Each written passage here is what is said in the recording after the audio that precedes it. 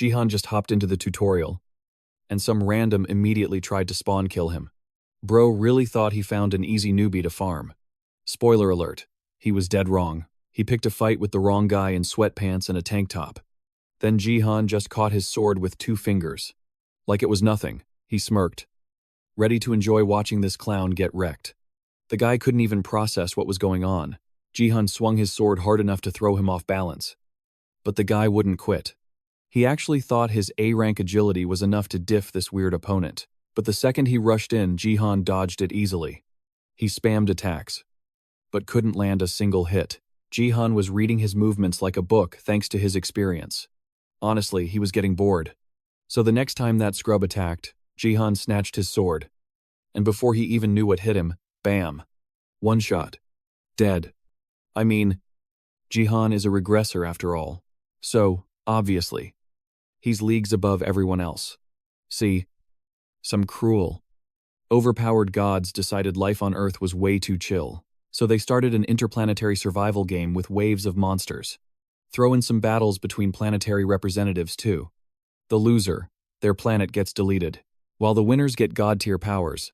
And Jihan, he was the strongest awakened on Earth. He one-shot the most dangerous monster with a single punch.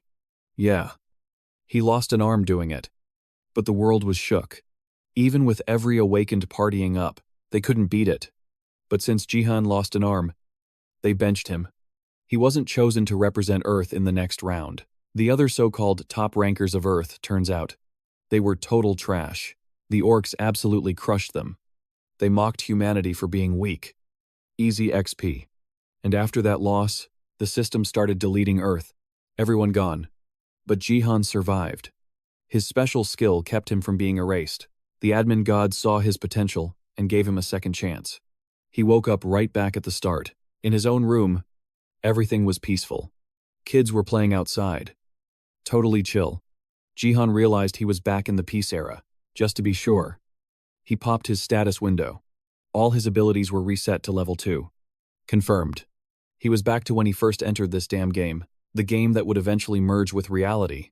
But for now, he checked his inventory, and something in there immediately caught his eye. It was an achievement point voucher. A special perk for the last survivor who chose to play again. This thing was clearly custom-made for him. A rank 10 item. That means it's insanely rare and broken.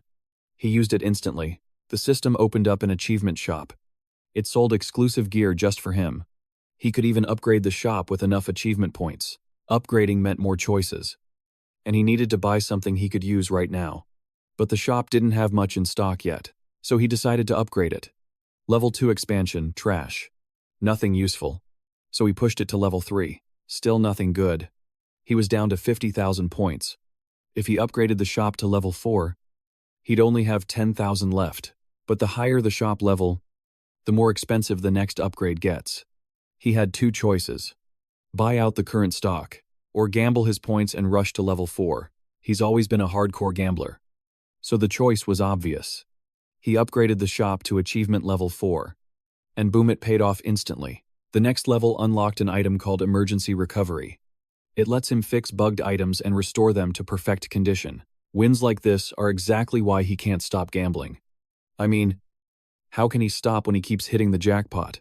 Now that he had this god-tier ability, it was time to test it out. He headed to another room in his massive penthouse. He used his thumbprint to unlock a special area. He opened his BattleNet connector inventory and found exactly what he needed. It was an A-rank item called Dongfang Shuo's Damaged Brush. Even the inventory description called it useless trash. But with his new emergency recovery tool, he could fix it up. That busted A-rank brush transformed into an SS-rank item. It held a direct link to the martial god. But before he could even admire his work, a notification popped up. The Gangnam League Bronze tutorial will begin shortly. 10 seconds until the arena summons. Jihan had 0 time to waste. He pulled up his status window. He used the brush to hack his stats. See, the reason he hit rank 7 inches, the world in his last life, was thanks to one ultimate ability. The ability that earned him the title Martial Saint. This unique stat merged his strength, agility, and HP into one. It's called Martial Power. That brush was thrown away because it was bugged, but thanks to it, He could finally kickstart his awakening. He finished writing the second the countdown hit 0. He was forcibly logged in and summoned to the BattleNet League. The mission for this bronze tutorial survival. He had to survive the arena monsters along with 100 other players.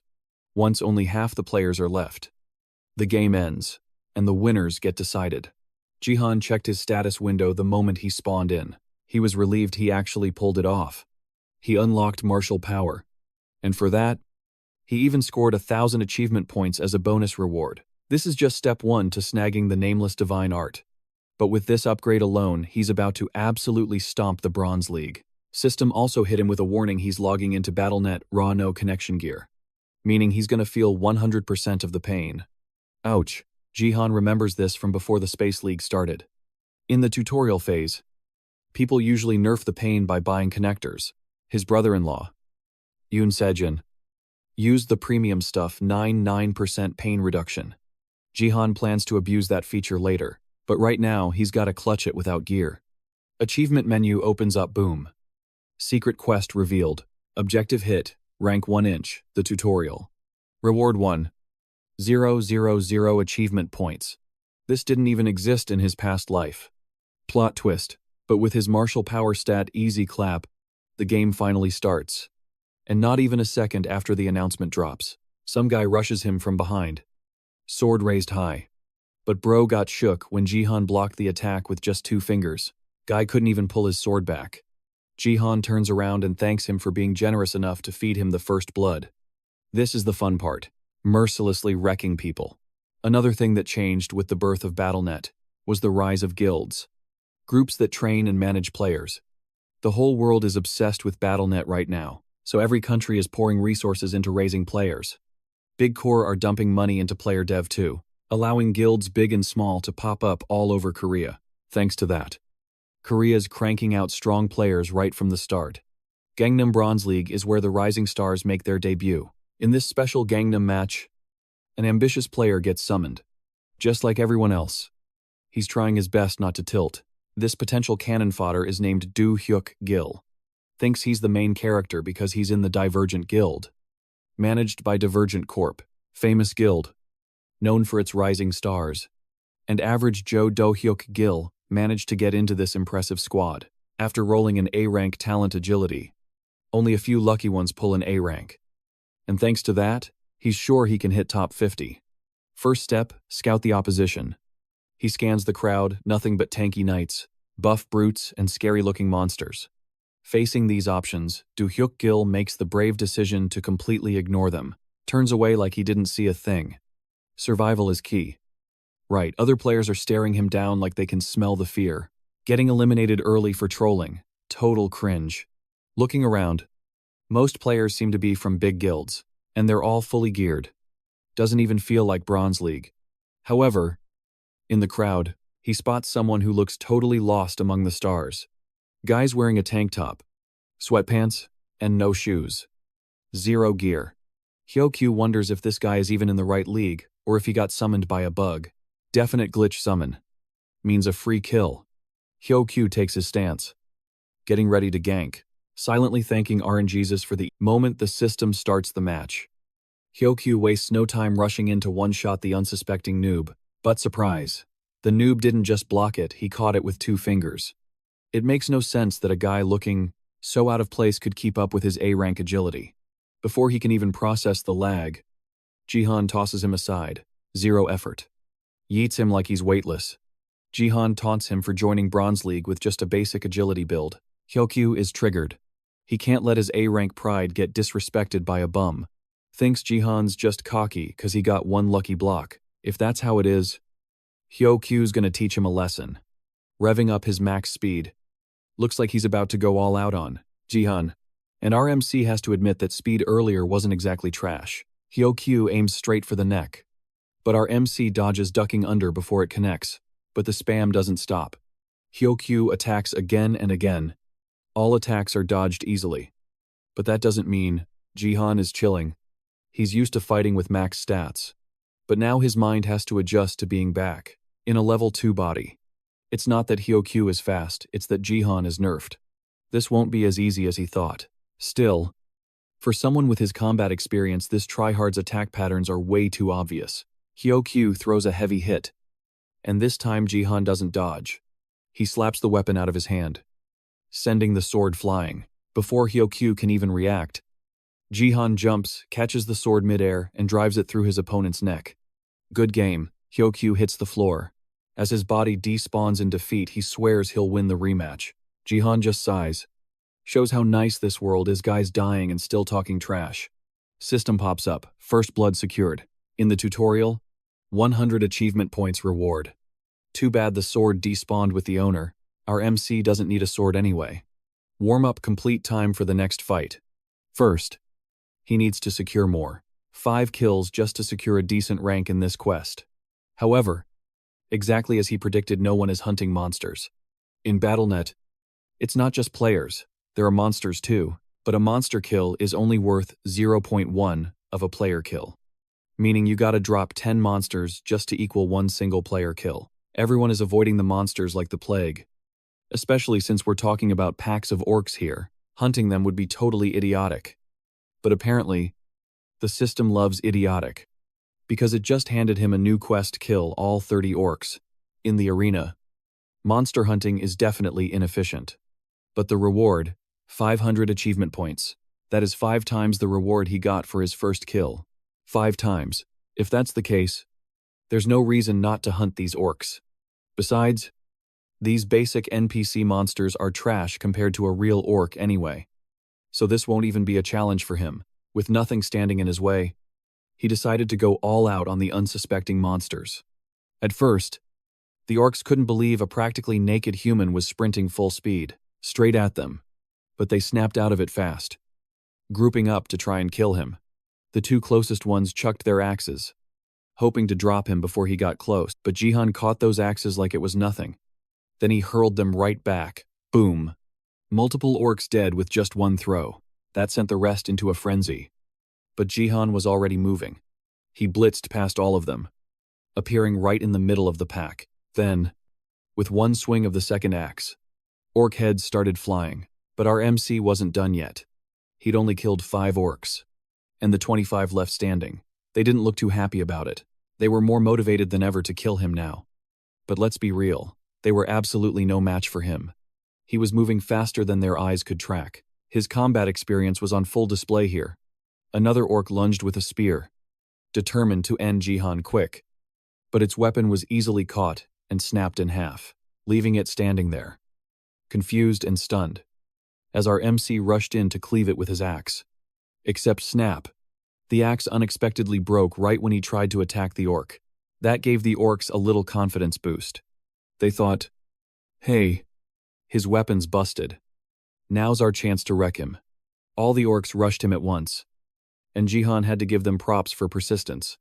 But it didn't matter how hard they tried, he was just too much for them. He stomped on the ground, and the shockwave alone shattered the earth. It sent every charging orc flying back. Then, he launched himself into the air, snatching weapons out of the air from the blasted orcs. He dove back into the crowd. In a split second, he slaughtered even more of them. The massacre continued, orcs dropping left and right, until finally, only 1 last orc remained, frozen in place, unable to move. But in that moment, it finally realized Jihan was more of a monster than they ever were. And the second it realized that Jihan put it down, quest completed successfully. The system awarded him the promised 500 achievement points. And get this, he leveled up right after the fight. Leveling up mid-battle is super rare. Usually, XP is tallied at the end. But maybe it's cause he's still low level. Either way, whatever the reason, Jihan isn't complaining. He took the chance to upgrade his stats immediately. And if there's one stat he wants to prioritize, it's martial power. Martial power combines 3 stats into 1, even if others upgrade stats one by one. A single point in martial power can double your capabilities, at minimum. But there's another reason why martial power is special to Jihan. It makes him exponentially stronger than a normal person. Plus, once he hits level 30 in martial power, he unlocks a chance to get the nameless divine arts. If he wants to get stronger, he needs those arts as soon as possible. However, this stat has a fatal flaw. It is incredibly hard to increase martial power. Normally, you gotta grind combat experience and training just to nudge the martial power stat. Points usually only speed up the max growth limit, but this time, for some reason, his martial power level actually went up. That is huge for him. Even if Jihan isn't exactly sure how it happened, if it keeps rising like this, his dream of becoming the strongest might actually come true. No time to loiter. Though this is still a battlefield. While he was checking his stats, an archer fired an arrow right at him. He predicted and dodged it easily. The archer is teamed up with a warrior in some fancy-looking gear, and both of them are clearly looking down on Jihan. The girl told her teammate to wrap this up quick. Those confident smirks on their faces, they think handling him will be a walk in the park. Two people teaming up in a battle isn't exactly weird. Survival games are PvP by nature. But there's no rule saying participants can't work together. The logo on their gear shows they belong to one of the top 10 guilds in Korea, the Turtle Guild. The problem with this duo is they're set up a warrior and an archer, a mix of close-range and long-range attackers. Them being on the same team means Jihan won't have an easy time dealing with this. No matter how he looked at it, a notification popped up. Only 60 survivors left. And the tutorial is about to end. A lot of people have died. With the tutorial ending, all Jihan has to do is dodge attacks from this couple, and he should be able to survive till the end. But if they came specifically to kill him, he must look like an easy mark to them.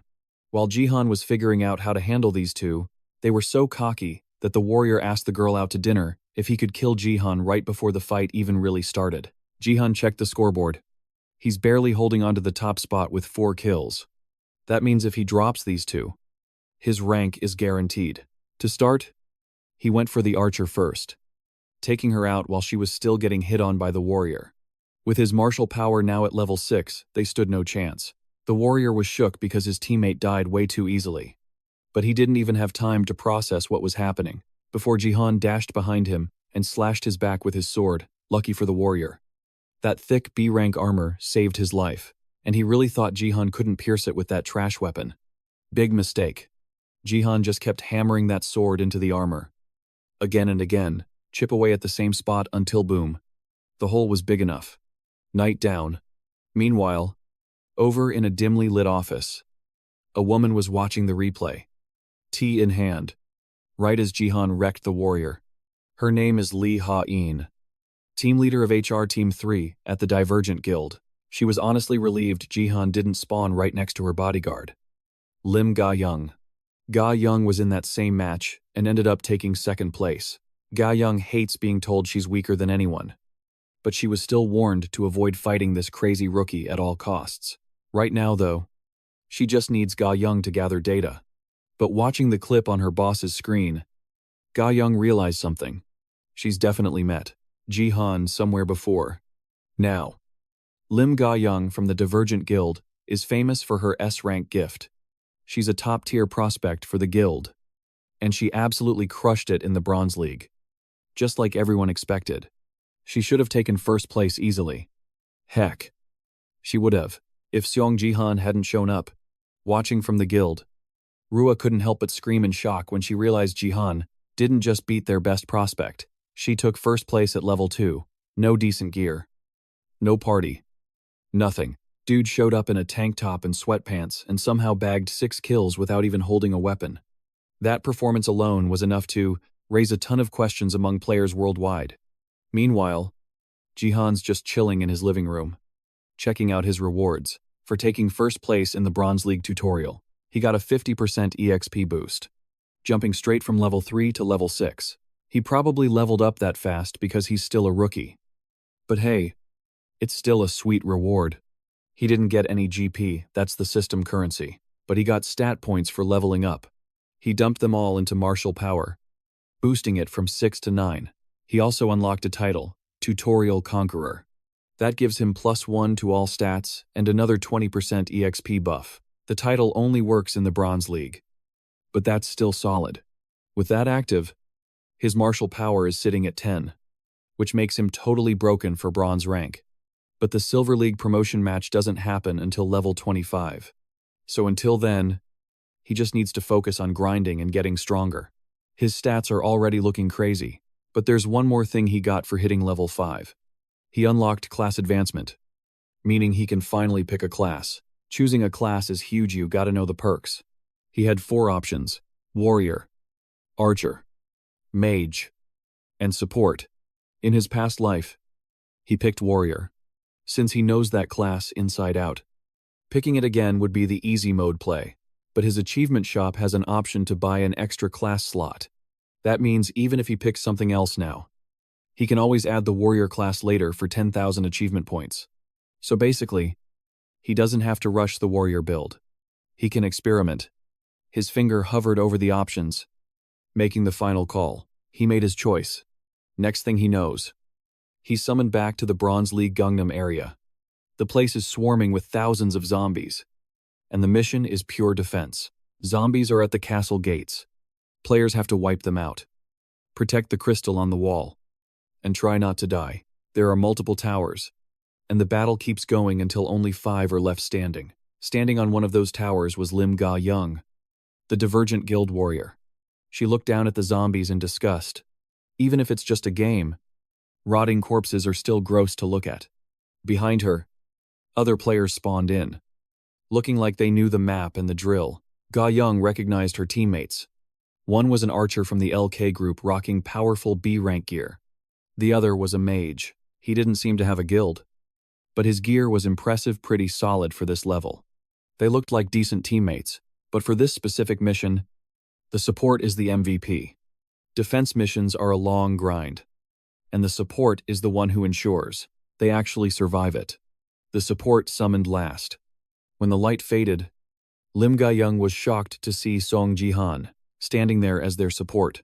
Just like before, his gear was unique. Tracksuit and a steel pipe. Truly the peak of fashion and power. 20 minutes before the summon, he locked in the support class. The system actually tried to stop him, warning that the class wasn't compatible with him, but he picked it anyway. Even though it was so bad, the system asked him to double-check. He did it for one reason. It gave him a new stat called Divine Power, unlocked specifically for the support class. He needed Divine Power to evolve another unique stat, but leveling it up is a nightmare. You can't just train to boost it like other stats.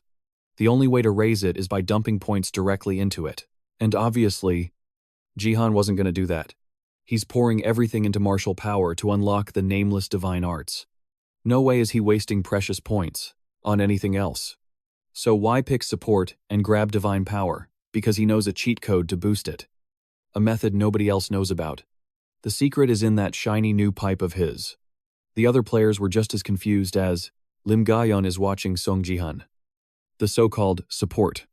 Meanwhile, the mage is absolutely losing it over Jihan's trash-tier gear and can't even hide his salt. He's literally screaming in Jihan's face for not being a wallet warrior, flexing how expensive his own setup is, and calling Jihan incompetent just because his gear is low budget. The archer tries to de-escalate before the mage says something out of pocket. But bro is not listening. He straight up calls Jihan filthy. He claims he refuses to play with such a scrub who's gonna throw the game. Lim Ga-young just closes her eyes, totally done with this drama, questioning her life choices and what bad karma got her stuck with a griefer. But then, she snaps back to reality when she hears the mage let out a terrified scream. Look at that, Song Jihan snatched that arrogant mage by the collar. He's dangling him in the air like a rag doll, and without a single second of hesitation, yeet, he chucks the mage right off the tower edge, straight down to the hungry zombies below. Since the mage kept yapping about not wanting to play with Jihan, our MC kindly helped him exit the game. The mage respawns, pops back up on the tower, and immediately hits the floor, begging Jihan for forgiveness. Swear he'll carry the team now. That guy groveling at our MC's feet is Kim Gu-hyuk, and the reason he pulled a total 180 is thanks to our MC's special education program. See, in a Bronze League defense game, players get a total of 3 lives. Kim Gu-hyuk respawned after the first yeet, but Jihan immediately gave him another skydiving lesson the second he reappeared. So now, he's down to his last life. One more death, and he's kicked from the game with a deadliest ranking. That is exactly why he's begging for his life right now, praying he doesn't get tossed down as zombie lunch again. He has to avoid last place, or he gets hit with a level down penalty. That means all those pay-to-win skills he bought poof. Gone. Basically, if his level drops below the requirement, the system auto-deletes the skill. Jihan's actually surprised at how fast Gu Hyuk folded, especially since the guy tried to throw hands the second he respawned last time.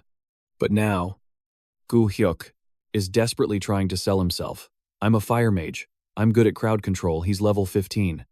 Which is honestly OP for any other bronze team. He's technically a valuable asset. But all this yapping just jogged Jihan's memory. Kim Gu Hyuk used to be in one of Korea's top 10 guilds. And everyone used to look up to him. But after failing his silver promotion matches 4 times in a row, he turned into a toxic griefer. In Jihan's eyes, he's just a washed-up loser. Gu Hyuk keeps hyping his skills and promises to cooperate. But he has the audacity to add a condition. He wants Jihan to apologize for killing him twice. The archer agrees just to keep the peace.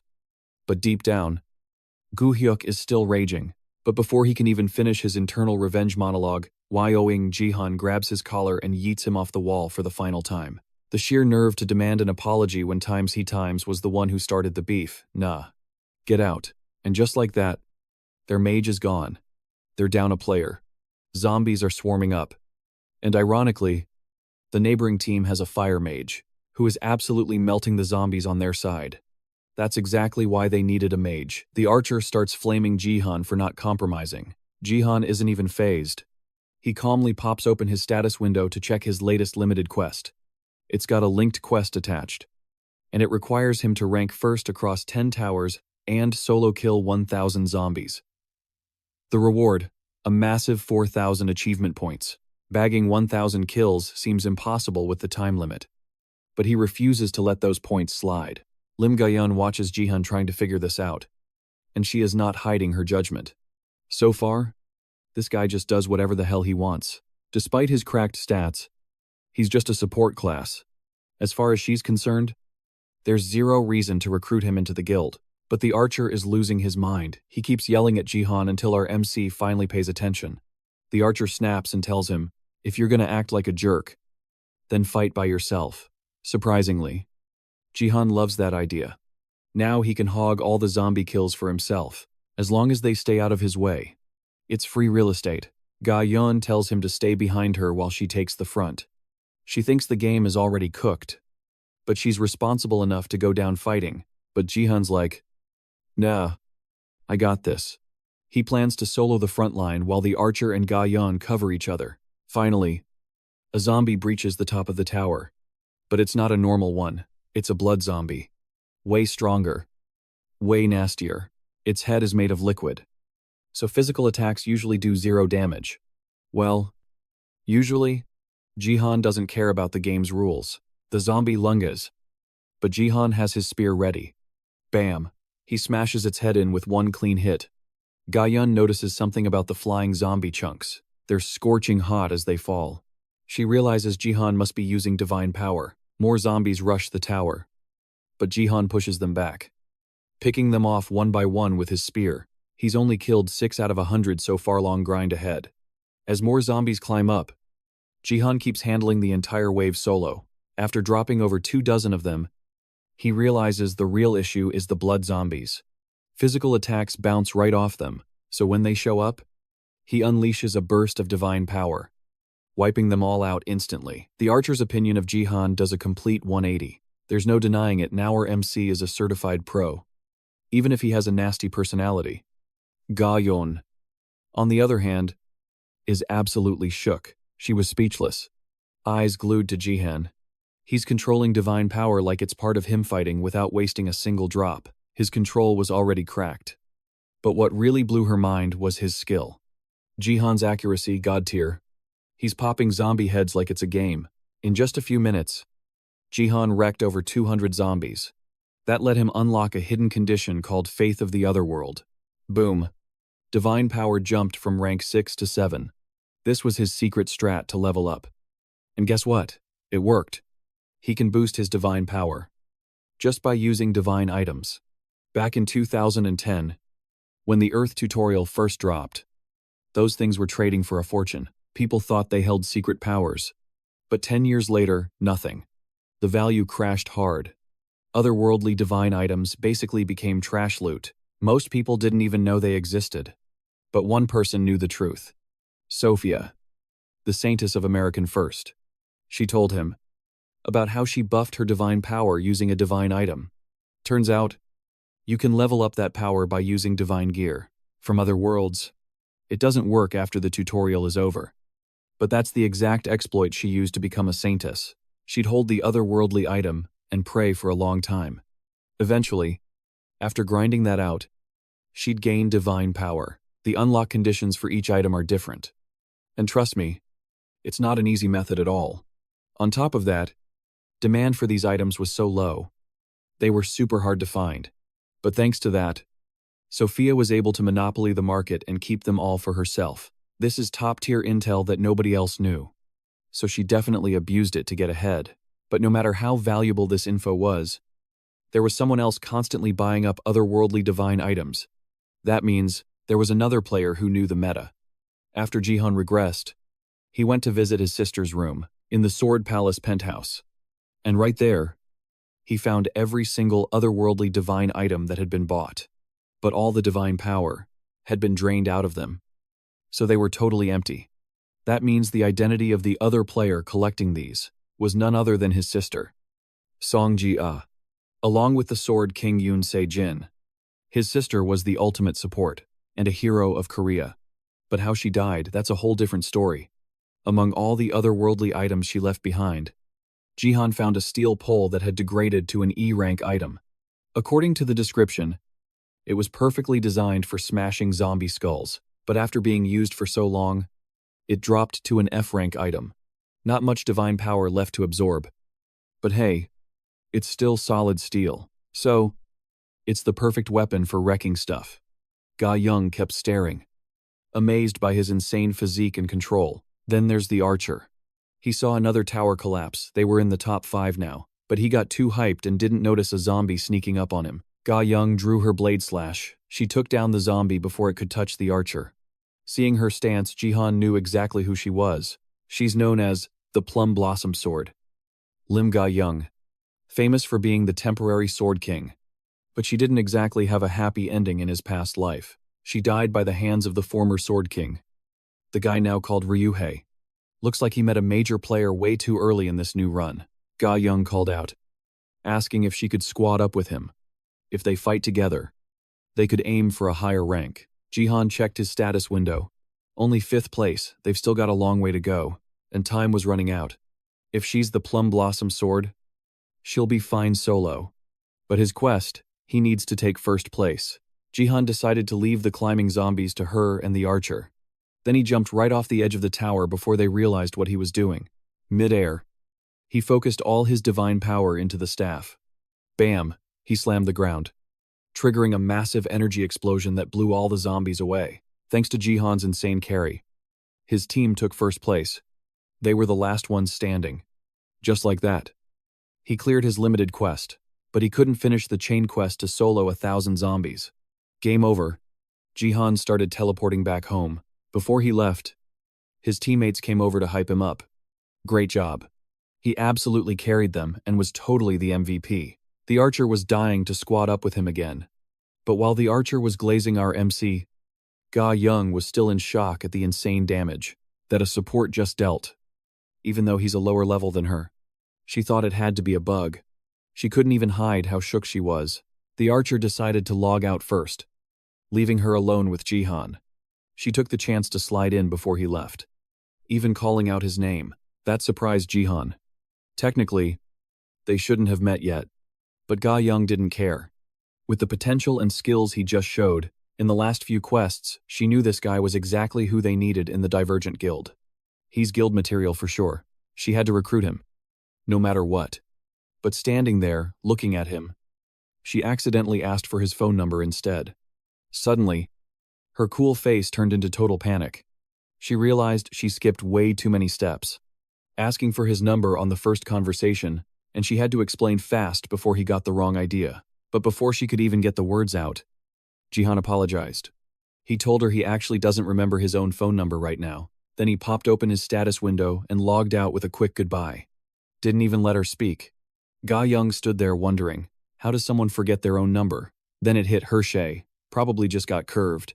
Back in the real world, turns out Jihan legitimately didn't remember his old number. He used a US number for ages in his past life, so he never memorized his Korean one. And since he just regressed, there's no way he could ask someone, "Hey, what's my number?" So, he's got to save those thoughts for later. Right now. The bigger deal is that he actually got scouted. With how hard he's been balling out lately, he stood out too much. Thinking back, maybe he should have grabbed her number. But nah, he's got no plans to join a guild right now, for now. He's got to focus on stacking up as many quest rewards as possible. He leveled up twice and even bagged 1,500 GP. But that's chump change. He can't buy any divine items with that amount. The divine items he wants are way cheaper now than in his timeline. But they're still way out of his budget. Time to head home and raid his sister's inventory. But the second he walks in, he spots someone else's shoes at the door. He knew exactly who was there. And the shock made him drop his bag. Everyone has moments they regret for life. And Jihan is no exception. But his biggest regret, failing to protect his precious niece, Se-ah, in his past life. He had so much he wanted to tell her if they ever met again. He remembered how strong she was. Even telling him times she times would protect times him asterisk. And now, she's standing right in front of him. Alive and well. Like nothing ever happened. More than anything, he just wanted to tell her he missed her so much. Yoon Se-ah just turned 18. The daughter of his sister and Yoon Se-jin. She wasn't home when he regressed because she was at a camp in Jeju. But she was the only one who left early for obvious reasons. Since his sister was always working to support them, Jihan was the one who raised Se-ah from the start. And now her mom is gone, and her dad suddenly defected to Japan and changed his name. Now that everyone else is gone, they're the only family they've got left. She is the most important person in his world. And all this mess happened because of Yoon Se-jin's sudden decision. Before this, Se-ah contacted her dad to find out why he suddenly switched sides. And he told her he fell in love. Just dropped that bomb on her like it was nothing. While she was freaking out on the call, he sounded way too calm. She asked him what she was supposed to do now that he was gone, asked if he was throwing her away. And he calmly replied that yeah, he was throwing her away. Because that was his new lover's condition. No goodbye. Nothing. Just hung up. Cut ties with his own daughter instantly. Just like that. What a piece of trash, but Jihan always knew he was that kind of guy. An irresponsible traitor, willing to dump his only daughter and his entire country for a woman. So, innocent Se-ah was left all alone. And in another timeline, she took her own life. Se-ah turned around and saw their broken family photo. Jihan immediately ran over to apologize, thinking that despite what Yoon Se-jin did, he was still her dad. But to his surprise, she revealed she was the one who wanted to smash it. Then she told her uncle she was fine. Trying to act tough. Se-ah was always like that. Mom passed away, dad betrayed them, didn't matter. She'd keep smiling and moving forward. Worrying about her uncle more than herself. He knew she could take care of herself. But he didn't want her to have to anymore. Even if she's all grown up. From now on, he wants to protect her. Se-ah closed her eyes and let him hug her. But the moment was ruined when she said, "Uncle, you're super sweaty." Meanwhile, elsewhere in Seoul, in the Gangnam district, inside the Divergent Guild HQ, Lee Haeyeon couldn't stop laughing after hearing her bodyguard's story about meeting Jihan. Lim Ga-eon, the beauty, actually asked for a guy's number and got rejected. And to top it off, he used the lamest excuse ever. "I don't remember my number." Her laughter made Ga-eon accept that maybe she wasn't as pretty as Lee Haeyeon thought, which was totally false. But she just has no clue how famous she actually is. Even people passing by couldn't help but stare and whisper about how badass she looked. The two of them headed to the company lounge, where Lee Haeyeon felt especially relaxed. They were there to discuss the plan to recruit Jihan. They had to recruit him no matter what. And even the higher-ups were pushing for it. She needed him on the team as soon as possible. While they were talking, Haeyeon got a notification on her phone. It was a live stream, but she was confused about who it was, since there were no big matches today. It was usually a betting streamer. She watched occasionally. She liked to call it strategic analysis. But let's be real. It was just straight-up gambling. However, the host was definitely not who they expected. It was Song Jihan, and he was starting an impromptu stream with zero notice. On the other side of the screen, Jihan was setting up the camera, while Se-Ah coached him from off-camera.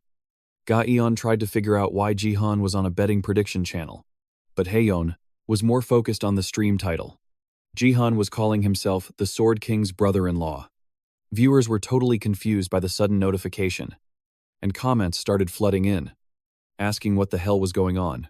The statue behind him was the twin swords, proving he was inside the Sword Palace penthouse.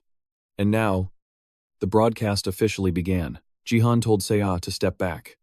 Then, he channeled power into his leg and stomped the ground, cracking the floor and shattering the pillar beneath the twin swords statue. Then he used his fist to smash the statue, shocking everyone watching and pulling in thousands of new viewers. Now that he'd made a huge scene and got everyone hooked on the stream, it was time to address the elephant in the room, Sword King Yoon Se-jin, defecting to Japan. He was streaming on BattleTube, BattleNet's live streaming system and the undisputed king of global platforms. Since it's part of BattleNet, Jihan could also receive quests related to BattleTube, like hitting a certain number of viewers, subscribers, and views. It gave him another way to grind for achievement points by creating a buzz on the platform and wrecking the twin sword statue. That was definitely one way to break the internet. For Song Jihan, there is no better time than now to farm all the rewards. As the view count keeps skyrocketing, he keeps racking up achievement points from all the milestones that he's smashing through. But meanwhile, the chat is losing their minds because he actually dared to destroy such an important statue. And just as predicted, the dislikes are flooding in. But notice the comments. A bunch of them are rocking that same profile pic, a black logo with dual swords, the Sword King Guild. Just thinking about them makes Jihan's eye twitch with rage. That fan club, that crazy cult of Yoon Se-jin simps. They're the ones who drove Se-Ah to her death in his past life. Even though they were the Sword King's biggest supporters, their bitterness after he dipped to Japan just kept growing. And eventually, all that toxic emotion turned toward the only person left, Yoon Se-jin's only relative, Yoon Se-ah. Their venomous words and rage hunted Se-ah down no matter how far she tried to run. And in the end, she lost her life because of their senseless harassment, because they needed a punching bag to vent their anger on. They targeted his innocent niece. But this time Jihan says, hell no. If they want someone to hate, Jihan will gladly take the heat. He clears his throat, tells everyone to listen up, and bam punches the crumbling statue again, just to make sure all eyes are glued to him. Then, he drops the bomb. Yoon Se-jin, their precious former Sword King, he is never coming back. As he keeps talking, people start recognizing him from his past feats. Specifically, the bronze rank tutorial, where he made a huge impact by taking first place against all odds. But let's be real. Being stuck in bronze rank definitely hurts his credibility right now. But Jihan, he ignores the chatter and pulls out undeniable receipts right in front of the camera, holding his phone up to the mic to play a recording. It's a call between Yoon Se-jin and Se-ah, right after the Sword King decided to become a Japanese citizen.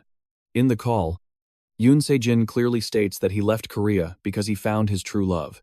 He admits that he abandoned his country entirely for her, and he even tossed aside his only daughter without a shred of regret. Turns out, it was a condition his new lover gave him to be accepted. Message delivered. Jihan cuts the audio. The room goes silent. But the viewers, they're still skeptical. To them, this sounds like street rumors, not solid proof that their Sword King actually bailed. So, to really drive the point home, Se-ah herself steps into the frame to continue the announcement. She tells everyone her dad offered to transfer the Sword Palace to her. But she doesn't want a single penny from a man who abandoned his country and his family.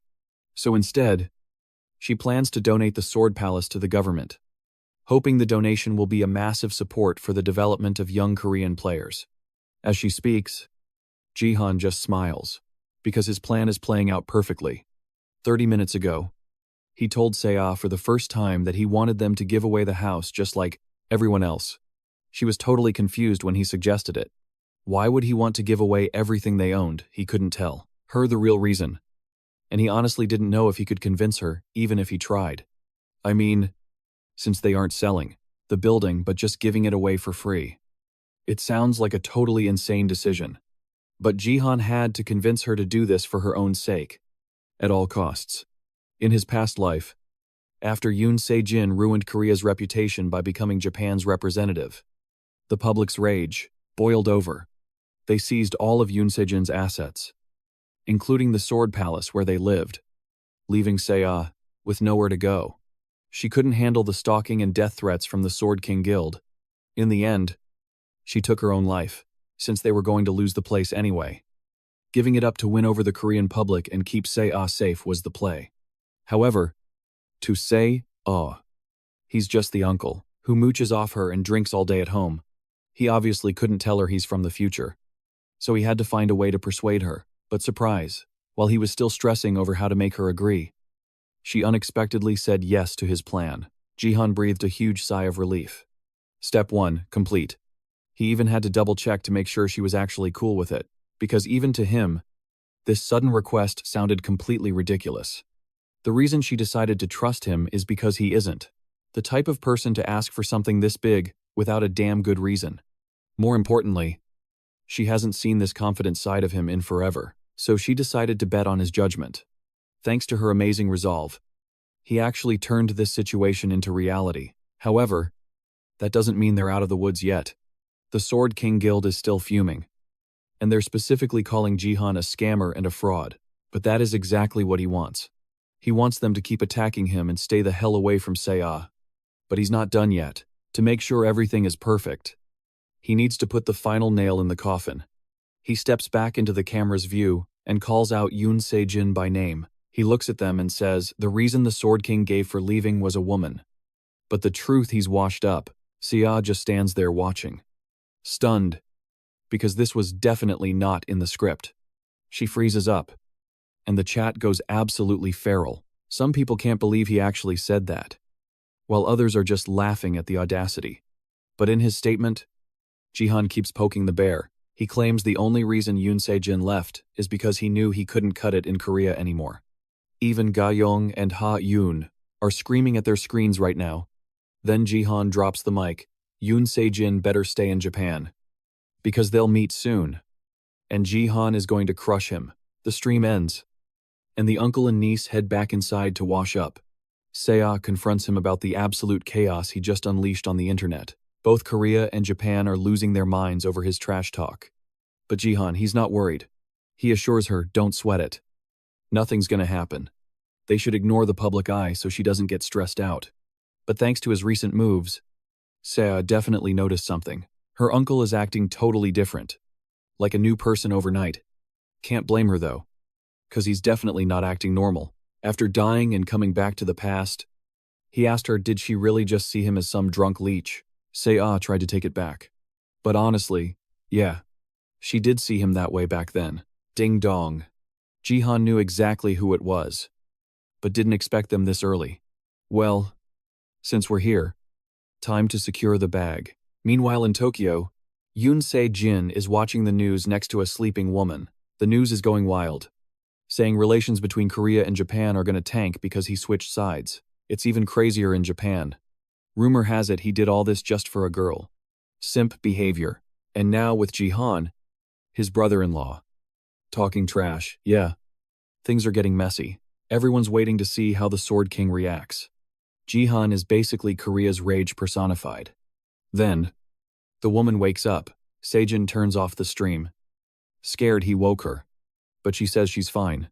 She's just worried about him and the hate that he's gonna face. But Ryuhei stops her. Tells her not to call him Se-jin anymore. He took her name. Remember, that's who he is now. Shizuru clings to him, whispering that he's still Yoon Se-jin, Korea's #1 player. That hasn't changed. But her voice, it has this weird power over him, like her words weigh more than they should. She pulls him close, and they kiss, reminding him that he belongs to her. Anyway, back to our MC. He opens the door, and there's the guy he was expecting. It's a government official. Looks like he and Jihan know each other. His name's Park Yoon-sik, head of BattleNet Korea. In the past life, after Se-jin bailed, this department became irrelevant. But today, Jihan caused such a scene they can't ignore him. Even when the government stopped caring, This guy still looked out for them, took care of him and say, solid guy. All right. The stage is set. Actors are ready. Time for Jihan to get what's his. They sit down, and Yoon-sik gets straight to the point. He knows the Sword King isn't coming back. And the government knows it too. But they can't let the public know yet. The Korea versus Japan match is coming up, and they need morale high. Jihan sees where this is going and tells Yoon-sik to stop beating around the bush. They want Jihan to cancel the Sword Palace donation. If the government accepts it, it's basically admitting that the Sword King is gone for good. Yoon-sik is shook that Jihan nailed it so easily. He's starting to believe that Jihan really is a new man. The old Jihan was just a drunk, gambling loser. But putting that aside, Yoon-sik admits he's right, but says they haven't given up on the Sword King yet. So instead of giving it away completely, the government wants a joint management deal, ownership transfers. But they still have a say. It's their way of ensuring they can prep for the Sword King's return. Plus, they want them to keep living in the Sword Palace. It's a win-win. Yoon-sik slides a document over.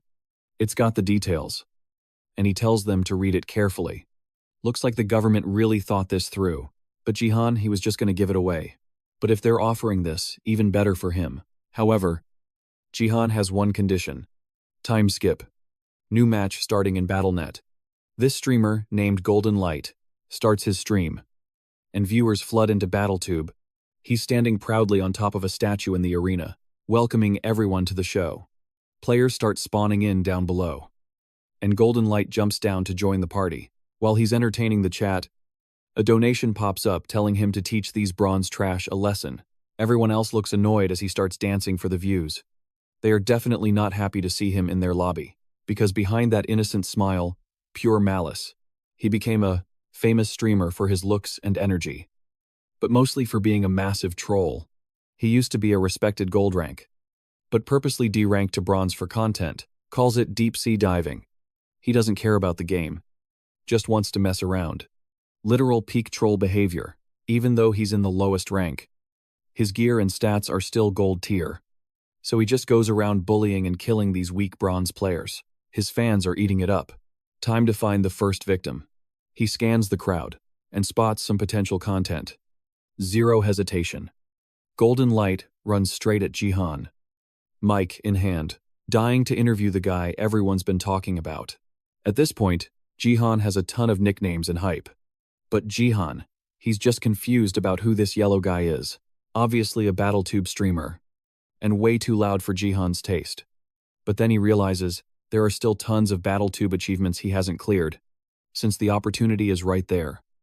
Jihan decides to fire up his own stream. For the fans, obviously, he completely ignores that flashy pretty boy and summons his own BattleTube window to start the broadcast. Golden Light's viewers notice the stream icon above Jihan's head and really wait. Our MC is live. Result, they all ditch him to watch Jihan's stream.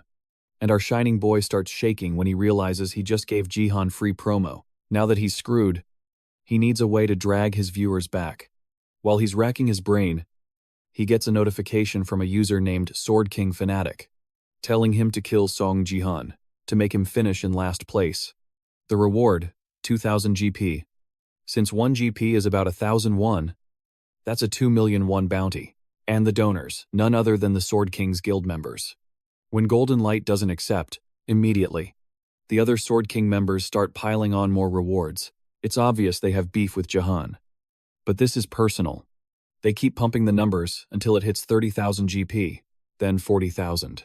But, unlucky for him, the other players get summoned, pausing the donation train at 42,000 GP, even though that's a crazy amount. Golden Light is salty. It stopped just under 50,000. Then one Sword King member drops another 10,000 GP if he successfully beats Jihan. That finally lights a fire under Golden Light. Target acquired. The second the match starts, Golden Light prepares to rush a seemingly defenseless Jihan. He pops a skill called Charge to boost his speed. He launches forward at breakneck pace, and in a blink, he's right behind Jihan. Sword raised high. A direct hit, but Jihan blocks it like it's nothing. Surprise, he's using that weird weapon of his. This time, it's a pestle from a cooking Seta D-rank alien relic. Jihan is actually surprised. Golden Light's weapon survived a full force swing. Well, since we're here, Jihan summons a sword to play fair.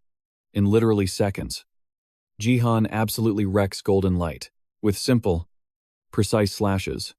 The chat realizes he's using sword kisamething, a bronze rank definitely shouldn't be able to do. He's also using white sacred fire, which is divine power. But if he's using divine power, that means he's a support class. Doesn't matter how. Jihan secures first blood. And he did it all with a D-rank relic kitchen knife from that divine cooking set. Even after getting clapped like that, Golden Light isn't out yet. He somehow revives using an item called the Resurrection Cross. It's a one-time use item.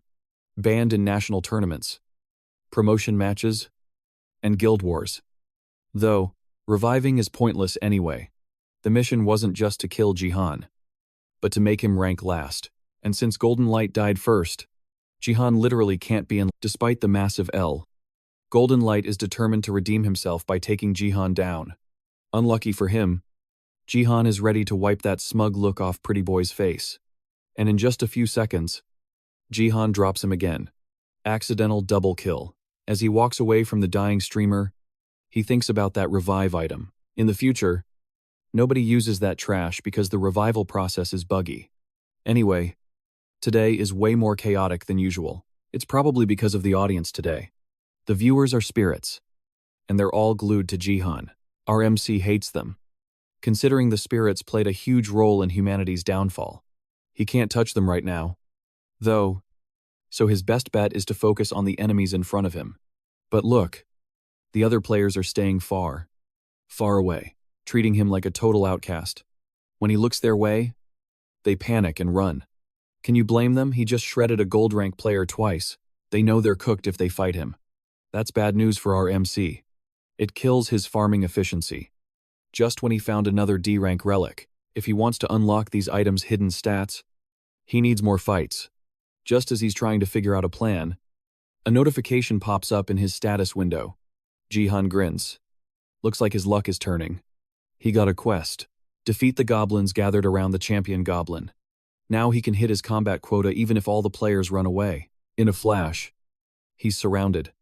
Looks like he's totally outnumbered. But plot twist. The goblins are the ones running for their lives as he rushes them. He moves so fast the monsters are literally screaming for help as he smashes and stabs them with his kitchen gear. Thanks to the constant fighting, the divine cooking set finally starts reacting. It's all because he actually read the item description. Step 1, smash heads. Step 2, gouge hearts. And he has to do it in a specific order to use the item right and trigger the reaction. Good thing he figured this out before the match ended. But right now, it's taking way too long. If he knew this earlier, he'd have way more goblins left to practice on. But hey, it's not over yet. There's one goblin left to take down. And this one is on a whole different level. It's the champion goblin, compared to the normal goblins. This thing was massive. A total tank. But size didn't matter. One solid smack with his cooking stick was enough to floor the champion goblin. Bam. Faceplant. Jihan didn't waste a second, stabbed it right in the heart. Big guy was just a giant target in the end. And just like that, quest clear. That's 500 achievement points in the bank. Plus, he snagged a point of divine power while he was at it.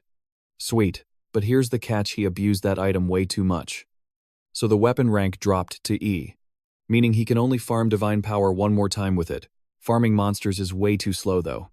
He needs to hunt players. Problem is, they're camping way too far away. If they won't come to him, he's gonna hunt them down himself. The lurkers in the chat finally started typing, freaking out about how Jihan looked absolutely terrifying. Total demon time. But among all the viewers, there was one guy raging hard at his screen. It was Golden Lion. He was hate watching Jihan's stream, and he got triggered by one comment saying Jihan was 1,000 times better than him. He was salty about the trash talk. But honestly, he was more curious about this monster. Jihan. Based on that goblin fight, the system estimated his stats. His average strength was around 35. Bro. The average for a bronze rank is 25. Jihan is somehow 10 points higher. That math ain't mathing. Golden Lion started thinking Jihan had to be hacking. No other explanation. While he was lying in bed, crying about his own L, and watching our absolute unit of an MC, he heard a scream from the screen. He looked up just in time to catch Jihan smashing a shield right into someone's face. In seconds, Jihan dropped multiple players. It wasn't even a fight, it was a massacre. Literally, one-sided. Within moments, Jihan wiped out a ton of players. The survivor count plummeted instantly. He's cleaning house. The survivors realized this wasn't the time for PvP. They needed to team up and raid this hacker boss. A mage and an archer tried to gank him first. Cute. Jihan blocked and deflected their attacks like they were nothing. They stopped attacking when they realized they were doing 0 damage. They didn't even try to fight back anymore. They just stood there, staring at this monster, in shock. Jihan walked up and finished them off. That's 10 kills total. The chat was going absolutely feral, witnessing him wipe out the entire lobby. Thanks to that kill streak. His cooking gear reacted again. Boom. Another point of divine power secured, but then the items downgraded to F rank. Basically trash now. On the bright side, he cleared a hidden quest, get 10 kills in the arena. That gave him a juicy 5,000 achievement points. With the divine power and points in the bag, Jihan got everything he came for, but something was still missing. He needed something solid. Something OP to max out his stats. Then he saw a tan epic quest. He had to find the Shadow Queen in the audience and provoke her. An epic quest in bronze rank, that's unheard of. But look at that reward, 50,000 achievement points and the attention of the Shadow Queen constellation. A constellation is basically a god in BattleNet. An absolute being representing a star. Getting their attention is like getting a celestial sponsor. They give you broken abilities that normal players can only dream of. This is diamond rank stuff happening right now. He has to meet the Shadow Queen, no matter what. If he can get even one constellation on his side, then the other constellations will start paying attention too. But with all those elves staring him down from the stands, can he actually spot the Shadow Queen in that crowd? Meanwhile, in real life, the world was losing its mind over Jihan. 10 kills in the arena, that's a national record not seen since. Sejin. The news went viral instantly. He hit 10,000 subscribers, and his concurrent viewers spiked to 4,000. He's blowing up. Even the Sword King clan haters who wanted Jihan to fail switched sides.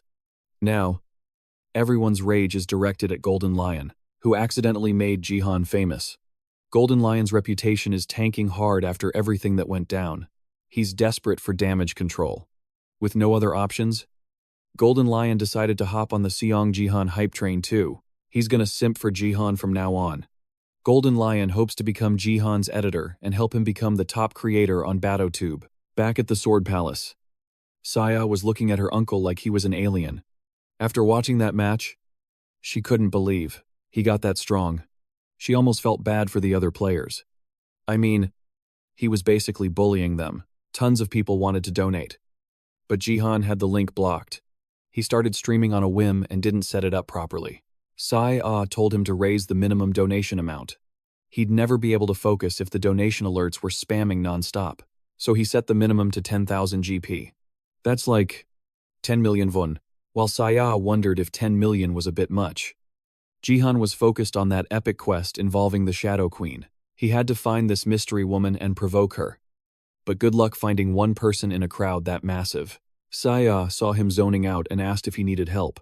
She reminded him so much of her mother right then. Jihan just smiled at her, figuring it couldn't hurt. He stood up and told her what was on his mind. He filled her in on the epic quest and the Shadow Queen. Even she had no clue who it was. The only lead they had was that she was in the audience. So, they decided to rewatch the VODs and hunt for her. In the chat, with her jumping in, things are gonna run way smoother. But Jihan still felt kinda guilty for dragging her into this. Finding the Shadow Queen. That's like looking for a needle in a haystack. But, hey, now that she's distracted, he's finally got enough time to deal with the purchases he's been putting off. With all the achievement points he racked up, he bought an extra class slot. And now it's time to add a brand new class and unlock some new power. He had 3 options: Warrior, Archer, or Mage. And out of those, he decided to go with Mage. The second he added that new class, he started feeling a fresh surge of power flowing right from his heart. It hit different than his divine power, and it opened the door to some insane new abilities. The whole reason he picked mage after being a support was for this one unique stat. Something you can only get if you have both times, classes. This new power, it's called Force. Back before he regressed, he used to listen to Baron yapping while wasted. One day, during a drunken rant, that guy spilled a ton of unnecessary info to Jihan, like how he would have actually acknowledged Jihan as an American if he'd just naturalized sooner. But that day, he dropped some info that was actually crazy. He talked about his ability for which he got by perfectly combining divine power with mana. That's not exactly an easy quest. Other people couldn't even attempt it. 'Cause Baron was the only times player in the world with 2 classes. This was something nobody else could get their hands on.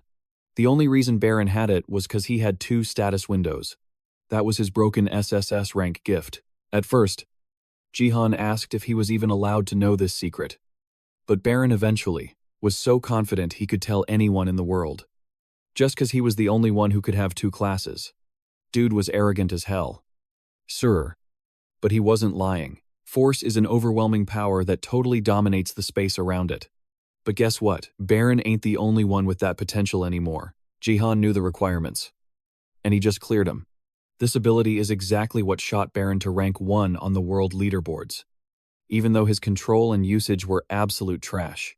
So, if Jihan wanted to be ready for the chaos coming in the future, he had to secure this power for himself, no matter the cost. To unlock it, he needed to focus divine power into his hand and channel the flow of mana from his heart to meet it, right where the 2 energies could clash and combine. If he could fuse those power sources perfectly without letting a single drop leak out, he'd succeed in an instant. It looked like he nailed it. But then the swirling energy in his hand blasted him right into the wall with a mini explosion. Looks like he failed this time. He just couldn't contain that power in his hand. If he was relying on raw strength alone, he definitely missed something. Maybe he needed more mana or a higher level. No, there was definitely a missing piece. The real issue was that he couldn't keep that energy trapped in his hand forever. So, maybe the problem was where he focused the power in the first place. Since he couldn't hold it in his hand, the next best move was to contain it inside his body. If he could combine the divine power from his upper dantian with the mana from his middle dantian, he could stabilize both of them using the power from his lower dantian whenever they started fighting each other. That would create a perfect loop with 0 leakage. If he compressed it in that state, it would let him unlock that new power. He decided to go for it, and the backlash hitting his body was absolutely massive. He couldn't even hold back a scream of pain as the energy flooded his system. A notification popped up saying he had started the attempt to merge the 3 dantians, but right after that, a warning flashed red. It said he exceeded his tolerance limit, and if he kept going, he was gonna die. Downstairs, Saya heard her uncle screaming as the pain took over his body, and she jumped up to see what was going on. Meanwhile, Jihan was still going through absolute hell trying to fuse the 3 dantians. To pull this off and mix divine power with mana to use force, he had to subconsciously use his power to reinforce them. The conditions for this fusion were super strict. You needed to perfectly control 3 totally different types of energy. On top of that, all your stats needed to be at least 100 for this to go smoothly. If you were nowhere near those standards and tried to fuse the 3 dantians, you were basically signing your own death warrant. Saya sprinted toward her uncle's room as the sounds of him struggling got louder. She called out to him as she rushed over, but he didn't answer. She finally burst into his room and was shocked to find him actually looking okay. He claimed he was screaming because of a headache, but it was obvious something way worse had just gone down. She definitely didn't buy it, even when he tried to play it off as a joke. And Jihan stopped messing around the second he realized his little stunt had actually freaked her out. Suddenly, Saya started crying, telling him she was genuinely terrified for him. She thought something terrible had happened, which is why she rushed to his room like that. Jihan realized he really messed up by not considering Saya's feelings in the moment. But hey, at least he looked okay now. She asked him one more time if he was actually okay. He decided to drop the act and seriously assured her he was fine. Then he apologized for worrying her so much. Saya wiped her tears and punched him in the chest, trying to act like everything was cool now that he seemed to be in one piece. With that, she left to get back to hunting for the Shadow Queen. Jihan smiled as he watched her go. He realized that with Saya around, he couldn't afford to show weakness too often. On the flip side, merging the three Dantians total failure. He was lacking both the experience and the level to pull it off. But even with that failure, he still managed to get the power he was after. By fusing divine power and mana, Jihan was able to trade them in for a unique stat. It was the force connecting the three Dantians. Even if the bond was hanging by a thread, but it was there. However, when he checked his status window, he noticed something weird. The number for his force stat was glitchy. Bro just got this ability. But it kicked off at level 12, since the link between his three Dantians is still weak. His martial power and force stats are going to share their stat values. That means if he buffs his martial power, his force stat goes up too. He tested it out by boosting martial power to 14, and boom, his force stat shot up to 14 right along with it. This is literally a cheat code. Force is already a cracked stat on its own. But now he can level it up whenever he wants. If he's getting this much juice from a times weak times link, imagine how broken it'll be when he fully merges all three Dantians. He's hyped about the power spike. But he's got to leave it as is for now. If he tries to merge them again, he might actually die. He got the loot he wanted, so no need to push his luck. Next up, he decided to test a mage skill since he unlocked the class. He cast Fireball and a tiny little flame popped up. The system says he doesn't have enough mana for big spells. It's a cute flame. Sure, but he definitely can't use that in a fight. The next day, Jihan woke up to sunlight streaming in. As soon as he opened his eyes, bam! System notification. You received 10 divine power. But here's the catch, he can't get divine power from D rank relics or lower anymore. From now on, it's gotta be C rank relics or higher. He bought 2 items last night and slept with them, hoping to juice up his stats. But looks like his limits finally caught up to him. From now on, he's gotta resell the leftovers on the market to make a profit. He stepped out and called for Saya to see if she was up. No answer. He went downstairs and found her on the couch with her headphones and laptop. Dark circles. Zombie face. She definitely pulled an all-nighter. She told him she spent the whole night hunting for the Shadow Queen. Jihan felt kinda guilty for putting her through this. But looks like it wasn't for nothing. She showed him a clip from Other Species Fancam, a BattleTube channel that stalks non-human species and spectates their matches. They use a gift called Scope to zoom way in on the stream. Thanks to that, Saya spotted something interesting. In the replay of Jihan's last match, up in the stands, sitting on custom-made thrones, were 2 elves that definitely fit the queen vibe. One of them, a dark elf, looked straight up royal. Jihan agreed she might be onto something, but it's too early to say for sure. For now, Saya decided to keep digging, to see if she can find anything useful in other clips. On the flip side, Jihan knew a constellation wouldn't be caught that easily. Saya promised she'd scour more videos, even checking international clips starting tomorrow. She sounded like a total pro. She even offered to edit some of his clips for BattleTube. She knows how to edit. From watching her dad's videos back in the day, mentioning her dad made Jihan freeze up. He couldn't believe someone could actually abandon his own daughter like this for no reason. Just 2 days ago, chatting with Yoon-sik, the government official dropped a bomb. He might know the woman who lured the Sword King away. Her name is Ito Shizuru, and she holds an SSS rank gift called Peerless Beauty. Chances are Yoon Se-jin got hit by her skill. That's what the government thinks. Anyway, this was news to Jihan. But the crazy reveals didn't stop there. Yoon-sik warned him that Peerless Beauty isn't just mind control. It actually rewires your entire mindset. It's happened a bunch of times before Korean rising stars suddenly defecting to Japan. There might be 0 limits on this gift. That means she could show up, anytime, and try to charm another high ranker. After that chat, he tried digging up info on Ito Shizuru. But the internet had been scrubbed clean. Japan is probably keeping a tight leash on her, so Jihan couldn't find squat.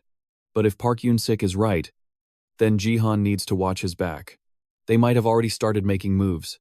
Meanwhile, as he thought about this, a plane touched down in Korea, stamped on the wing Neo Self-Defense Force.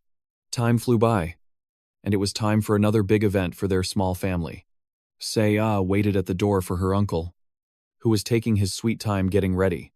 If they waited any longer, they'd be late. Finally, Jihan stepped out. hair slicked back, looking sharp, and decked out in a fancy suit. Looking like that, he was definitely ready to meet their guests. They hopped in the elevator and headed down. Saya was visibly shaking, so Jihan told her to chill and not worry. But she couldn't help it. This was the first time she's facing the public since her dad's scandal. Jihan told her to ignore what everyone else thinks, because they didn't do anything wrong. They reached the Sword Palace lobby and ran into a massive crowd. Park Yoon-sik greeted them the second they stepped out. He said everything Jihan asked for was ready, so they could start. Jihan thanked the advisor for his help and trusted him to handle things until the event wrapped up. This was the help Jihan asked for when they discussed the Sword King and his assets. Jihan had asked them to auction off the Sword King's collection, selling off his favorite items, and the rest of Yoon Sejin's assets. The whole point of this auction, to bait Japan into showing up, and Jihan made sure to handpick specific items just for this setup, for that exact reason. One of the main items is Yoon Sejin's battle connector, along with every single byte of combat data stored inside it. If Japan shows up, that is definitely the prize they're gunning for. Depending on how things play out, the Sword King himself might even step out, just to try and snatch that battle connector. But no matter what he does, the Korean citizens are going to have to face the hard truth: the Sword King is gone, and he's probably never coming back. Yoon-sik listened quietly to Jihan's plan and realized the guy practically sees the future. This is their last shot to flip public opinion, so Jihan told them to make sure the reporters pay extra attention to the Neo Self-Defense Forces table. As they headed to the main hall, some people barged into the building, trying to stop Sia. The guards at the door blocked them, but the group claimed they were Sia's family, and that they were related to her. These were her aunts and uncles, here to try and stop her from starting the auction and selling off the Sword King's precious items. They didn't even try to hide that they thought Jihan was forcing her to do all this. They kept throwing insults at Jihan, but Sia stepped up and shut them down. After all, her aunts and uncles were kicked out of the Sword Palace ages ago for using her dad's fame to scam people. She knew the real reason they suddenly showed up was just to grab her dad's money now that he's gone. She knew exactly what she was doing since everything her dad left behind belongs to her, and they had zero right to argue with her about it. She knew talking to them was useless. So with nothing left to say, she turned her back and walked away, ordering the guards to kick them out as soon as possible. While the outsiders were still trying to push in, Jihan praised Sia, saying, "You were so badass back there. You really know how to stand up for yourself." Despite everything, the three of them arrived at the main hall for the auction, and the place was absolutely packed with reporters, as well as people interested in the goods. The moment they stepped through the doors, reporters immediately started snapping photos and trying to shout questions. They swarmed Sia with endless flashes and questions, not giving them a second to breathe. Jihan got fed up with the barrage and used his force to wreck the cameras, shutting them down instantly. Now that the noise finally stopped, Jihan reminded them that they were at an auction, not a press conference. Then, once everyone finally settled down, he got ready to start the event. There were 3 items prepared for the block. First up, Yoon Sejin's Battle Net Connector, which reduces pain sensation by 99%. It also comes with all the data saved on the device. Finally, there's the battle analysis conducted by Yoon Sejin himself, an analysis of high-ranking players in East Asia. The Sword King's data is super valuable, and that analysis would be incredibly useful, especially with the Korea versus Japan match coming up. From the murmurs in the audience, Jihan could tell nobody wanted to miss out on any of these items. Analysis data from a top-tier player isn't something you can just find anywhere. As soon as he finished speaking, someone raised a hand from the audience, and Jihan recognized them instantly. He introduced himself as Takeda Kazuo, a recruitment manager for the Japanese Neo Self-Defense Force. He immediately bid 5 billion yen for every lot in the auction. On top of that, he demanded a private meeting with Jihan and C. His intentions were crystal clear, and he didn't even try to hide what he really wanted from the meet. Jihan wasn't playing that game and told the man straight up that if he had something to say to them, he could say it right there, in front of everyone. With everything that happened recently, this really wasn't the time or place to be accepting private meetings. Takeda nervously wiped the sweat from his forehead because of the way Jihan was glaring at him. Then, he warned our MC that if he kept acting so aggressive, Someone else might have to intervene. Instantly, the female bodyguard silently standing behind Takeda dashed forward in the blink of an eye and held a sword to Jihan's neck. Her name was Sadu, and even though she couldn't compare to the Sword King, she was still an incredible player. Their threat wasn't even barely veiled, but Jihan didn't flinch at this blatant Yoon Se-jin copycat. Everything that happened next was a blur. 1 second. Sadu's blade was right in Jihan's face. The next moment, our MC punched her straight in the jaw, sending her stumbling back. She faltered for a second, but then rage took over and she prepared to draw her sword, determined to fight. But Jihan calmly put a hand on her shoulder and reminded her that the auction was being live-streamed worldwide on his battle tube. No way could she swing a weapon when everyone was watching, but Takeda quickly diffused the situation with a laugh and a wave of his hand. Then, he personally apologized for his bodyguard's intensity and said sorry on her behalf. But despite that, he still emphasized his 5 billion yen offer, and that amount had to include the private meeting he requested. But this time, he wanted to hear the answer to his offer from C. After all, the Sword King's assets now belonged to Sia, so she was the real owner of this auction. He walked past Jihan straight to Sia, informing her that this private meeting was specifically for her.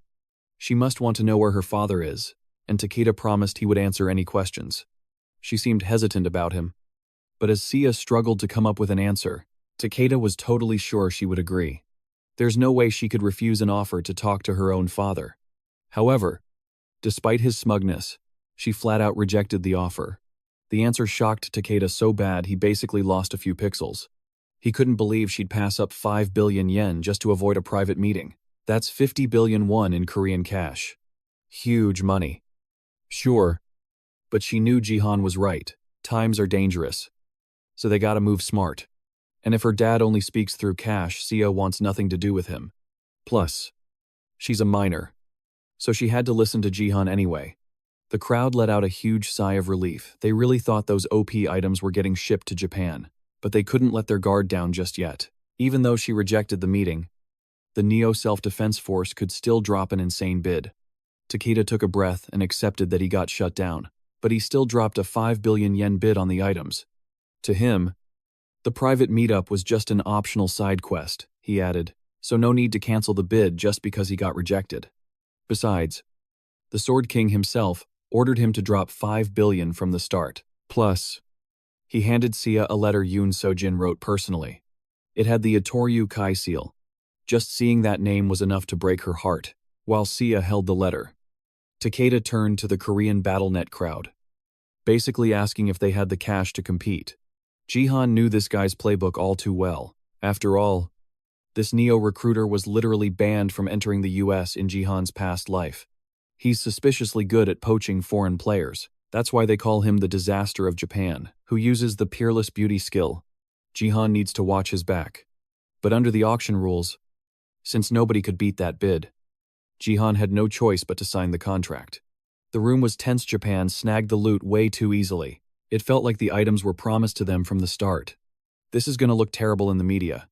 Everyone else started wondering why they even bothered showing up. Right now, Jihan just needed something to happen.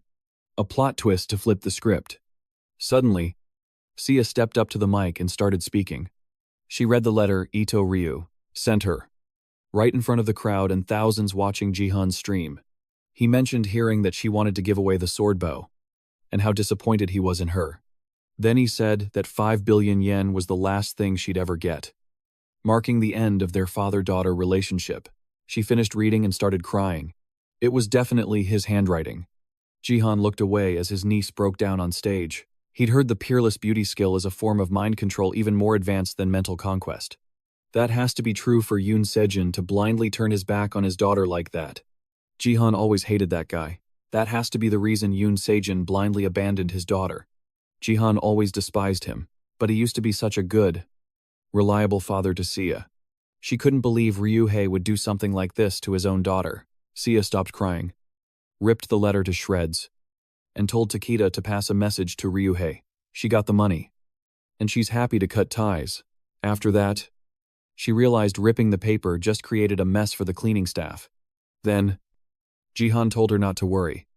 used telekinesis to gather the scraps, and then incinerated them with a fire skill.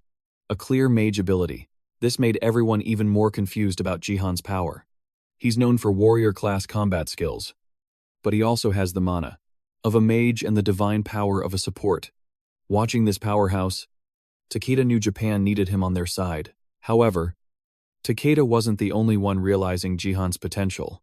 Other recruiters at the event rushed to hand Jihan their business cards since they knew he was guildless. They were desperate to recruit him. Jihan was suddenly overwhelmed by the sheer number of people fighting for his attention. Just as he was trying to dodge them, Sia called out from behind. He was about to say he'd catch up later, but then he noticed she looked sick. She wobbled and collapsed on the floor, unconscious. Jihan immediately left the lobby and rushed toward the car. He was panicking, holding her in his arms. When she finally woke up and weakly called his name, he told her to hang in there while he got her to the hospital, but she pulled him close and whispered in his ear that she was actually faking it. She saw him struggling with the crowd and decided to put on a little act. The bodyguards successfully blocked the recruiters while Jihan attended to Sia. Now that he knew she was fine, he could breathe a sigh of relief. But the people watching the live stream were a different story. They watched Jihan, worried sick about Seiya, and blaming everything on Ito Ryuhei for causing her so much stress with that heartless letter. Now that he had an excuse to leave, Jihan immediately ended the event, citing his niece's health. He helped her up, and she confirmed she just wanted to go back to the penthouse and rest. As they were walking out, Takeda still tried to approach him, offering a business card and asking if they could be introduced. Properly later, Jihan didn't even look at the card. He snatched it from the man's hand and ripped it to shreds right in his face. That was Jihan's answer to any meeting with Takeda, and it wasn't going to change. The recruitment head of the world's fourth strongest guild just got rejected by a Korean bronze rank player. Takeda should be furious, and he would be, if he wasn't such a weirdo. The man gave a creepy smile and adjusted his tie. He realized Jihan possessed times true times, power strength that could snatch a card from his hand and shred it in the blink of an eye. He was definitely worth recruiting for that strength alone, and since he's still a bronze rank player, that means he's a rising star with even greater potential. Takeda was more determined than ever to get Jihan on his side at all costs. Meanwhile, in the hallway, Sia and her uncle high-fived for that Oscar-worthy performance as they headed to the elevator. Jihan suddenly receives a donation from someone. Based on the message under the dono, it looks like the sponsor is Takeda, and he did it on purpose. Even though he already turned off the stream, the way that guy talks is way too creepy. And Jihan is even considering blocking him. Despite the generous donation he got, their chat gets interrupted by a voice calling out to both Jihan and Seiya. It's Hayan and her bodyguard, Ga Young. She introduces herself.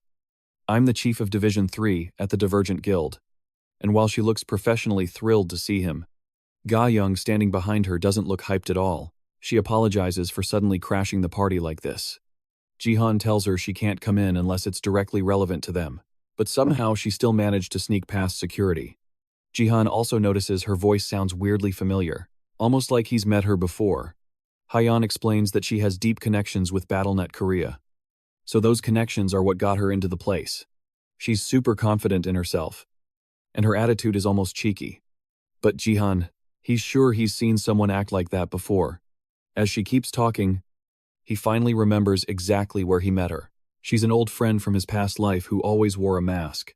Saya notices Jihan's stunned expression and assumes it's because he's crushing on this new girl. Bro, on the other hand, needs to check his theory. He quotes a line he heard from her in his previous life just to be sure. The world is full of possibilities. It's hard to ignore that. This is a quote by the great writer Dostoevsky, who was famous for his gambling addiction. He asks her point blank if she likes that quote. Ga Young steps up to shield Hayan and demands to know exactly who Jihan is. Hayan's gambling addiction is a secret only a few people know, so there's no way an outsider could know about it. That was the final confirmation Jihan needed. This definitely means Hayan is the manager of America First. Zero. The person named Zero in his past life was the only other Korean in the guild besides him, and she was someone he knew specifically for her love of drinking and gambling. Despite that, she climbed to the position of vice guild leader thanks to her divine voice ability. This divine voice was originally a skill that could only buff experience points, but after the tutorial ended, its scope for growing gift ranks, stats, and other game aspects spread like wildfire. Divine Voice became an incredibly valuable ability, and the strongest user of Divine Voice was Zero. However, currently, Zero is just Lee Haeon. She can't help but cringe in pain now that her gambling addiction has been exposed to these strangers. The Divergent Guild somehow managed to recruit both Manhwa and Zero. That's a pretty impressive lineup they've got. Even for the tutorial phase, Jihan quickly covers up his knowledge of her gambling side by telling them he saw her in one of his streams. His previous livestream, he tells them the message she sent was memorable, and that's why he had to ask. Then he apologizes for surprising them. Haeon clears her throat, hoping to speedrun past this embarrassing conversation. As they continue talking, Jihan can't help but smile at her antics, and that just makes Saya believe he definitely likes her. Then Haeon takes advantage of the good mood. She tells him she has a feeling they'll meet more often, then pulls out her phone and hands it to him. Her goal is crystal clear. She wants to recruit him to the Divergent Guild, and she's hoping they can meet again privately. Saya can't stop herself from internally screaming at this development. Looks like she's about to get a new auntie dropping from the sky. Even Haeon believes she's made a lasting impression on Jihan with how she acted, and she glances at Ga Young, who was famously rejected by Jihan in the past. The drama would be perfect if not for the fact that Jihan still can't remember what his phone number is. He turns to ask Saya if she can give hers instead, but Saya misunderstands and thinks Jihan is just playing hard to get. He's not. But she assumes Jihan has some master plan and decides to wingman him by pretending to be dizzy and sick again, after noticing that she must want to go back. Jihan apologizes to them and asks for Haeon's business card so he can contact her. Then the uncle and niece continue heading to the penthouse, with Saya mistakenly thinking her uncle has suddenly turned into a player. Ga Young and Haeon start leaving the building, and the bodyguard is clearly shaking after that exchange. Haeon tells Ga Young not to hold it in and just laugh, because she's about to lose it herself. Once Jihan and Saya take the elevator back to the penthouse, Saya points out that she never thought her uncle would wear her dad's clothes. But Jihan couldn't do anything else since his clothes don't fit anymore. Besides, the clothes didn't do anything wrong. The man is the issue. And as long as it looks good when he wears it, it's fine. Then she asks him about what he did earlier, telling a pretty girl that he forgot his phone number. Jihan has no clue what she's talking about, and looks genuinely confused when Saya scolds him for pretending to forget his number. But then, Jihan tells her that he seriously doesn't know his phone number and he wasn't playing hard to get. Then it was time to start another quest. And this is another tower defense mission, just like before. The objective is to protect the crystal and survive the zombie horde. Jihan isn't mentally ready for this quest because he spent too much time soothing Saya, after she realized she accidentally interrupted her uncle's chance at a relationship. She mistakenly thought Jihan liked Lee Haeon, while he has zero romantic feelings. For a gambler like that, whatever he feels about her, he never thought he'd see Zero again like this. In his past life, they formed a close friendship since they both came from the same country. On their days off, they'd also bet on sports to kill time. Zero was obsessed with betting and would keep playing even if she lost multiple times in a row. It was during those close moments together that he heard her use the quote she seemed to like so much. She even had a scar on her face that she refused to remove, because she called it the price for making a deal with the devil. They also had a lot in common, even though they were just refugees. And that's what made them friends. The biggest thing they had in common was guilt, self-hatred, and regret for failing to protect their loved ones. Jihan lowered his head as painful memories rushed back, but the chat pulled him back to reality. They also noticed the massive sword in his hand. This must be the first normal weapon. He's brought on a quest since joining BattleNet. It's the C-rank Pope's horse-slaying saber. And even though it's C-rank, Jihan snagged it for a crazy cheap price, but now holding it, he realized why it was a steal. It's way too big and heavy for most people. But for him, it's light work. He swung it around to get a feel for it, and his viewers were clearly shook by his combat skills. They started spamming for him to show his status window, so they could finally see his class and stats. Looks like with so many viewers, they were starting to demand more stuff. He had 12,000 live viewers right now. Jihan wasn't sure if he wanted to leak his status window yet, but he couldn't just ignore them. Since they were regulars, he decided to be straight up about it. With so many curious people, he turned on his mic to talk to them directly. He told them he'd reveal his status window if they could help his channel hit 200,000 subscribers. That's a tough milestone since he only had 10,000 subs. But he promised he'd do it once they hit 200,000. But then, to spice things up, he added one more condition so they wouldn't complain too much. He said if he fails to take first place in any match from now on, he'll reveal his status window the moment he loses. The deal worked like a charm. And now everyone seemed way more invested in the challenge. But they all thought Jihan's game would be over the second he got matched with a troll. Just then, the other 3 players were summoned. As soon as Jihan saw them, he couldn't believe his bad luck. Out of everyone, he got matched with the 3 absolute worst people at the same time. And the second guy was the mage that Jihan treated like a stress ball during his first defense quest. The only one on this team Jihan hadn't killed, at least not yet, was the pro soccer player, Diego Messi, Argentina's top-ranked player before Jihan regressed. Right now, Diego didn't look like much. He looked super weak with a scruffy beard. But on top of that, something weird was going on.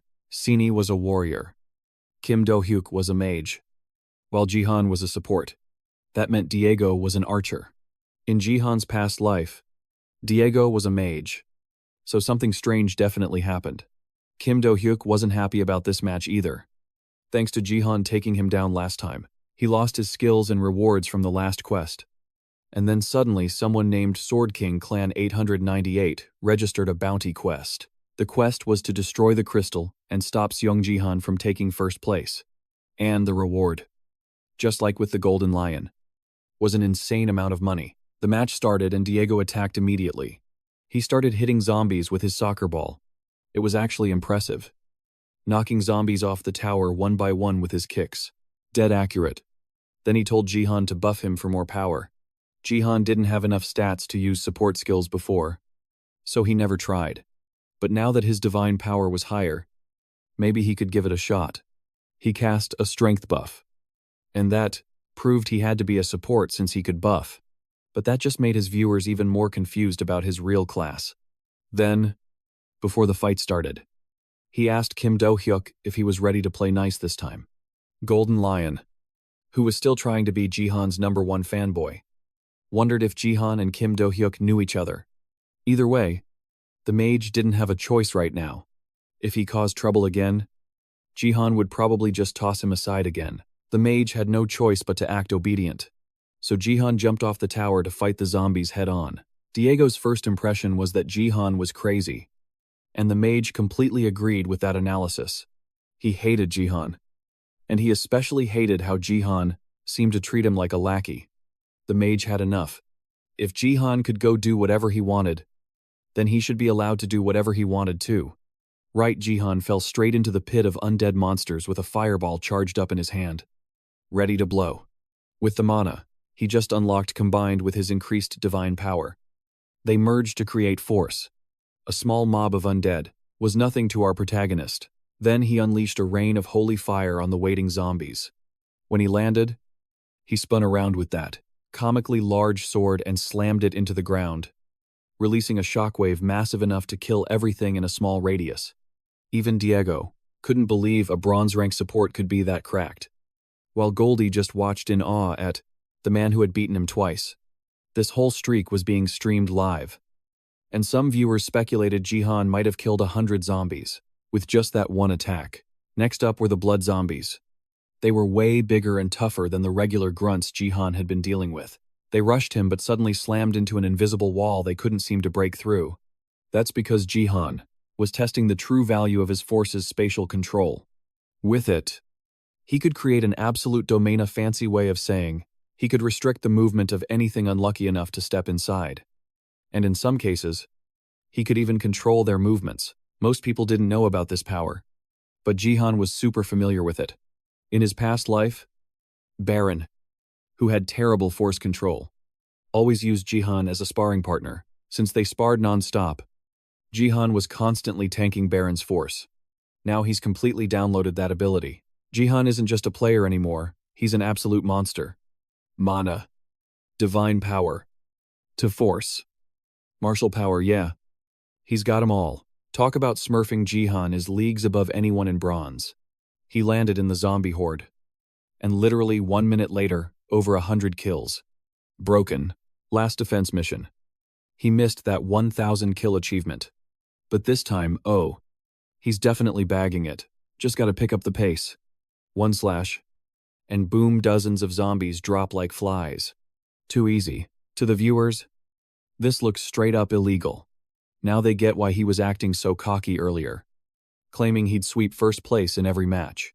But here's the real challenge, hitting that 200,000 subscriber milestone, so they can finally see his status window.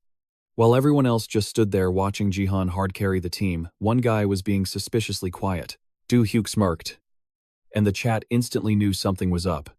They spammed golden light to check on the mage, and Goldie immediately saw the disaster brewing.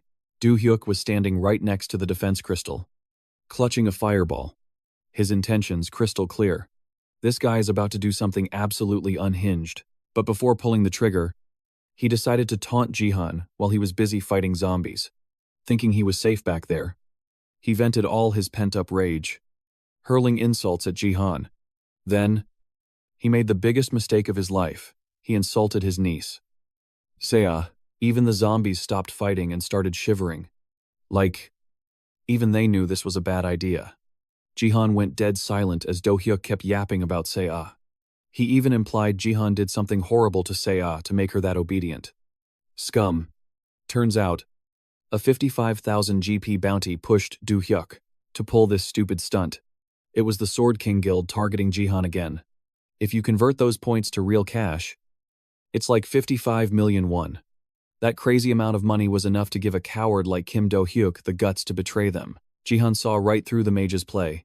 His gut told him there were only 2 reasons. A wimp like that would suddenly grow a spine. Either he's got a backer, or someone's egging him on. He probably thinks since Jihan is far away, he can wreck the crystal and bail without consequences. Honestly, Jihan doesn't give a damn about insults aimed at him. But bringing up Seiya, that's a line you do not cross. And he'll make sure no one ever crosses it again.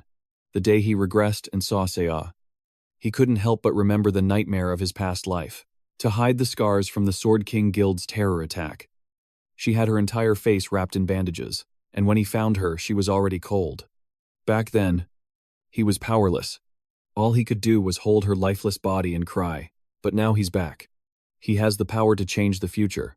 He swore he'd never let that happen again.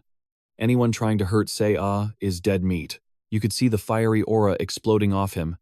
The viewers knew Jihan was absolutely furious. Everyone realized that mentioning his family was definitely crossing the line. But here's the issue, he was still way too far from the crystal to stop the mage. Or at least, that's what they thought. Today, he's going to teach everyone a lesson about messing with his family. The moment he channeled his force, he realized something while merging his 3 energy centers. He could use the nameless divine arts. His martial power wasn't rank 30 yet, so he could only simulate it. But right now, that's all he needed.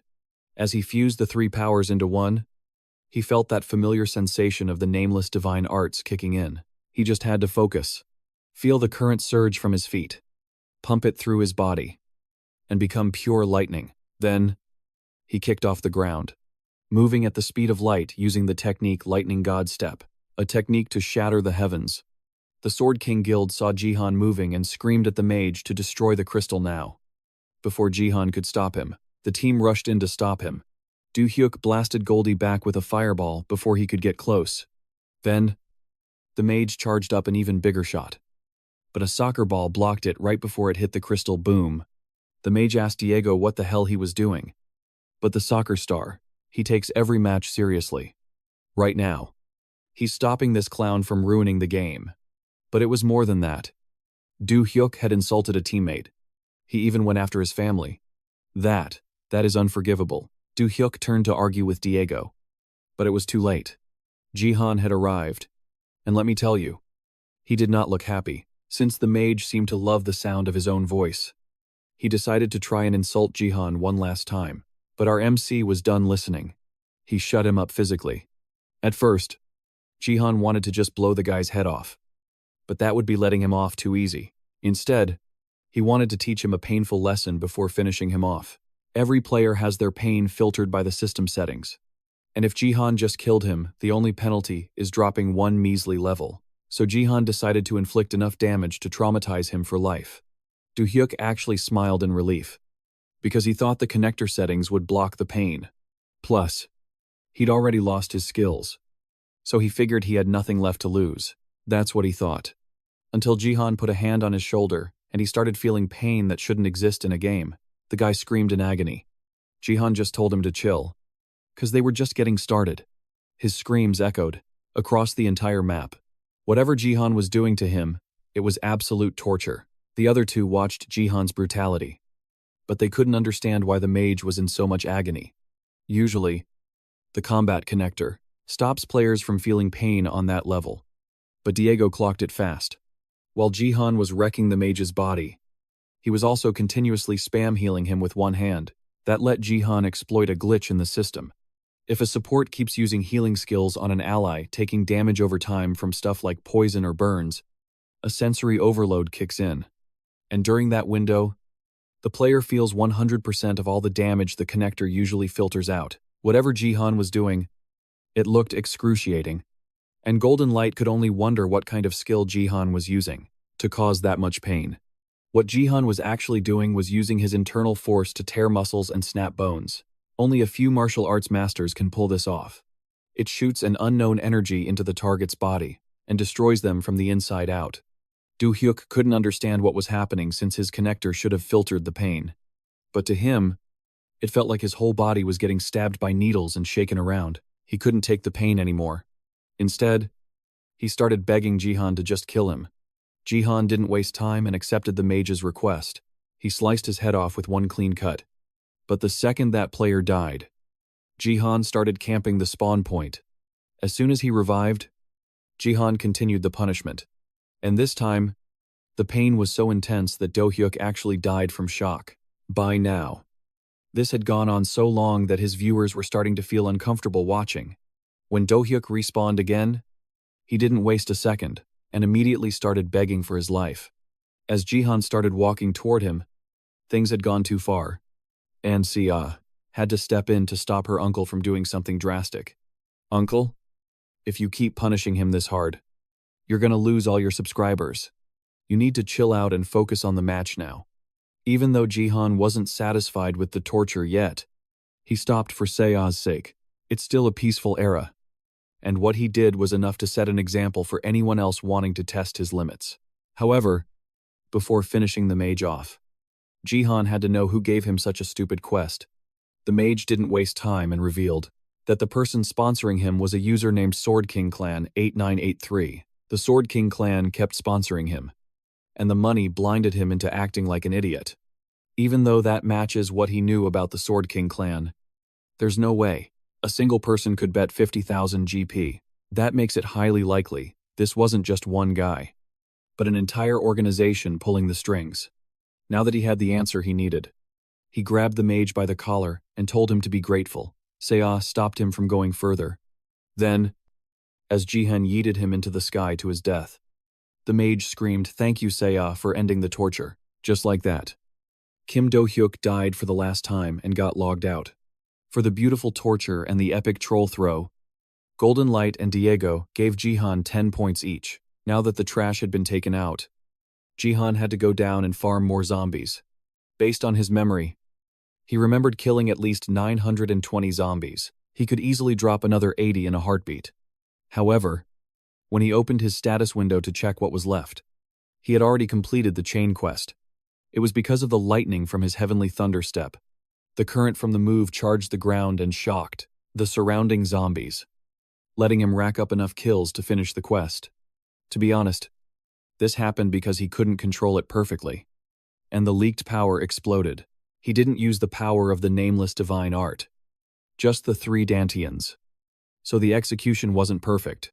But hey, the results were great. So he couldn't complain. Now he just needed to train more and master his skills. Golden Lion tried to butter up Jihan, asking if he was going down again, so they could party up. But our MC straight up ignored him and went to Diego. He thanked the soccer star for guarding the crystal while he was moving there, and even suggested meeting up later so he could repay the favor properly. Plus, he had a lot of stuff he wanted to discuss with him. However, their friendly chat got cut short by a sudden earthquake. It felt like something was trying to dig its way up from underground. Nothing like this had ever happened before. Golden Lion felt like something was about to explode. And Diego saw something rising in the distance. It looked like a giant hand with a mouth smashing through the ground. This was a totally new monster even Jihan hadn't seen before. And it looked absolutely ominous. The zombies seemed to get hyped up when this monster appeared, and things looked like they were about to get crazy. As the zombies started rushing them, the monster hand roared, and that sound even made Jihan freeze. However, it didn't look like the zombies were getting buffed by the hand. Instead, the monster was straight up munching on the zombies. Then, the undead got crushed in its mouth, turning into a mass of living slime that dropped to the floor and evolved into a brand new monster. Something that shouldn't even be in a bronze map. It was a flesh golem. A monster, usually found in gold maps or higher. Looks like this nasty thing creates new monsters by dismantling their physical bodies and recombining them. He wondered if this was because of the chain quest. So he opened his status window to check. The quest Zombie Origin 1 had changed to Zombie Origin 2. And now his next mission was to deal with the flesh golem without the crystal's help. Jihan didn't get it. Without the crystal's help, what does that mean? But before he could figure it out, a notification popped up. The system said he received a bonus quest, but the other players got this quest too. And they were just as confused as Jihan about the whole situation. They couldn't even imagine fighting this massive creature, but the system gave them a clear objective to defeat it. It even named this giant monster the Apostle of Destruction, also known as the Dark Hand. It also unlocked the Blessing of the Crystal, allowing them to close the power gap just enough to have a chance at fighting back. Even Golden Lion, who's on par with a gold rank player, wasn't sure they could win this battle. In fact, he told Jihan, even gold rankers like me struggle with these types of quests. This is definitely not a mission we're expected to actually clear. If we were, they wouldn't offer rewards like this. The system's giving you 10,000 achievement points, plus a crystal fragment. It's rare for the system to give a reward other than achievement points. That means this is at least an epic quest. Golden Light accepted his fate, and then told Jihan he should grab the crystal's blessing first. But our MC refused. Then, he picked up his sword and prepared to rush the flesh golem that was targeting their crystal. The flesh golem was an undead monster with insane vitality. You can only defeat it by destroying the core in the center of its body. However, even that's difficult because of its massive size and the crystal shards embedded all over it. On top of that, even at gold rank, a flesh golem is a boss-level monster. And even though Jihan had surpassed the strength of a bronze player, this wasn't a situation that could be solved easily. He told the other two to step back, then leaped into the air using Heavenly Lightning Step, leaving a trail of lightning sparks behind him. As he rushed toward the monster, he recalled the most basic and fundamental skill of the nameless divine art, the 3 talents martial intent. This martial art was created based on heaven, earth, and man, carrying 3 meanings. Those fundamental concepts make up the nameless divine art. And with an understanding of them, Jihan could activate a new ability called the 3 talents martial intent, slicing through the flesh golem cleanly in a single strike. The force of impact was strong enough for him to completely pierce through the monster's tough flesh and destroy the core in one hit. The attack was so impressive that Diego dropped his ball in shock, and the system announced that Jihan had taken care of the flesh golem and completed the quest. The reward for the 4th tower. The moment Jihan swung his sword, Golden Light felt a mix of emotions hard to put into words. However, all those feelings hitting him at once could easily be described as pure admiration. Golden Light fell to his knees from exhaustion, while Diego continued to watch in awe.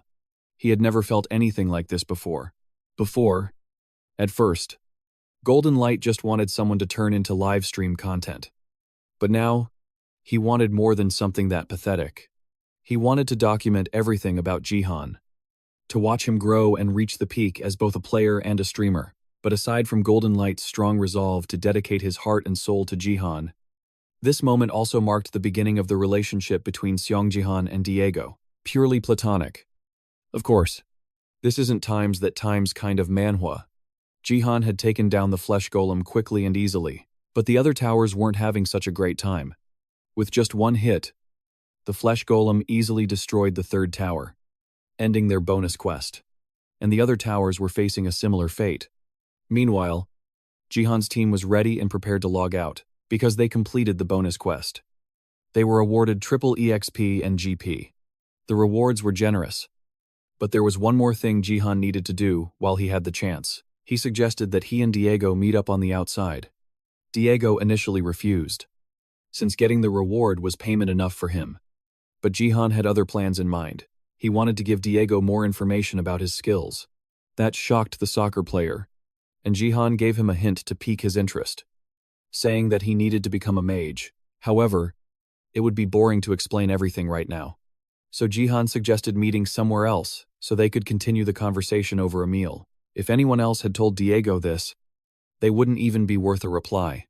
But because it was Jihan, the guy who just displayed unbelievable power, Diego couldn't help but feel interested in his words. Understanding the situation, Diego sent Jihan a private message, and the two of them planned to meet up later to eat and discuss. Goldie overheard their conversation and begged Jihan to invite him too, but Jihan had absolutely zero interest in that sparkly streamer. More importantly, this meal was to repay Diego. Goldie kept begging, even offering to become his editor. But Jihan didn't care and logged out, while the streamer was still begging for a chance. Back in his room at the Sword Palace, Jihan checked the rewards for completing the second linked quest. He received 10,000 achievement points and a crystal fragment. But it wasn't over yet. He would receive the next linked quest called Traces of the Disciple.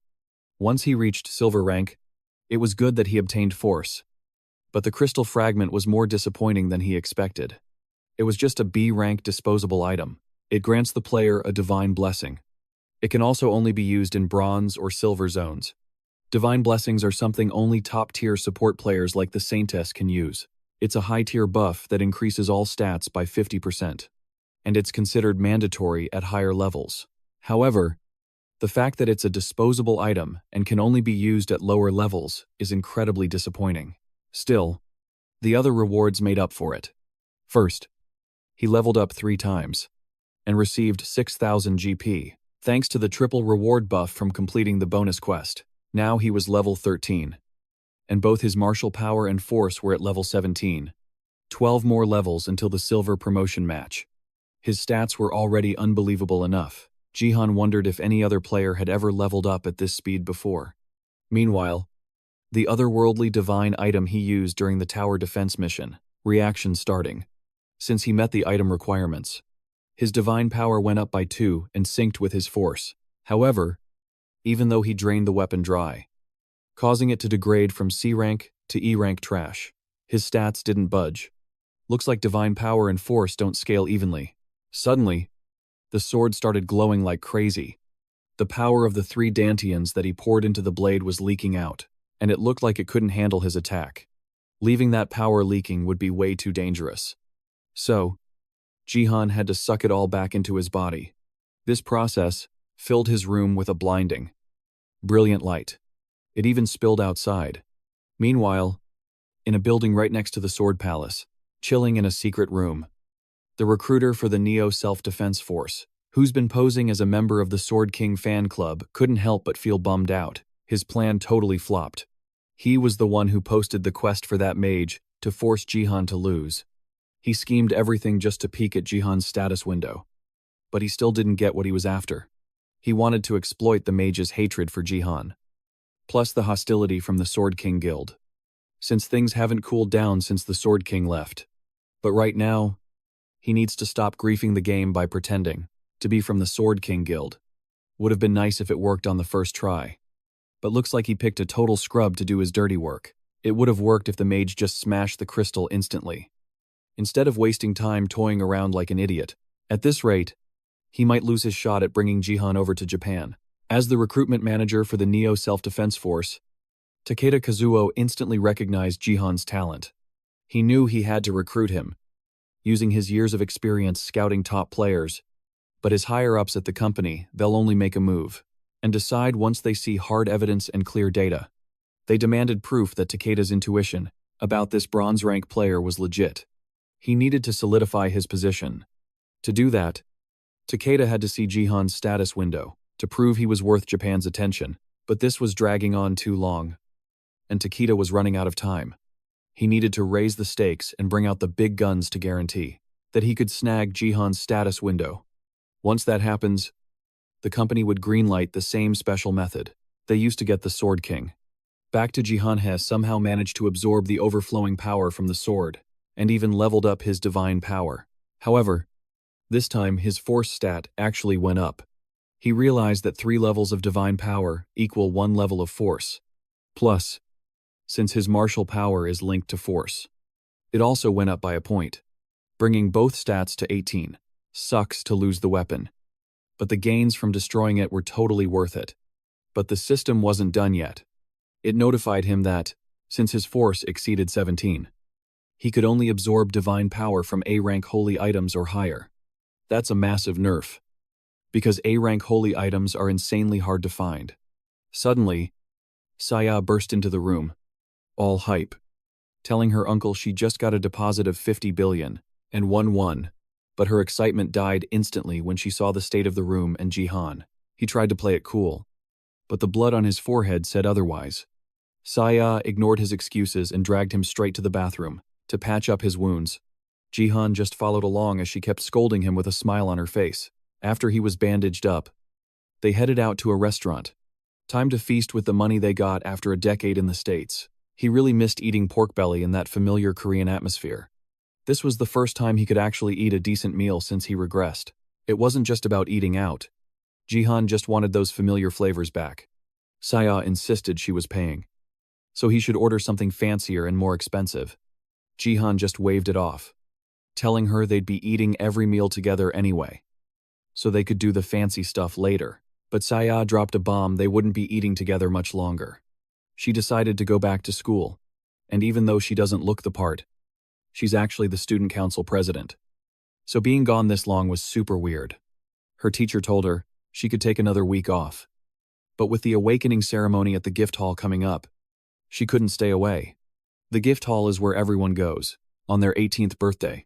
Saya's birthday is August 22nd. And even in these hellish times, she was eagerly waiting for that day. Saya was hoping to get blessed in the academy's gift hall, praying for a good ability to turn their situation around. That hope gets shattered when she receives an F-rank ability. That's the moment the strong Saya finally breaks. But he couldn't tell her that she's gonna get F-rank trash. So for now, he just had to lower her expectations. She was starting school the very next day, since it was Monday. For a fresh start, Jihan offered to be her personal driver. Even though she tried to argue, Jihan made up his mind. She frowned and looked away, but she couldn't hide the smile creeping onto her face. She was secretly happy, he insisted. Early the next morning, they went down to the Sword Palace garage and found all the cars gone. The Sword King used to have a sick collection of supercars, but now the place was completely empty. Looks like their relatives sold everything behind their backs. Saya decided to just take the bus, but Jihan spotted one car left behind. It was the only one left, Saya's mom's car. Guess they couldn't get much cash for it, so they ditched it. Lucky for them, the car door was unlocked, and the key was still inside. Even though it looked like a total beat-up clunker, it actually started. Saya was freaking out a little about riding in this thing, and Jihan thought she was just embarrassed to be seen in such an old wreck. But nope. She told him she was actually worried. He asked her what she was worried about. But he got his answer the second they pulled up to school, and some huge, angry, bald dude demanded they move.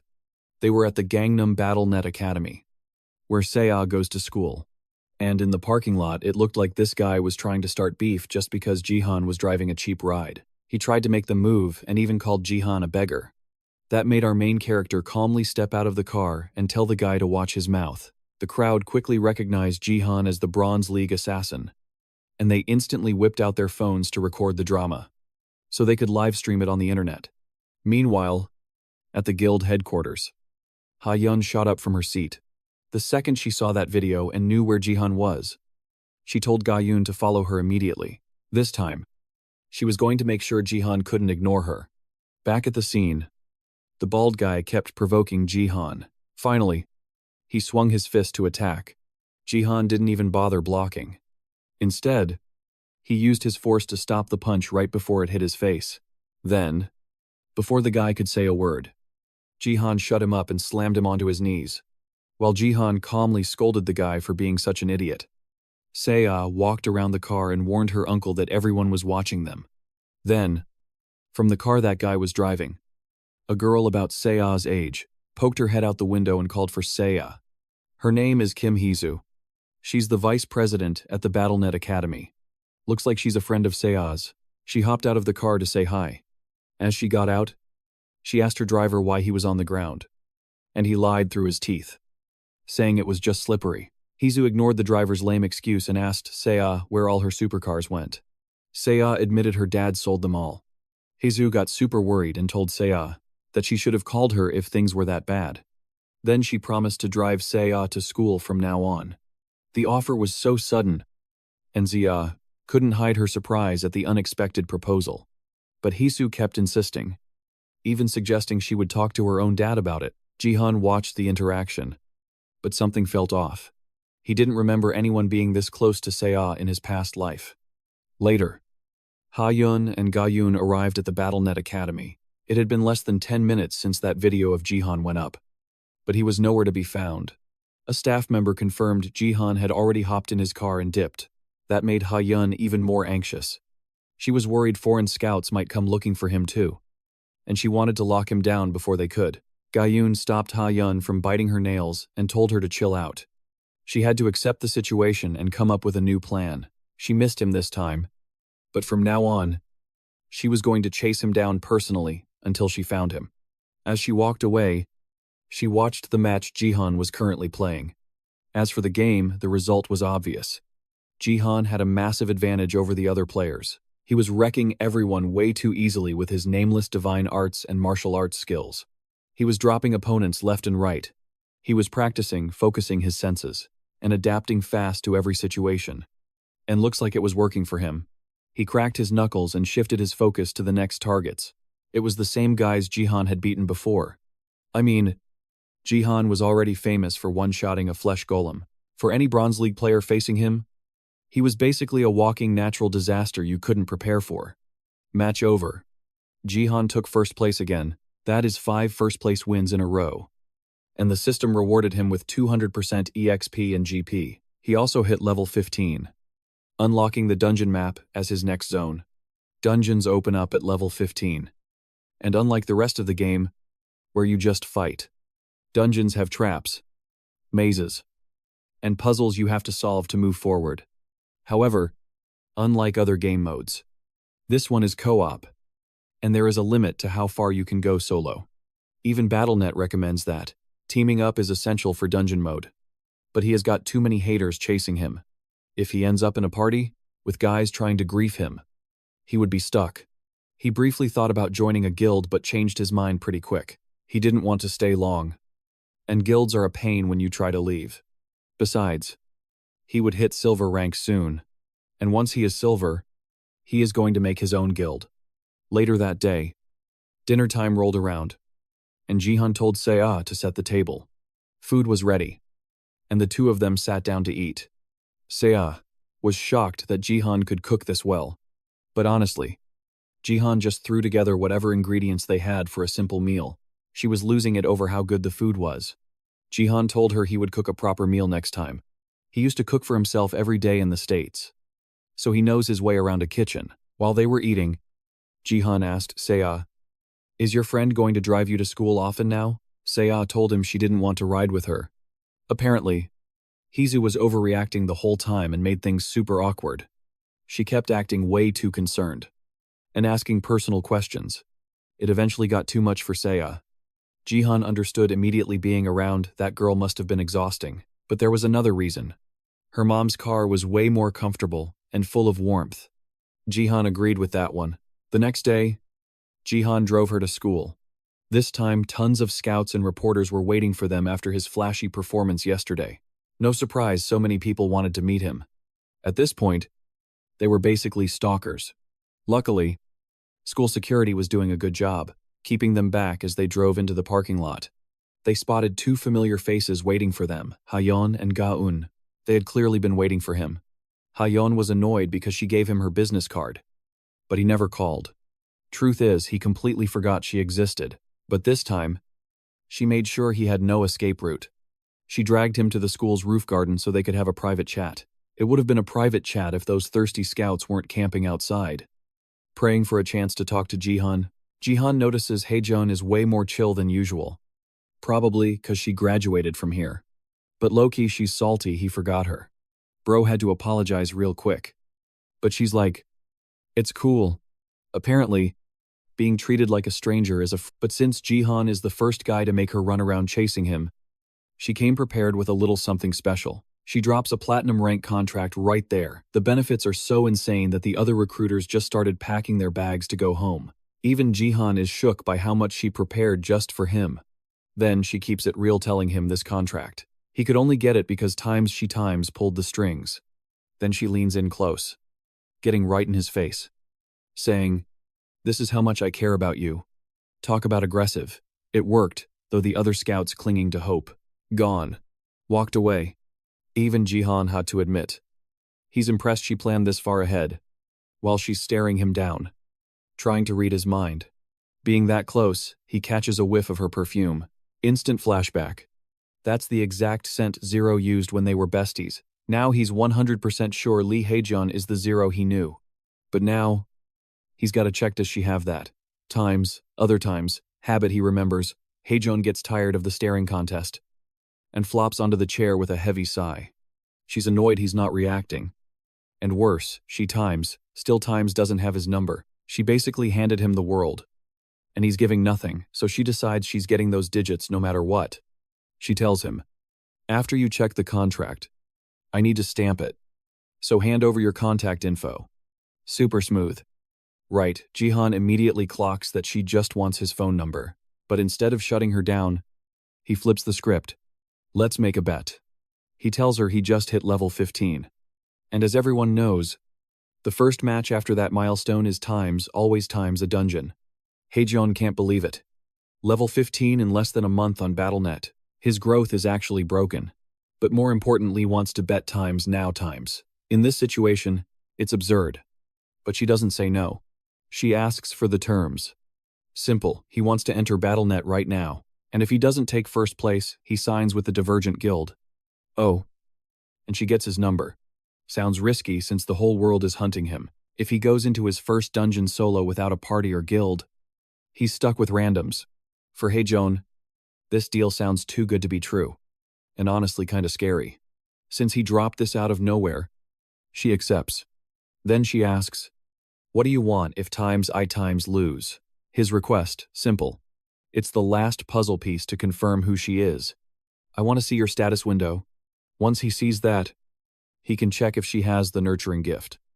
Just like Zero. Right now, nurturing is just an XP buff. So it's considered a trash gift. Super embarrassing to show anyone. And seeing her reaction, yep. Suspicions confirmed, but he needs to see it with his own eyes to be 100% sure. Just like he expected. She reluctantly agrees to the bet, warning him not to regret this later. Since he's diving in immediately, she asks if he wants to move. He's like, nah. He logs into Battle.net right there and fires up a stream on BattleTube so everyone can watch. Bam, he spawns in a dungeon called Tomb of the Conqueror. This place is high difficulty, where a legendary conqueror is buried. Tons of monsters. But luckily no annoying puzzles or mazes. But there's a reason it's rated so hard. The clear condition, every single party member has to survive till the end. That means RNG with teammates is everything. Jihan loads in, and his temp party spawns right next to him.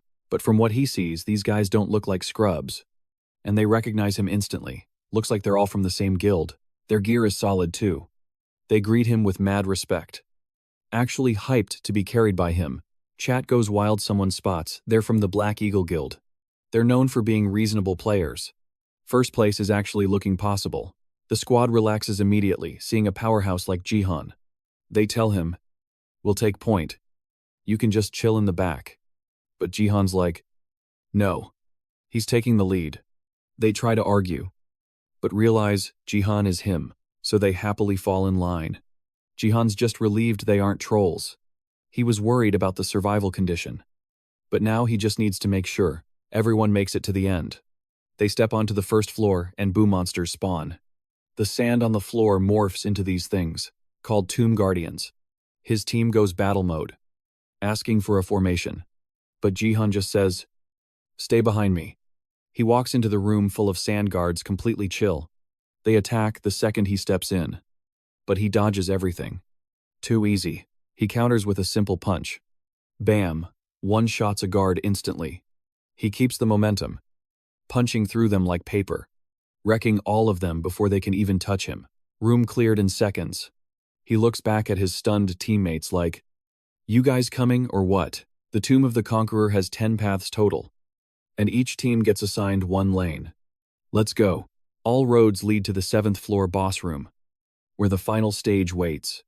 Jihan's squad got assigned the 8th path, and they are absolutely smoking the competition right now. They've already hit the 3rd floor, and honestly, his teammates haven't done a thing except quietly follow Jihan like lost puppies. They heard rumors about how strong he was, but seeing it in real life, it's a whole different ballgame. He's crushing these soldiers' rock-hard heads like they're made of wet sand, just casually clearing the path. And get this, he hasn't even touched a weapon yet, but the raw power he's flexing is leagues above your average bronze-rank trash.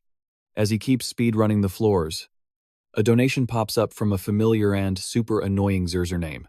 It's Takeda. Guy's literally begging Jihan to check his DMs for a massive donation. The dude's creepy way of talking is so cringe that even the chat is getting grossed out. His intentions are, Obvious wants to scout Jihan for Japan at any cost. The chat is practically on their knees begging Jihan not to leave Korea, especially after they just lost the Sword King. Luckily, Jihan ain't going nowhere. He actually banned Takeda from his stream for being such a desperate recruiter. What a Chad. Drama aside, they've already cleared the 3rd floor. Meanwhile, the other teams are probably still struggling to get past the 1st floor. Huge gap. One of the players tests a guard's durability with his sword. Turns out, the thing is as hard as solid metal, yet Jihan's just smashing them with his bare fists like it's nothing. But while the warrior checks the statue's durability, he gets a weird notification that makes him freeze. The others keep heading down. The mage apologizes for letting Jihan hard carry the whole team, but he doesn't mind. Honestly, he's just glad they aren't griefing him, like the other trash teammates he's dealt with before. They hit the 4th floor, which looks like a straight shot. But as Jihan scans the area, another player gets a notification and stops, staring at it in total disbelief. Meanwhile, Jihan notices the holes in the walls and floor, realizing they're all booby traps set just for them. Usually, the Conqueror's tomb has 0 traps, but looks like they dumped them all right here. Jihan couldn't care less though, and asks if they're cool with speedrunning this part. Once again, he takes point, telling them to watch his back as he charges through. As he moves forward, both the archer and warrior quietly draw their weapons. They're waiting for him to move, plotting to off themselves the first chance they get. The message they got was another dirty trick from the Sword King clan to throw Jihan's game. The order commit suicide, without getting caught. That would automatically wreck Jihan's run. Every member of the Black Eagle Guild got the exact same quest from Takeda himself, the guy who literally just got banned from the stream. He wanted to avoid playing dirty like this. But at this point, he's just throwing money at the problem, to get what he wants. The stage is set. The big question is, how is Jihan going to stop this inevitable L, when people have been paid off to make sure he loses? And worse, they're being sneaky about it. That means the second he makes a move, he fails instantly. Game over. Takeda takes the W unless a certain golden boy decides to step in and give Jihan a heads up. Jihan and the mage rush the trap room, and boom traps trigger everywhere, firing a rain of arrows. The mage tries to prep a spell to block the arrows, but Jihan's already 10 steps ahead. He pops his absolute domain, and the arrows just freeze in midair. The mage spins around, hyped, asking the team if they saw that god tier movingly, to realize the other two are pointing their weapons at their own throats. The mage screams at them to stop. Jihan whips around, clocks what's happening, and instantly triggers Heavenly Thunderstep while they're still freezing up from getting caught. He moves fast enough to stop them cold, smacking the weapons right out of their hands. Then he uses his force ability to pin them to the ground, completely locking down their movement. They aren't going anywhere. The mage rushes back from the trap room to check on Jihan and his guildmates. Panicking, the traitors spill the beans, admitting they got a suicide quest from someone. If even one of them dies, it's over. It's instant game over for the whole team.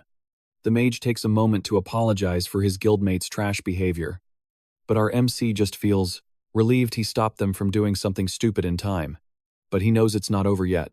He uses his force ability again, yanking the mage's hand away just as a beam of light shoots out of it. He barely stopped the mage from offing himself too.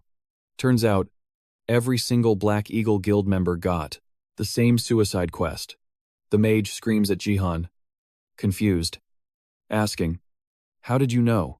It's not like they did anything suspicious to tip him off. The MVP who warned Jihan about his snake teammates was none other than Goldie, who dropped a massive donation fee just to make sure Jihan knew his squad was bought out. Being a hardcore fan, Goldie was watching the livestream and noticed that the other members were all getting some weird notification at the same time. That's when he realized the quest came from the Sword King clan, offering a crazy high reward of 1,000,000,001. So he had to warn Jihan ASAP. Even though the donation to send the message cost over 10 million won, Jihan was more focused on how sketchy the whole thing was. Like, no matter how much the Sword King clan hates him, dropping 1,000,000,001 won on a single quest, that's insane.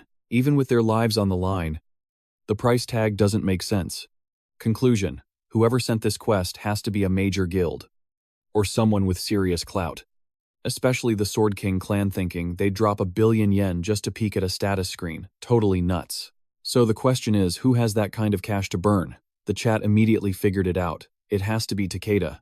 He's the only one dirty enough and rich enough to pull a stunt like this. So, Jihan decides to switch things up.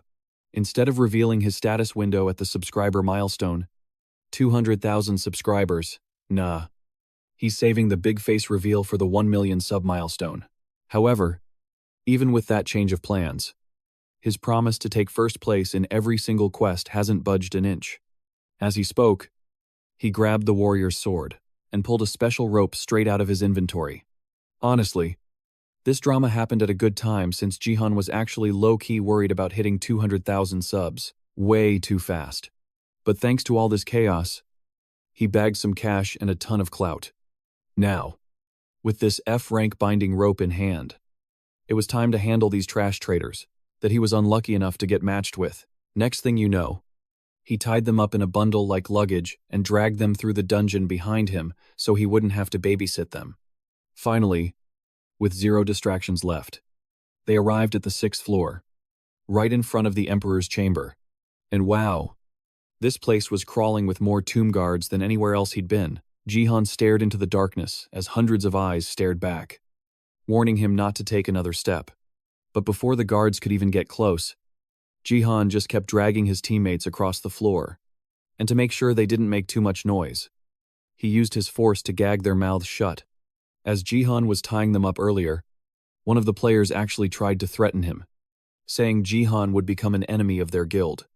Like, seriously, but the truth is, the Black Eagle Guild probably wouldn't want anything to do with trolls like these guys anyway.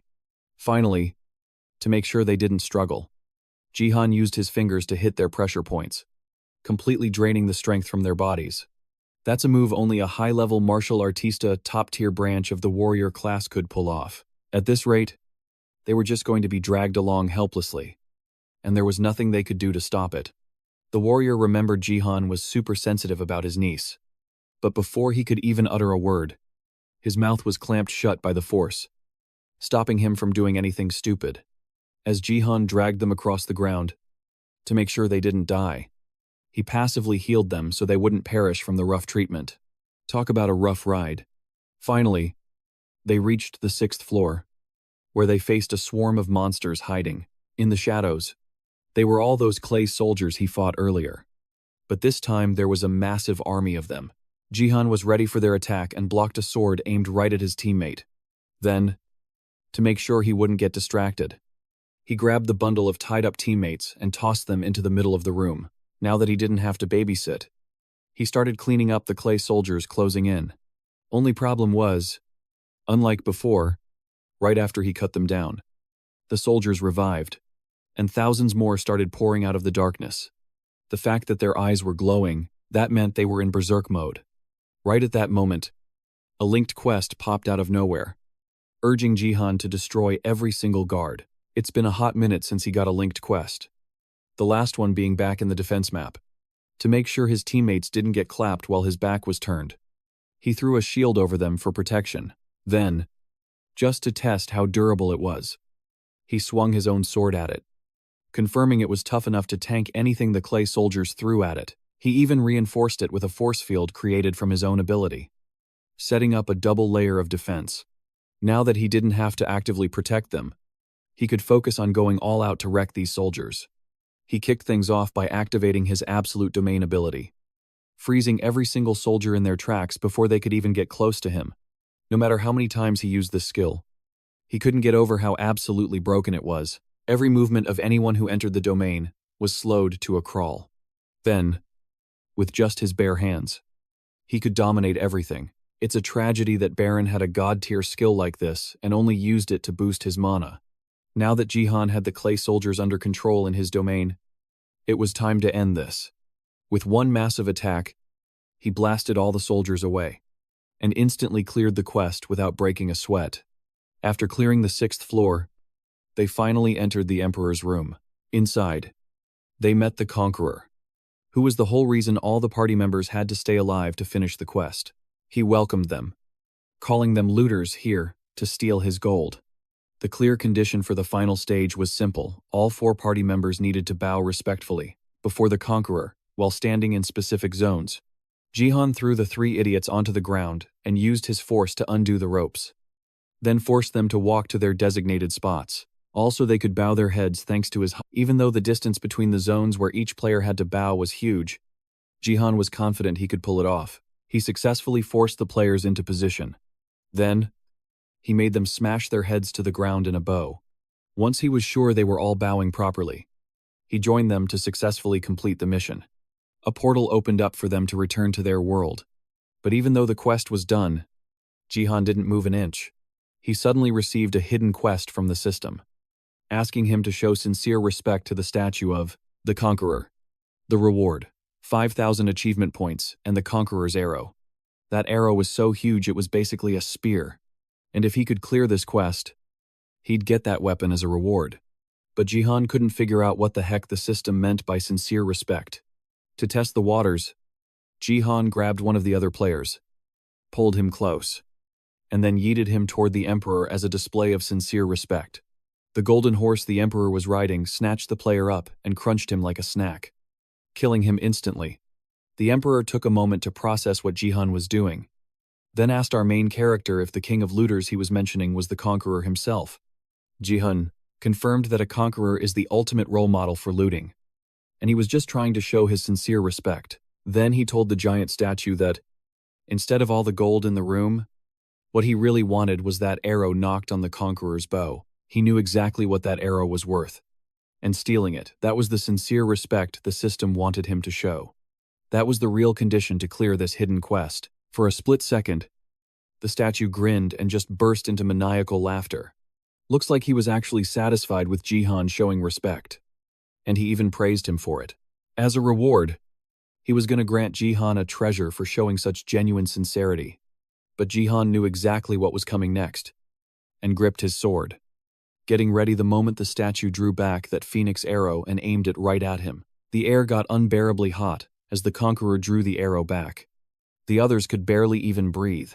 They literally caught fire as the phoenix flames flooded the room again. Jihan was burning up. This was getting way too dangerous. And in this situation, he wasn't sure if he could hold out till the end. His teammates dying, whatever. But the problem was, the moment they died, their weapons which he was borrowing would vanish too. Jihan had to deal with this right now. The room was getting so hot that even gold started melting. And the Conqueror hadn't even fired yet. One of the other players just dropped dead from the sheer heat. Now it was just Jihan and the warrior left. The heat was insane. Jihan could feel it cooking him from the inside. In his current state, there was no way Jihan could tank that arrow head-on. So, his only hope was to target the bow itself. Before the guy could loose the arrow, Jihan activated another skill, part of the nameless divine arts, called Super Speed Thrust. Right before the conqueror could fire, Jihan launched his sword straight at the bow with a thrust, snapping it clean in half, sending the phoenix arrow crashing to the ground. Instantly, the statue's smile vanished. He asked for Jihan's name, stopped calling him a looter, and addressed him as a noble warrior instead. Then, he handed over the arrow to Jihan as a reward for showing true respect. Just like he thought. The arrow was huge, big enough to be used as a spear. The statue then told Jihan he looked forward to the day they could meet again. On a more honorable battlefield in the future. BattleNet has countless battlefields, so meeting again was inevitable. But until then, Jihan was going to happily use this new weapon to its full potential. While he was admiring the spear, his viewers were way more hyped about the ability he used to break the bow. It was so fast that even in slow motion, you couldn't see what happened. That's because super speed thrust isn't just super fast, it's a technique that targets a precise point with thin sword energy. The fact that he could pull that off meant he was getting way better. Better at controlling the nameless divine arts. The first time he used this ability, it was unstable and drained a ton of his energy. But now, the more he used it, the more refined and stable it became. At this rate, he'd be able to unleash the basic forms of martial arts soon. Now that the hidden quest was complete, he was recognized by the conqueror and got exempted from the 7th floor test. Since he didn't have to worry about that anymore, there was no reason to let the guy who backstabbed him take first place. He walked over to the warrior, who was still groggily waking up after the intense heat that filled the room. Then, Jihan took his new spear and ran the guy through, ending his life in the blink of an eye. Game over. Jihan returned to the school rooftop, where it seemed like everyone was watching his battle in the dungeon. That spear was easily the most impressive part, and it's crazy that he got something that valuable from a bronze-ranked dungeon. He turned to Haeyeon and Ga-young, who were also watching the stream, and announced that he took first place, just like he promised.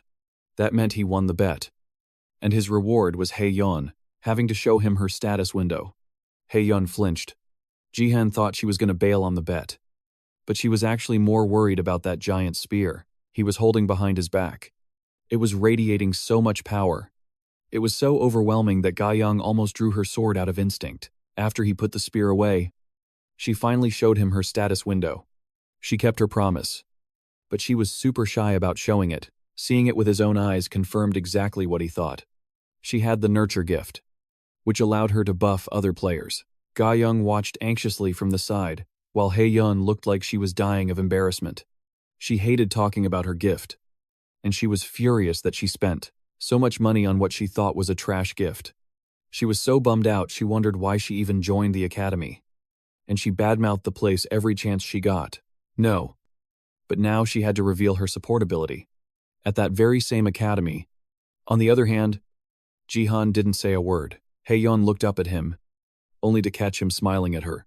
She thought he was mocking her, but he explained that he was actually happy. Then he pulled out his phone and asked for her number. Haeyeon reminded him she lost the bet, but he told her he just wanted her number. She snapped back that it was on the business card she gave him earlier, but then he claimed he lost it, which was basically telling her he wasn't interested in her at all. But now, suddenly, he's asking for her number. Haeyeon couldn't shake the feeling he was messing with her, and her pride couldn't take it. But in the end, she still gave it to him, even saving her name in his phone with a little heart emoji.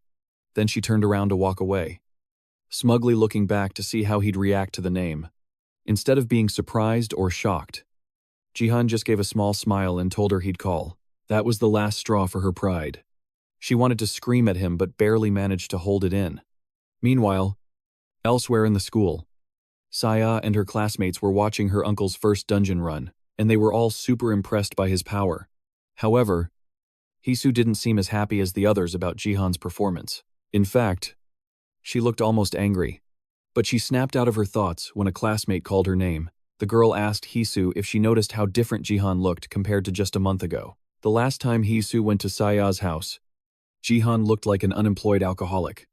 But now he had turned into someone so awesome that he had one of her classmates swooning. Saya couldn't hold back tears of joy at the reality of it all, that her uncle turned into such a legend. Hisu then reminded Sia that her 18th birthday's coming up, which also means the day she officially becomes a player is almost here. Everyone awakens as a player when they turn 18. Finally letting them see their status windows. The other students realized it too, figuring she must be stressing out about it. Students at BattleNet Academy eagerly wait for the day they can become players after spending so much time in different classes and going through tons of training. The gift hall. It's the biggest reason the academy exists. And all the students care most about their gifts. The others started wondering if Sia would get a gift or not. Some thought it'd be at least SS rank. I mean, her dad has an SSS rank gift. Her mom's an SS rank saintess. And rumor has it her uncle is at least SS rank too. With all that talent in the fam, no way she isn't cracked like them. Even though research proves genetics has nothing to do with gifts, but despite that, she was still hoping to pull something good. Her birthday was just over a week away, so she was super nervous about it. But Hisu tried to be there to comfort her. She told Sia to look forward to the present she'd get on her birthday. Meanwhile, at the Neo Self-Defense Force training room in Japan, countless people were knocked out cold, lying scattered behind the Sword King like proof of his training session. Onlookers could only wonder if the Sword King was always this OP. However, this session made it clear that the Sword King has leveled up even more, and all his stats are way higher now. With things at this level, everyone in the Neo Self-Defense Force is eagerly waiting for the day Ito Ryu makes his debut in the match between Korea and Japan. At the Divergent Guild headquarters, Ha-Yun was having a super tense chat with someone on the phone. She was talking to her dad, who wanted her to try and date someone she totally hated. They kept arguing, and her dad kept trying to push her to get married as soon as possible, and she got so mad she just slammed the phone down. Ga-eun walked into the room to see what was up, and Ha-Yun didn't even hide that she was pissed off. She had left her family and her old life because her dad kept trying to force her to marry guys who were too old or just nasty. This time he was forcing her to date some balding, overweight old dude from the Neo Self-Defense Force. It was a truly trash situation, and this has been her life since she came of age. Even though she's rich, that didn't stop her dad from wanting her to marry someone wealthy. Ga-eun suggested Ha-Yun go home and rest, but she refused because she felt way more comfortable at the Divergent Guild HQ. Then Ha-Yun took a moment to apologize to her bodyguard. Seemed like for no reason. She knew Ga-eun didn't have much time for herself, since she was working as a bodyguard. And with her S-rank gift, her talent would be way more useful elsewhere.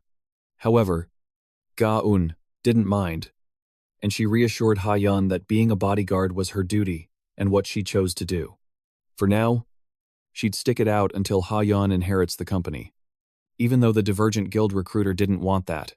Instead, she wanted to be independent so she could make her own money and live the life she wanted without her parents nagging her about marriage. That would be a noble goal if Ha-Yun's main way of making money wasn't through gambling.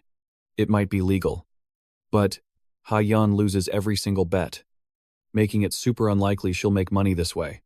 But this time, she was sure she'd win big.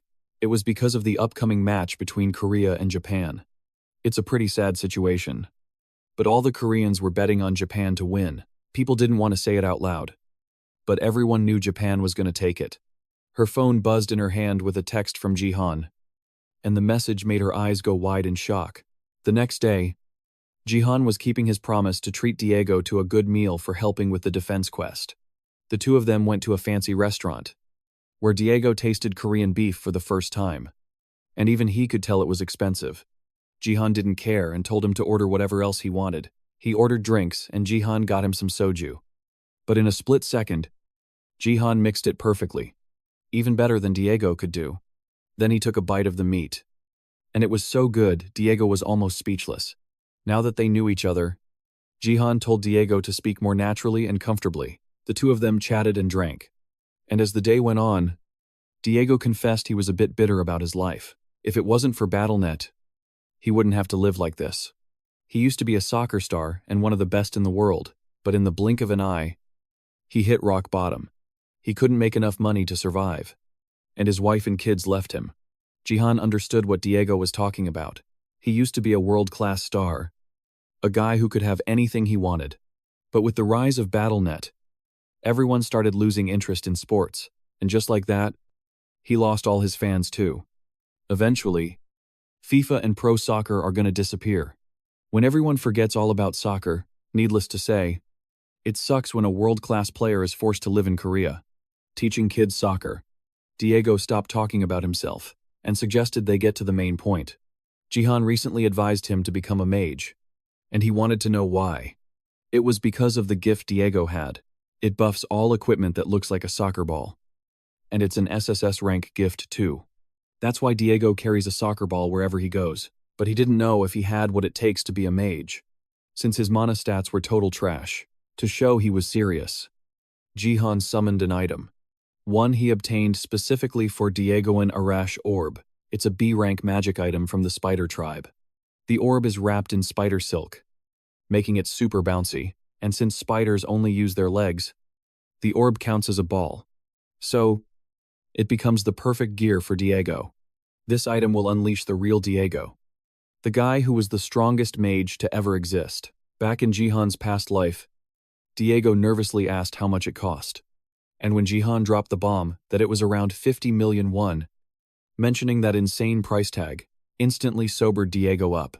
That thing cost more than his entire house deposit normally. Diego couldn't afford something like this even if he saved up for 10 years straight, but Jihan wasn't done yet. He had way more to offer. He wanted to give Diego this orb as a gift, and he was even planning to bankroll Diego completely. The former soccer star couldn't believe what he was hearing. But our main character still wasn't finished. He wanted Diego to join his guild, which he'd create once he hit silver rank. Of course, Diego wanted to know if Jihan actually had the funds for that. And our MC, he was confident he did. Though, he was also sure he was about to make a whole lot more than that. Then, he showed Diego his phone. And whatever was on that screen was enough to make the soccer star think Jihan had officially lost his mind. It was a prediction for the upcoming match between Japan and Korea. And it predicted that Korea would take 1 win and 3 losses. He sent the same info to Haezeon, but she didn't buy it. There was no way Korea could beat the Sword King, but his prediction was about to be tested. Because the Korea versus Japan match was finally here. Diego couldn't believe Jihan thought Korea would actually snag a win. He literally couldn't imagine it happening. It wasn't that he looked down on the Korean team, but the Sword King was on a completely different level. He was so broken he could solo the entire team by himself. Jihan understood why it sounded crazy, but showing was easier than explaining. Then, Jihan grabbed the remote and turned on the TV next to their table. It was broadcasting the match live. The international tournament was about to start, and the condition for victory was simple. A team had to wipe out every single player on the opposing side. It was a best-of-5 series. The first team to get 3 wins takes the match. Ryuhei immediately charged forward and told his teammates to follow him, but the rest of them hesitated. They didn't want to follow his orders. They didn't even recognize him as a teammate. Not just because he was the new guy, but because they had another member who'd been with them for years. That guy had to be cut just so the Sword King could join this tournament. So, they refused to follow Ryuhei's plan. While they were busy arguing, one of the Korean players opened up with a massive attack, aimed straight at Ryuhei. The attack landed perfectly. It left everyone on the Japanese team, and the Korean team completely shocked. They saw an opening and rushed in to attack before he could recover. Their goal was to take down the Sword King first and deal with the others later. But Ryuhei blocked their path with a simple swing, slashing the ground in front of them before they could even get close. Then, in a total act of rebellion, he stabbed himself in the chest. He eliminated himself from the first round of the competition. That handed the first kill over to the Korean team, shocking the entire audience. It counted as a kill for the Korean team even though Ryuhei took himself out. Now, Jihan's prediction was starting to make sense, but the question was, how did he know this would happen? Jihan couldn't spill the beans, so he just told Diego to focus on the match. With Ryuhei out of the picture, the Korean team easily wiped out the remaining Japanese players, securing the first victory for Korea. The MVP title went to the support player who landed that spell on the Sword King at the start, and just like that, things took a totally unexpected turn. But it was exactly what Jihan had predicted. Everything was playing out exactly like his past life. Right down to the betting app odds. Back in the recovery zone, The Japanese players confronted Ryuhei about his reckless decision. He was representing the country, and he just casually offed himself to prove a point. Ryuhei was tired of their endless whining and called them a bunch of trash with zero professionalism. Now he understood why they always lost to Korea. And he was sick of it. He didn't care about their childish friendship. He calmly told them that if they didn't acknowledge him as the leader, he'd kill himself in every single round until they did. Faced with that ultimatum, they had no choice but to accept Ryuhei as their leader if they wanted to win. Round 2 began, and the Korean side was just as confused as before. They didn't get why Ryuhei offed himself for no reason. At first, they wondered if he was a spy or something, but they quickly realized that wasn't it. The Ryuhei on the battlefield now was clearly ready to fight. He had an aura, completely different from last time. The Korean team stayed on guard and prepared to defend. But in the blink of an eye, Ryuhei unleashed an attack so powerful it hit all three of them, with just a single strike. The raw power of the attack left the players and the audience stunned as they realized the massive skill gap. Then, he followed up with another attack, instantly killing the last player who had survived his brutal assault. The Korean spectators trembled in fear, while the Japanese crowd cheered in joy and chanted Ryuhei's name. The Sword King had defeated the Korean team with just 2 attacks, evening out the score, just as predicted. With the Japanese Sword King back in action, he easily took the victory in the 3rd round. And the 4th round wasn't much different. The Korean team could barely resist Ryuhei's overwhelming power. In the end, Korea suffered a completely one-sided defeat. By the 4th round, they tried to fight harder, pouring everything they had into the match. But it was useless. Even when his hands were bound, he could still move his sword with some mysterious power. He shattered the chains and took them down one by one without hesitation. Only the archer and mage were left, and both were struggling to hold their ground. But it was no use since their attention was completely focused on Ryuhei. The other team managed to take out the archer with a sneak attack before he even realized what was happening. After all, the other members of the Japanese team were still there, and they could still fight, no matter how weak they were. With only the mage left, Ryuhei stepped up to finish her off personally. He pulled this off with a brand new ability that looks like sword flight. The 2 players were trash-talking, and the female mage didn't let her inevitable L stop her from roasting Ryuhei about his reckless decision to leave Korea and play for Japan. Ryuhei didn't let her words get to him at all. He told her she might have survived longer if her combat skills were even half as good as her yapping skills, refusing to go down without a fight. The mage popped a buff spell to boost her power, but before she could fully activate it, the Sword King decided to test out a new technique on her. He dropped a massive sword of light right on her head, leaving nothing but a giant crater in the arena.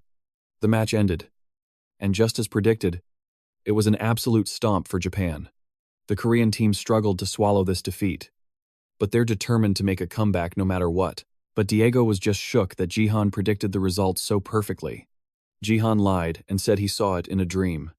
And now, that dream helped him win a massive bag of cash, which was perfect, but it didn't do anything to ease his anxiety about the performance. He just saw from Ryuhei. The Sword King is way stronger than Jihan remembered. At this rate, our MC won't stand a chance against him. Honestly, the nameless divine arts might not even be enough to counter him. On top of that, he's got an SSS rank gift called Twin Sword Zenith, which makes him even more broken. All the odds might be stacked against him. But Jihan doesn't care. He's going to make sure that no matter how cracked the Sword King gets, he'll get even stronger. Eventually, they'll face off, and it's going to be an absolutely legendary battle. However, there's someone else even more hyped than Jihan about her betting wins.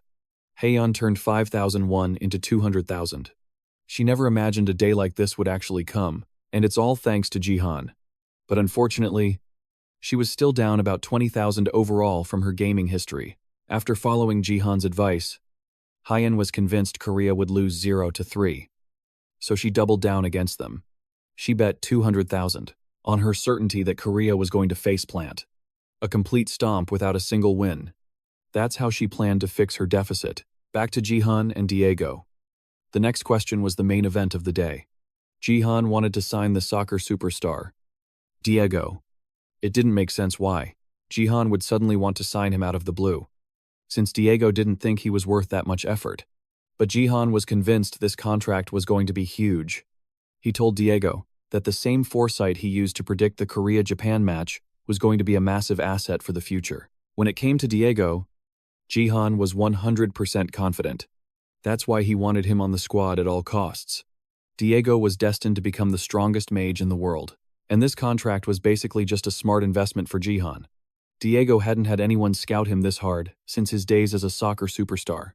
He remembered how it felt to be a key player on a team. After BattleNet launched, he thought he'd never get to experience that feeling again. Now, Jihan had popped up out of nowhere to show him a new ray of hope. There was no way he was going to turn down such a generous offer. Diego happily stood up from his chair and reached across the table to shake Jihan's hand. He would never forget the kindness Jihan showed him today. He swore to repay it 10,000 times over.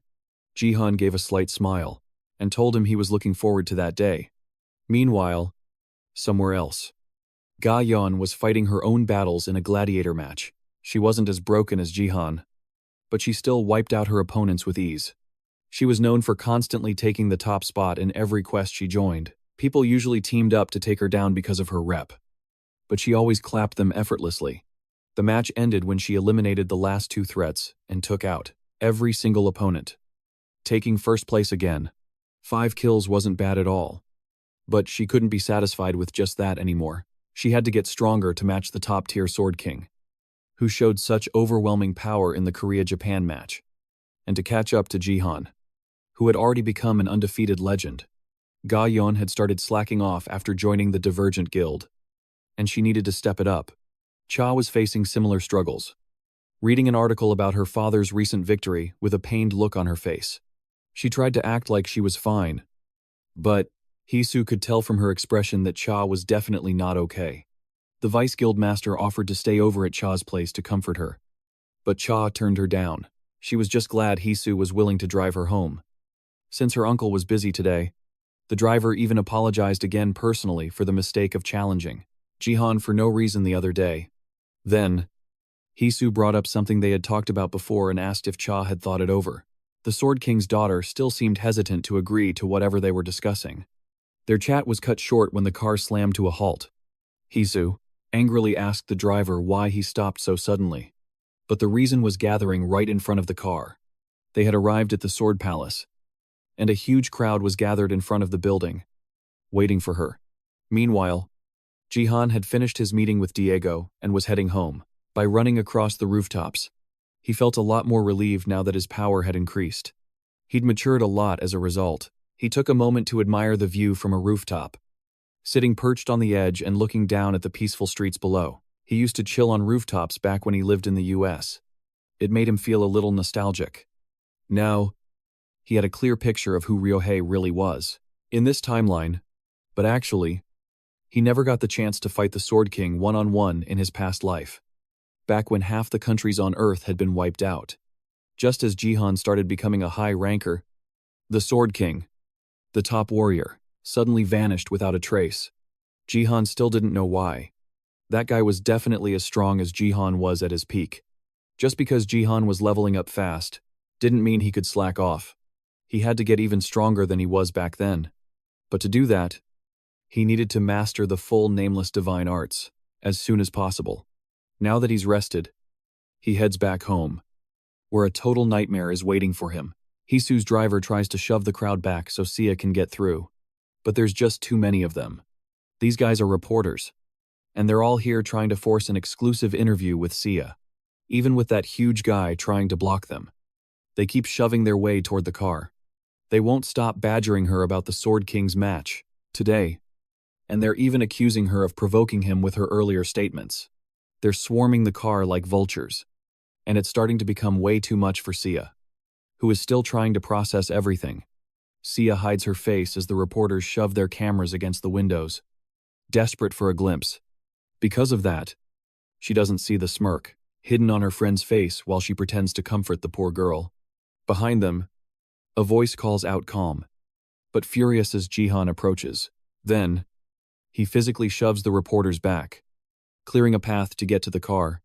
But the reporters just won't quit, and they accuse Jihan of getting physical with innocent reporters who are just trying to do their jobs.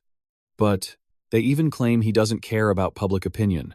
Funny thing is, he actually cares a lot about his image. That's exactly why he's treating them so nicely. Even though he's pissed, the look on his face is enough to shut them up and make them look away. He reminds them that they should be grateful, that this is where it ends. Then he goes to the car where Sia is still hiding her face in distress and gently tells her it's time to go home. As they leave the car, Jihan takes a second to thank the driver for trying to protect her. Then he walks away as Hisu waves goodbye. The second they're out of earshot, Hisu bursts out laughing. She'd been barely holding it in the whole time. The reporters recognize her immediately. She's the daughter of the owner of Korea's #1 media agency. It's messed up that Sia has to go through this. And Hisu smiles, silently telling Sia that she's finished. Meanwhile, Ryu-hei goes on public TV again, declaring he doesn't have a daughter. He claims he left his past behind when he moved to Japan. He says if there is something he could call a daughter, well, she means nothing to him now. That's the interview that caused this whole mess. Jihan can barely control his rage at how his ex-brother-in-law is treating his only child. But even with the anger, he's more worried about Sia. His niece was finally starting to be happy again, and then this happens out of nowhere, ruining all their progress. Looking at her gloomy expression, he can't help but feel terrible that things got this bad. But then, Sia suddenly calls out to him. She asks if he remembers his promise to grant her any request, the promise he made when she agreed to help him find the Shadow Queen. She says it's time for him to pay up, because she thinks she's finally found the shadow after all. Jihan's eyes go wide as Sia pulls out her phone. She shows him a video she found that reveals the Shadow Queen's true identity. Cut to Jihan preparing for another match. The Coliseum is packed with players and the crowd is going wild. They have no idea what Jihan is about to pull, just to hype up the crowd. He aims his shining golden spear right at the audience stands. There's a female dark elf up there. The one Jihan suspects is the Shadow Queen, staring right back at him. A day earlier, Sia had shown him a photo she captured of the person she thinks is the Shadow Queen. Jihan was shocked by Sia's claim at first, so he asked why she thought that. She wasn't 100% sure herself, but she figured the woman in the photo was the prime suspect. She explained that the two elf queens she saw on the thrones were her initial suspects, but they seemed way too noble and high profile to be operating in the shadows.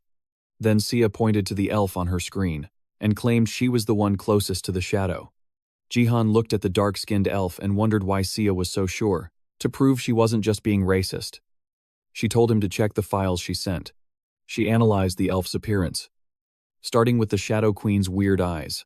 Some elves have black irises, but for her, even the whites of her eyes are pitch black. That's definitely suspicious. Jihan noticed it too, so Sia dug deeper. The elf she suspects of being the Shadow Queen is always fixated on the person in first place. Even before the match actually starts, Jihan asked what she meant. So she explained that the Shadow Queen has been watching him like a stalker and watching everyone else, who she thinks will take first place in every other match. Jihan got it now. He started suspecting this dark elf really was the Shadow Queen. Finally, she told him to watch one last key video where she pointed out the dark elf's strange shadow. Jihan tried to zoom in, but it messed up the video quality. Still, he could see a weird, ominous aura around her feet, which was definitely worth investigating. He asked if she figured all this out by herself. Sia told him she'd been using her free time to work on it. Jihan was worried she was overworking herself for his sake, but she reassured him that she hasn't been that busy lately. Jihan felt really grateful. To reward her, he asked about the wish he'd promised her. She was surprised at first, but after thinking it over, she knew exactly what she wanted. Back in the present, Jihan slams his spear into the ground, unleashing a massive AoE attack. He instantly racks up 10 kills and shoots to first place. He looks up at the spectator barrier and gets ready to shatter it. That barrier is an energy field built to separate the arena from the stands. It's tough enough to match a diamond rank support's barrier skill, blocking any attacks from crossing between the arena and the seats. That's why Jihan's had such a hard time confirming the Dark Elf's identity. He's planning to blast a hole through the energy field just to get a clear look at her. The chat wasn't sure if this was a smart play, but they all braced themselves for the impact anyway. Jihan didn't care, though he gripped the Phoenix arrow. that A-rank spear he snagged from a dungeon. It's crafted from actual phoenix feathers, fit for the ultimate conqueror. When he throws it, it comes back like a boomerang. But here's the kicker: it stores phoenix fire inside. Since it's theoretically too broken, it vanishes after just 5 uses. Jihan knew exactly how OP this thing was. So instead of just yeeting it at the barrier, he got into stance, ready to jump and stab it to rip a hole open. Dead set on seeing the Shadow Queen's face, Jihan popped his skill, 3 elements martial arts, and struck one specific spot on the barrier with enough force to crack it open. The impact looked heavy, but the barrier stood firm. The audience didn't even flinch, thinking he totally failed, but they underestimated Jihan's sheer will to get what he wants. He kept hammering the same spot, cycling through different skills. Then, with his ultimate move, Way of the Immortal, he unleashed a hit so massive the barrier finally shattered, ripping a hole right through. While everyone was still doubting whether Jihan actually pulled it off, he didn't waste a second.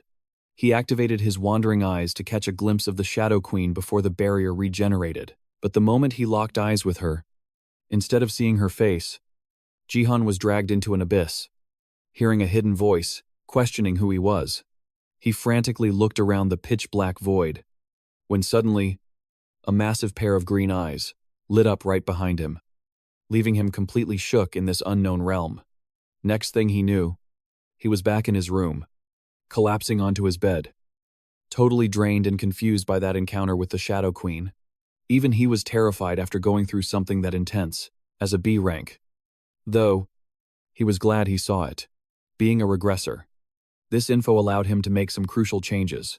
For himself, he sat up and opened the achievement shop, which he'd already leveled up to 5 with the rewards he's grinded so far. A new feature called Constellation Slot, unlocked after the upgrade.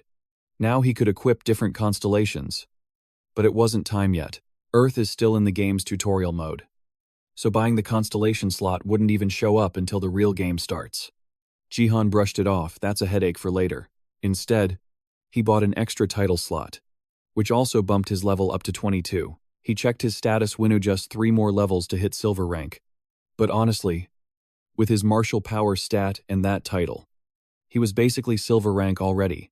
The real reason he bought the second slot was to prep for the martial god's successor title he was about to snag. The moment his martial power hits 30, Jihan gets the nameless divine art. That'll link him to the martial god, making him the official successor. He had this title in his past life, so reclaiming it was the main goal. All this prep was for the inevitable battle with someone supposedly stronger than him. Later, Jihan and Saya went apartment hunting. The realtor showed them a penthouse right in the heart of Gangnam, perfect spot for transit and surrounded by top-tier schools. Plus, it had an unobstructed view of the Han River. The agent hyped up the size 200 square meters. He thought that was plenty for Jihan and Saya. But Saya looked uncomfortable living in a space that cramped with her uncle. Jihan clocked her reaction immediately. Going from the Sword Palace penthouse to a regular one was a downgrade she couldn't handle. Jihan gazed out at the stunning sunset, thinking about why Saya wanted to move so badly. He realized she just wanted to escape the Sword Palace as soon as possible.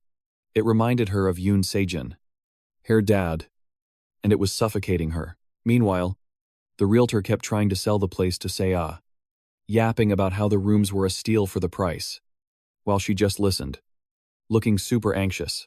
Jihan sensed the tension and stepped in. He told the guy they needed more space since Saya was about to become a player too. So this place was way too small. The agent nodded and went to check for a better match. Then, he spoke gently to Saya while buttering up Jihan, painting him as this reliable uncle she could lean on. Jihan appreciated the hype but stayed humble. Turns out, the realtor was actually a huge fan of Jihan, and they both thanked him. But actually, the agent was even more grateful to Jihan because he used to work at the Sword Palace. After Yoon Sejin left, he'd been worried sick about Saya. Seeing her get support and care from her uncle was a huge relief for him. In such tough times, those kind words and well wishes for her future as a player brought Saya to tears. But then, without meaning to, the agent put massive pressure on her when he mentioned his expectations that she'd get a high-tier gift. Jihan knew the media frenzy around Saya had exploded after the Korea-Japan match, because everyone was obsessed with her gift. Unfortunately, Saya was destined for an F-rank gift, which would crush everyone's expectations. When that attention turns toxic, all the pent-up rage from her dad's betrayal will get dumped on her. Jihan swore he'd stop that from happening by keeping those nosy paparazzi far away from Saya. Meanwhile, Kim Hee-soo, supposedly Saya's friend, and the granddaughter of the Tuin Daily chairman, was giggling on the phone. She happily leaked Saya's birthday to a media outlet, and even promised to snag them an interview at the school's gift center. When she hung up, a guy on the sofa called her a PR traitor, fitting for her media family. She brushed off his comments and told him to get lost. But he wasn't done mooching off her until he got his hands on Saya. He asked Kim Hee-soo where all her hate for Saya came from. She arrogantly claimed Saya was only famous because of BattleNet. If not for that, she couldn't even compare to Kim Hee-soo. The guy then asked why she was so desperate to interview Sia. So, wearing this smug look, she claimed it was for her family's sake. She was totally ready to bury Sia under pressure if her gift turned out to be trash. The guy stood up, calling her a sly witch again, taking zero accountability for her own mess. She shifted the focus to his target for this quest, Jihan, Sia's uncle. He had to fight our boy to separate him from Sia, just so Kim Hee-soo could get her interview. The guy walked over to her table, roasting her personality non-stop but assuring her that Jihan was nothing but a bug to him. He reminded her about the promise she made. That finally bruised her ego, so she called him a dirty, cheap villain, but then turned around and told him he could do whatever he wanted with Sia. That got him hyped. He cracked his neck, and red lightning started crackling around him. Meanwhile, in Seoul, at the Gangnam BattleNet Academy, 14 hours before Sia's gift awakening, Kim Hee-soo was clinging to her like a leech, trying to beg for an interview. Sia was obviously fed up with Kim Hee-soo's constant nagging, so she stood up and dipped to the restroom the second she left. Kim Hee-soo's expression did a total 180 as she started cursing Sia out for turning down the interview. She sighed, knowing Sia was still getting ambushed by paparazzi outside the gift hall. It'd be huge for her company if she could snag an article about Sia right after she awakens tonight. Even better if she pulled an F-rank gift. Meanwhile, in the restroom, Sia told herself she did a good job holding back from snapping at Kim Hee-soo. Turns out, she already knew exactly what that arrogant fox thought of her. Some girls in class had roasted Kim Hee-soo for faking a friendship with Sia. They actually encouraged Kim Hee-soo's plan to milk Sia dry until she had nothing left, then leave her to die alone, especially now that her dad was gone. But those girls, for all their cruelty, were short-sighted. Kim Hee-soo, being the spawn of a media family, planned to feast on Sia's downfall. She was praying Sia got an F-rank gift just so she could record her suffering and blast it to the whole world. Back in the stall, Sia sat there sobbing, realizing she was surrounded by venomous snakes waiting to swallow her whole. It didn't take long for Sia to accept that Kim Hee-soo was straight-up devil spawn, but now she was terrified of actually pulling an F-rank. Later in the chamber, Sia stood in the center of the room, praying for anything other than a trash-tier gift. The pillar started glowing a blazing red, lighting up the entire room, as Sia stared into the blinding light, shocked by what she received. Near the BattleNet building, 5 hours before Sia's awakening, Jihan checked his watch, waiting impatiently. Security called him over to escort him through the building. Jihan asked if Sia was good in the gift hall, and the guard assured him she was under heavy protection. Jihan reminded them to keep everyone away from Sia, especially the reporters. The security team was on it, blocking even school staff from entering. Even the government got involved yesterday. Jihan had talked about the Sword Palace donation with manager Park Yoon-sik. During the call, Manager Park confirmed Sia's awakening time with Jihan. Speaking as a player, he added that someone might try to sneak into the awakening room. With things being this messy, Jihan was surprised the government actually understood the situation, ready to keep Sia safe, and he was grateful for the help. Security led Jihan to the gift hall gate where Sia was and told him to take a seat. Waiting inside, Jihan thanked the security team and decided he'd meet them after midnight. As he sat down, he felt a bit nervous about Sia's gift, but quickly brushed it off. Since he was here to protect her this time, he chose to stay positive. Holding a pendant he brought as a good luck charm for Sia. The sun set, and Sia was 5 minutes away from awakening. Suddenly, Kim Hee-soo walked in with a cameraman. She greeted Jihan with a smirk, trying to act all friendly. Jihan was instantly wary of that cameraman. When Jihan questioned how she broke into a restricted area, she just started flexing her media connections in his face. Jihan wasn't in the mood to expose her for sneaking in, but she clapped back, claiming she had business at the school. Kim Hee-soo revealed she was really there to interview Sia. But Jihan shut that down instantly. He was taking Sia home right after she awakened. The cameraman started shaking when Jihan warned them. But Kim Hee-soo was stubborn and wouldn't drop the interview demand. Jihan made it clear he'd retaliate if she tried anything funny. Then she pulled the worst acting performance ever and told Jihan that she couldn't take him in a 1v1. But she could spin a headline that Jihan, level 27, got jumped by an unknown level 50 while protecting his niece. Turns out, that level 50 guy was the one plotting with her to snatch Sia. And he was sneaking up from behind. Jihan charged energy into his fist. Meanwhile, inside the room, Sia's awakening moment had arrived. She fell to her knees as her worst fear came true. She got an F-rank gift, late bloomer. Tears filled her eyes as hope drained from her body. Outside the room, Jihan took a direct hit to the back of his neck, but instead of dropping, his veins popped, and his pupils started glowing as he glared back at the attacker with pure rage.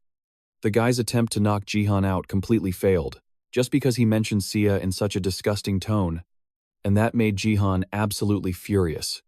The attacker was actually impressed by Jihan's durability, seeing him unfazed after that cheap shot. The second he finished speaking, Jihan launched a direct attack, but the attack did 0 damage. Why Jihan realized this guy has stone skin.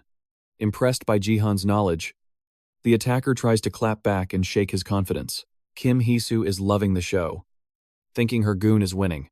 He's spamming punches and talking trash, while Jihan just stands there, no reaction. Then, Kim Hee-soo froze.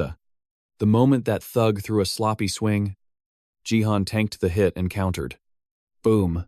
An uppercut from hell sent him flying before he could even finish his insult, and while he's midair, Jihan uses his force hand to grab him by the hair. Both of them are panicking now.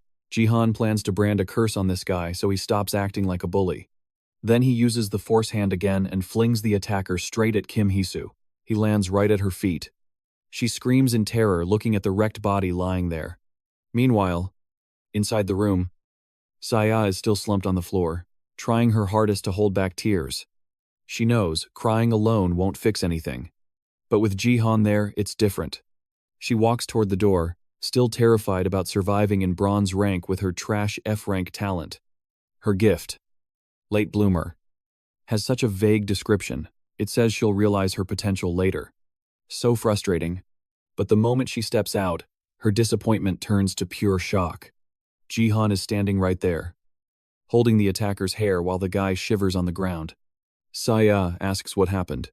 Jihan just says, the guy got what he deserved. Suddenly, Kim Hee-soo screams at Jihan for ruining her goon's face. She threatens him with her grandfather's name. But Jihan, he just stuffs the attacker's hair right into her mouth, because he doesn't give a damn about the media. Jihan knows this woman is crazy enough to manipulate the news anyway. She's already planning to make up fake stories. Her face twists into something truly evil as she plots to destroy Jihan and Saya's reputation. Since people don't care about the truth, they'll just hate them. The Sword King already sparked the hate, so it'll be easy for her. Jihan wishes her luck dealing with the fallout. He simulates a future where Saya and Jihan have to leave Korea because of her fake news. He wraps his hand in fire, but Kim Hee-soo's ego unbroken. She reminds him he's only on her level because of BattleNet. And Yoon Sejin. Jihan realizes Kim Hee-soo has absolutely zero self-awareness. She doesn't know when to quit, so he traps her in his flames and sets off a massive explosion in the building, just a simulation of what happens if she messes with them. Later in the car, Saya asks Jihan if it was really okay to punish Kim Hee-soo like that. She is from Taiwan Daily, the biggest media corp. After all, Jihan casually buckles his seatbelt and tells her to chill. A massive media company isn't going to target Saya. A rising player versus the chairman's bratty granddaughter, no contest. Saya is impressed by his confidence. Then, Jihan asks about her talent. She tells him about late bloomer, which he already knew, and she starts getting depressed. So Jihan opens his status window right in front of her. First time he's ever shown it to anyone, Saya sees that even he has an F rank, talent the Wanderer's Eye.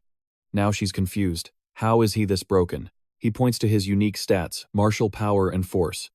While reaching into his pocket, he explains that unique stats are unlocked by meeting hidden conditions. Jihan tells her that talent rank doesn't matter if you unlock those unique skills. While Saya is trying to process that, he shows her a golden monocle with wings. This item is her ticket to glory. Before he regressed, Jinhua, from China, reached world rank 2 with the late bloomer talent. That just made Jihan regret Saya's death even more.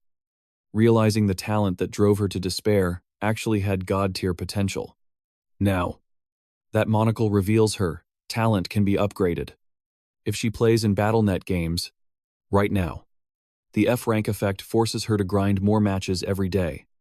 As time passes, but the upside, it boosts her natural stat growth by 100%. Saya is stunned by her own potential. She's finally filled with hope. Jihan's glad the plan worked. That's the Hermes monocle, an A-rank item from Olympus. It reveals the true nature of a talent, but it's a one-time use. Jihan got it when he fixed a broken monocle for a messenger. A C-rank messenger. He used emergency restoration to prep it as a birthday gift for Saya way beforehand. Jihan hypes her up, saying she can train twice as fast as everyone else with that 100% growth boost. Once she ranks up, emotional. Saya looks to Jihan, needing him to confirm that her talent is actually amazing, and he confirms it. He adds that now, she can unlock those rare effects he mentioned way faster. When Jihan proudly declares she has the potential to be a top player, she bursts into tears. The talent she thought ruined her life is now giving her so much hope. Jihan looks at her with compassion, knowing how badly she needed this. Her dad abandoned and disowned her, and the public constantly gossiped about her. She wanted to be independent, not just some famous guy's daughter. So, our lazy MC uses his telekinesis to float a tissue over to her. He thinks about her fear of getting a trash talent and gently tells her to just let it all out, knowing she's been bottling this up for too long. But Saya doesn't want to drown in emotions. She wipes her nose, shakes it off. And now that the fog of anxiety is gone, she guesses Jihan might be from the future with all his knowledge. Caught off guard, Jihan just calls it luck. Feeling lighter, Saya admits she's starving. So Jihan gets up to make dinner. She's super surprised he's actually cooking. But Jihan reminds her he promised a good meal. And her birthday is the perfect excuse. She smiles gently, waiting for the feast. Meanwhile, at Kim Heezu's place, total opposite vibe. She's screaming and cursing, because Jihan literally snatched her baldy eyebrows included. Now she's low-key panicking about facing her parents. Just then, a waiter walks in with a phone, and she goes full banshee on him for not knocking while trying to hide her shiny dome. Bro apologizes, hands over the CCTV footage she asked for and dips, muttering about how rude she is. She watches the clip and catches Sha looking absolutely crushed about her gift, giving her the perfect ammo to cook up a toxic rumor. She realizes Sha pulled an F-rank trash gift. But while she's busy celebrating Sha's downfall, like a total maniac, Kim Heezu has no clue she's about to get absolutely wrecked by karma. That's a wrap on her for now. Cutting over to Sparkly, who the author definitely forgot about. Bro's just sitting in his room, looking helpless, wasting away his days after getting rejected by his crush. Down bad. Chat's spamming him to confess. But they're confused if the background character is Jihan. Meanwhile, he's fantasizing about being a knight in shining armor, scooping Jihan up after defeating some gross, ugly fire mage and a bunch of nasty eagles. Okay, that actually happened. Just not how Sparkly imagined it. He jumps out of his chair, hyped to apply as Jihan's manager. But chat, yeah, they're not feeling it. He's praying Jihan sees his DM. But our boy, he's too busy slaughtering mobs in a blood-red ghost town, wielding that flashy golden spear. Jihan clears the entire mob instantly. Meanwhile, His teammates are literally sitting on the sidelines eating popcorn, watching the cinematic masterpiece. Even chat feels them. Jihan is hard carrying this run. He triggers his nameless divine art to unleash the heavenly lightning step, flashing forward, and literally moonwalks to the finish line to snag first place. His teammates only regret they didn't bring flavored popcorn. Jihan hits level 25 and unlocks the silver rank promotion matches. Chat is hype. Bronze is way too easy for him now. He's been drafted into the Bronze League's top 100 and dominates as the league ruler with the highest win rate. But then, Jihan and Chat are both shook to see that a Korean player is entering the global top 100 promotion match on August 25th, basically confirming his silver rank promotion. Making the global top 100 means his BattleNet stats are world-class, guaranteeing that silver badge. He's officially a silver promotion candidate, a rare top 100 gem. But there's a twist. The catch is, the promotion match is a 100-player battle royale, a survival game that doesn't end until there's only one winner standing.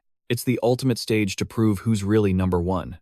Jihan and Chat are sweating, scanning the top 100 list. One name pops out: Baron Williams. He knew that guy would make the cut. The global bronze ranker from the US. But this showdown is happening way sooner than expected. Jihan's in a tough spot. He's never beaten Baron before, so there's a real chance he could take the L here. The secret weapon that got Jihan into the top 100 is his unique stat Force. Force is a broken stat that bends reality, giving the user an absolute domain, buffed mana, and telekinesis. But there are levels to this game. The power Baron generates with Force is on a whole different dimension. Force scales with mana and divine power. More mana means stronger force. Since Baron has double the mana, his force completely overpowers Jihan's. Jihan's precise control can't beat absolute raw power. Baron hit rank 1 purely on strength, no luck. No gimmicks. Jihan starts physical training while thinking about Baron's diamond tier mana. Even for a bronze ranker, fighting him now is straight up suicide. He needs to unlock the nameless divine art as soon as possible. He sits there, staring at Baron's face. He can't believe this is the same racist American guy he used to know. Even his looks don't match the mature vibe he had as a guildmaster before the regression. What changed him so drastically? Suddenly, Lee Haeyeon calls. He thinks she's calling to say thanks, but she drops a surprise request instead. She asks him to pick someone, leaving Jihan completely speechless. Meanwhile, at the guild, Ga Young arrives to escort the lady to her next meeting. Lee Haeyeon asks for 5 more minutes. She's not ready. Ga Young asks what's bugging her. So Haeyeon spills the tea about the question she asked Jihan. Ga Young gives her a look, but Haeyeon's already self-aware enough, begging her to go easy. Then Ga Young asks what Jihan said, nervously. She explains that Jihan is entering the global top 100, but the real stressor, Jihan told her to bet everything on him winning, even with Baron in the match. They both admire Jihan's confidence, but Ga Young wonders how he plans to survive Baron's relentless attacks. Lee Haeyeon agrees. So, she ignores Jihan's advice and plays it safe by betting on Baron. She tries to convince herself that she's making the smart play, even though she knows Jihan correctly predicted the Korea vs. Japan match. Ga Young wants to object, but she keeps her mouth shut. Then, Haeyeon asks how Ga Young is doing on the BattleNet leaderboards since she's been grinding lately. Ga Young clenches her injured fist, preparing to confess a regret to Lee Haeyeon. Meanwhile, Jihan takes a deep breath after checking his stats. With all conditions met, he pumps his martial power up to 30. Suddenly, his 1,000-mile eye starts reacting. He snaps his eyes open and finds himself face to face with the constellation Wandering Martial God, who crossed paths with him. Jihan floated in the void. His vision went pitch black. But then, a familiar sensation wrapped around him. The Wandering Martial God looked down and acknowledged him as his successor. Shrouded in mist, Jihan reflected on how the Wandering Martial God had his back in his past life. Then, he received the skill, Nameless Divine Arts. Usually, constellations demand a ton from the players they sponsor, but Jihan didn't have to sacrifice a thing. The Wandering Martial God just handed him the martial arts techniques. 3 talents: Martial Soul, True Heart, and Heavenly Lightning Step. The second the thought of reaching 30 martial power crossed Jihan's mind, the Wandering Martial God frowned at him. A sudden shock hit him, severing his connection with the constellation. As Jihan tried to process what just happened, he realized the martial god wasn't happy. Because all 3 of his dantians had been opened, the wandering martial god started suspecting Jihan. This left him totally shook. Why would a god find his 3 dantians suspicious? His left eye suddenly glowed and burst with pain, snapping him back to the real world. He clutched his head in agony, confused by the abrupt return. His eyes still twitching, he opened his status window and stared at a total disaster. He used to be ranked 7th worldwide, and now he's stuck competing in a global top 100 match. Jihan realized he had no gift, the most critical part of his journey. Glad to have that weight off her shoulders. Sia greeted Jihan when he picked her up from school. He asked her about it, and Sia told him it felt refreshing. Sia dropped out of the academy after awakening her gift. Just like most students, since they only attend until they get one. On the online forums, people often ask if they should stay at the academy if they snag a C-rank gift or higher. The consensus: it's better to drop out so they can join a guild and get proper training. Jihan knew she could just train with him, so the academy was barely a placeholder for her. He pushed her to her limits, even when she wanted to quit. So Jihan wasn't really worried about her future. He was worried about himself. With the top 100 battle tomorrow, he was missing his 1,000-mile eyes, and he only had an incomplete nameless divine arts and S-rank skill passed down in fragments. He only possessed 3 talents: martial soul, true heart, and heavenly lightning step out of all the fragments. If Jihan could adapt to the 3 great mysteries, or figure out the nameless art's true name, he could fully awaken it. What really pissed him off was that his nameless divine arts was only S-rank instead of SSS. Plus, the skills it gave him right now were ones he already had. Sia noticed his bad mood and wondered if he was stressing about the upcoming battle, trying not to vent his frustration about his complicated future. He just went along with Sia's guess, even though she was clueless. Sia believed Jihan would win, because he always finds a way. She joked about him always bringing home first prize, saying she should start betting on him. But Jihan shut that down immediately, crushing her gambling dreams in an instant. She gave him the side eye since he streams his own gambling sessions but won't let her do it. Jihan smiled and reminded her she's still a minor. Annoyed, she dropped the idea. But before he could praise her for being so understanding, his left eye suddenly flashed for a split second. Just for a moment.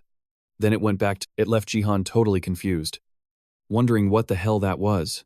Later that night, Jihan sat alone in the park, trying to figure out what was wrong with his left eye. He wanted to get rid of this strange sensation, carefully probing it with his energy, hoping to pinpoint and remove it immediately. Luckily, it worked, but not without pain.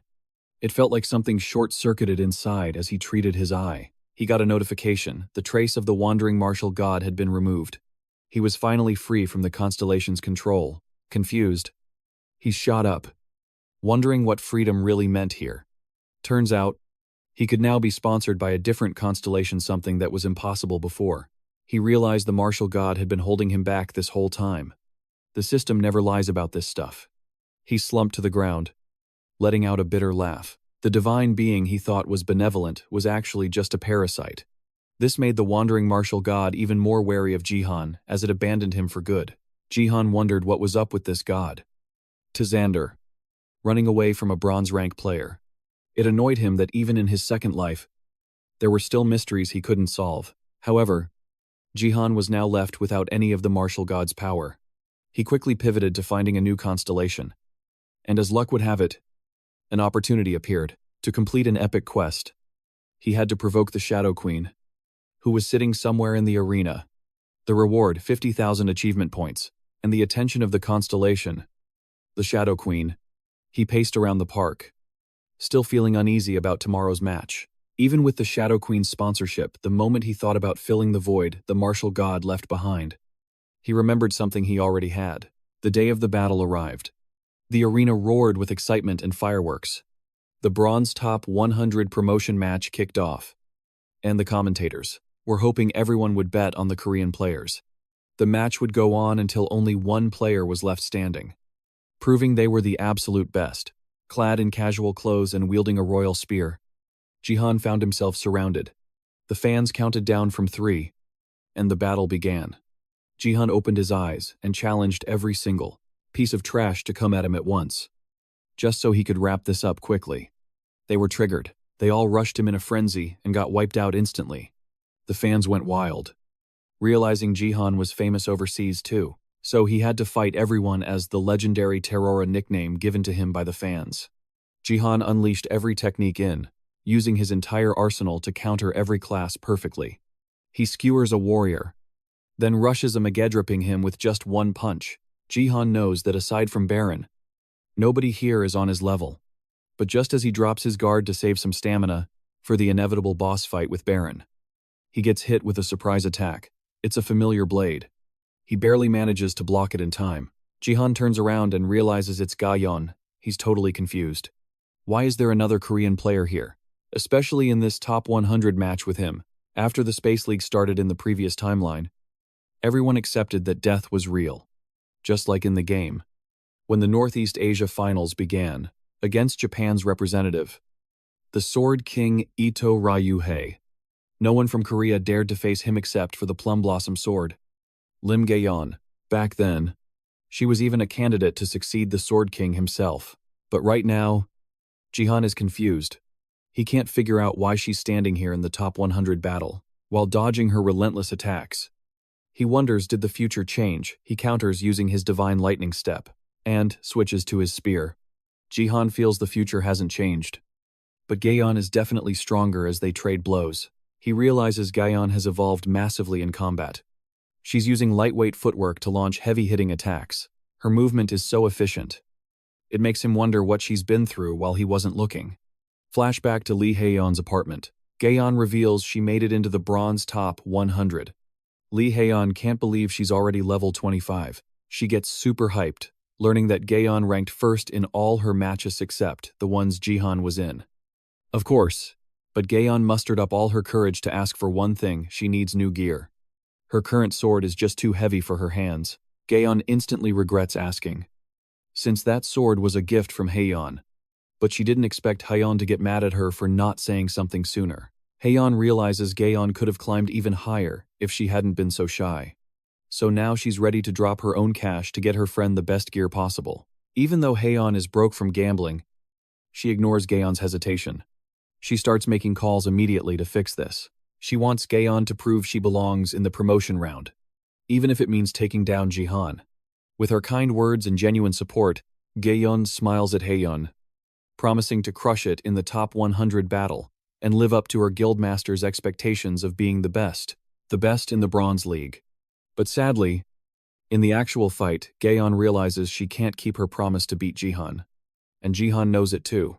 As he swings his spear at her face, he wonders why she's throwing away her survival chances. Why fight him when she could be farming points by taking down weaker players? As if reading his mind, Gaeon tells Jihan she knows she's going to lose this fight, but she refuses to go down without a fight as she pressures Jihan with non-stop attacks. She declares her only goal right now is to keep up with him, instead of surpassing him. Seeing Jihan hesitate for a split second, she raises her sword to the sky and summons it, a massive cherry blossom tree right in the middle of the arena. As petals swirl around them, Jihan pauses. He's actually proud of her. He respects her drive to get stronger, and how she doesn't back down, even against a monster like him. In his past life, she died to the Sword King's blades. But here, she's a top 100 player. It makes him curious about the future. Looking at Gaeon's magnificent stance under the cherry blossoms, Jihan decides right then, she's someone he wants on his team. Finally ready, Gaeon unleashes her ultimate skill, Plum Blossom Storm. She rushes Jihan with a flurry of strikes. But Jihan, he's the main character. And he's too broken. He has the perfect counter. He pulls back his spear and activates the nameless divine art's Earth Stance, a technique that tears the cherry blossom tree in half with a blinding flash of light, heavenly suppression. Meanwhile, on the other side of the arena, Clark Jr. rank 3 in the US Bronze League facing off against Baron Williams with his goons. Clark's whining that a support player like Baron shouldn't be at the top. While Clark keeps yapping pathetically, Baron just yawns right in his face. Zero respect. He tells them all to come at him at once. Baron goes full savage mode, jumping in and crushing every single opponent. literally with one hand, seeing him wipe Clark Jr. and his squad with a single spell. The other players decide to Zerg rush him, seeing these NPCs trying to be relevant. Baron nukes them all with an AoE attack, mocking their pathetic efforts with a maniacal look on his face. The arrogance is off the charts. But even he can't ignore Jihan after watching our boy slice through a horde of side characters, including Gayan and her massive tree in a single strike. Baron rushes toward Jihan, mocking him by butchering the pronunciation of his name in Korean. Jihan smirks. He knows Baron is the same racist trash he was before the regression. He calmly corrects his pronunciation. Baron laughs, playing dumb about the language, but then immediately switches up, insults him again, and launches an attack, but Jihan blocks it easily and counters with flash step before Baron can even react. He admits Jihan is strong, while dodging the counter without breaking a sweat. Next thing Jihan knows, that racist is floating in the sky. Spell already charged. As a rain of magic pours down, Jihan flies straight up to Baron and strikes, but the arrogant jerk dodges and knocks him back. Jihan touches down with a clean landing, absolutely wrecking the insects in the arena. Meanwhile, Baron fills the whole sky with a barrage of magic circles, and just rains hell on everyone, not giving a damn about collateral damage. The explosions stack up, blanketing the entire arena with pure destruction, wiping out anyone unlucky enough to get caught. Baron's floating up there, laughing like a maniac, thinking he's the main character or something. Too bad for him. He has no idea Jihan is him. Our boy pops Heavenly Heavy Fury again to clear the smoke, using that chaos to bag 20 kills and snatch the #1 spot on the leaderboard. Baron stares Jihan down, wondering how the hell he survived those mana-infused flame stuff that's supposed to burn until you die. Then he realizes the fire isn't even touching Jihan. He instantly clocks Ith's dealing with another Force user. Baron loses it. He really thought he was special, the only one who could use Force without having 2 status windows. He accuses Jihan of hacking, but Jihan just hits him with the hard truth: you ain't special. Bro, anyone with 2 status windows would be just as broken as you. With his ego shattered, Baron goes berserk, torching the whole arena. He swears he'll expose Jihan's trick and incinerate him. But Jihan, he's not going down like that, even if he's not at full strength right now. That's when he whips out a blue crystal. See, last night, after picking the Shadow Queen to replace his constellation, he remembered this shard could make up for losing the Martial God's buff in the top 100 match. It's a B rank consumable, single use only, grants divine power, but it's capped at bronze and silver leagues. Facing Baron, Jihan crushes the crystal in his hand to activate it, with Baron fuming right in front of him. Jihan gets ready to end this man's whole career with a smile, now that his stats just got a massive 50% boost. Flashback time: Baron used to be a total coward, scared of fighting because he was scrawny and weak. People used to say his double status windows and dual classes were wasted on him. They thought he'd rule BattleNet if he wasn't stuck as a support and mage. But once he unlocked Force, Baron stopped hiding in the backline. His insane mana pool, combined with Force, pushed him to the absolute peak of his league, crushing star player after star player.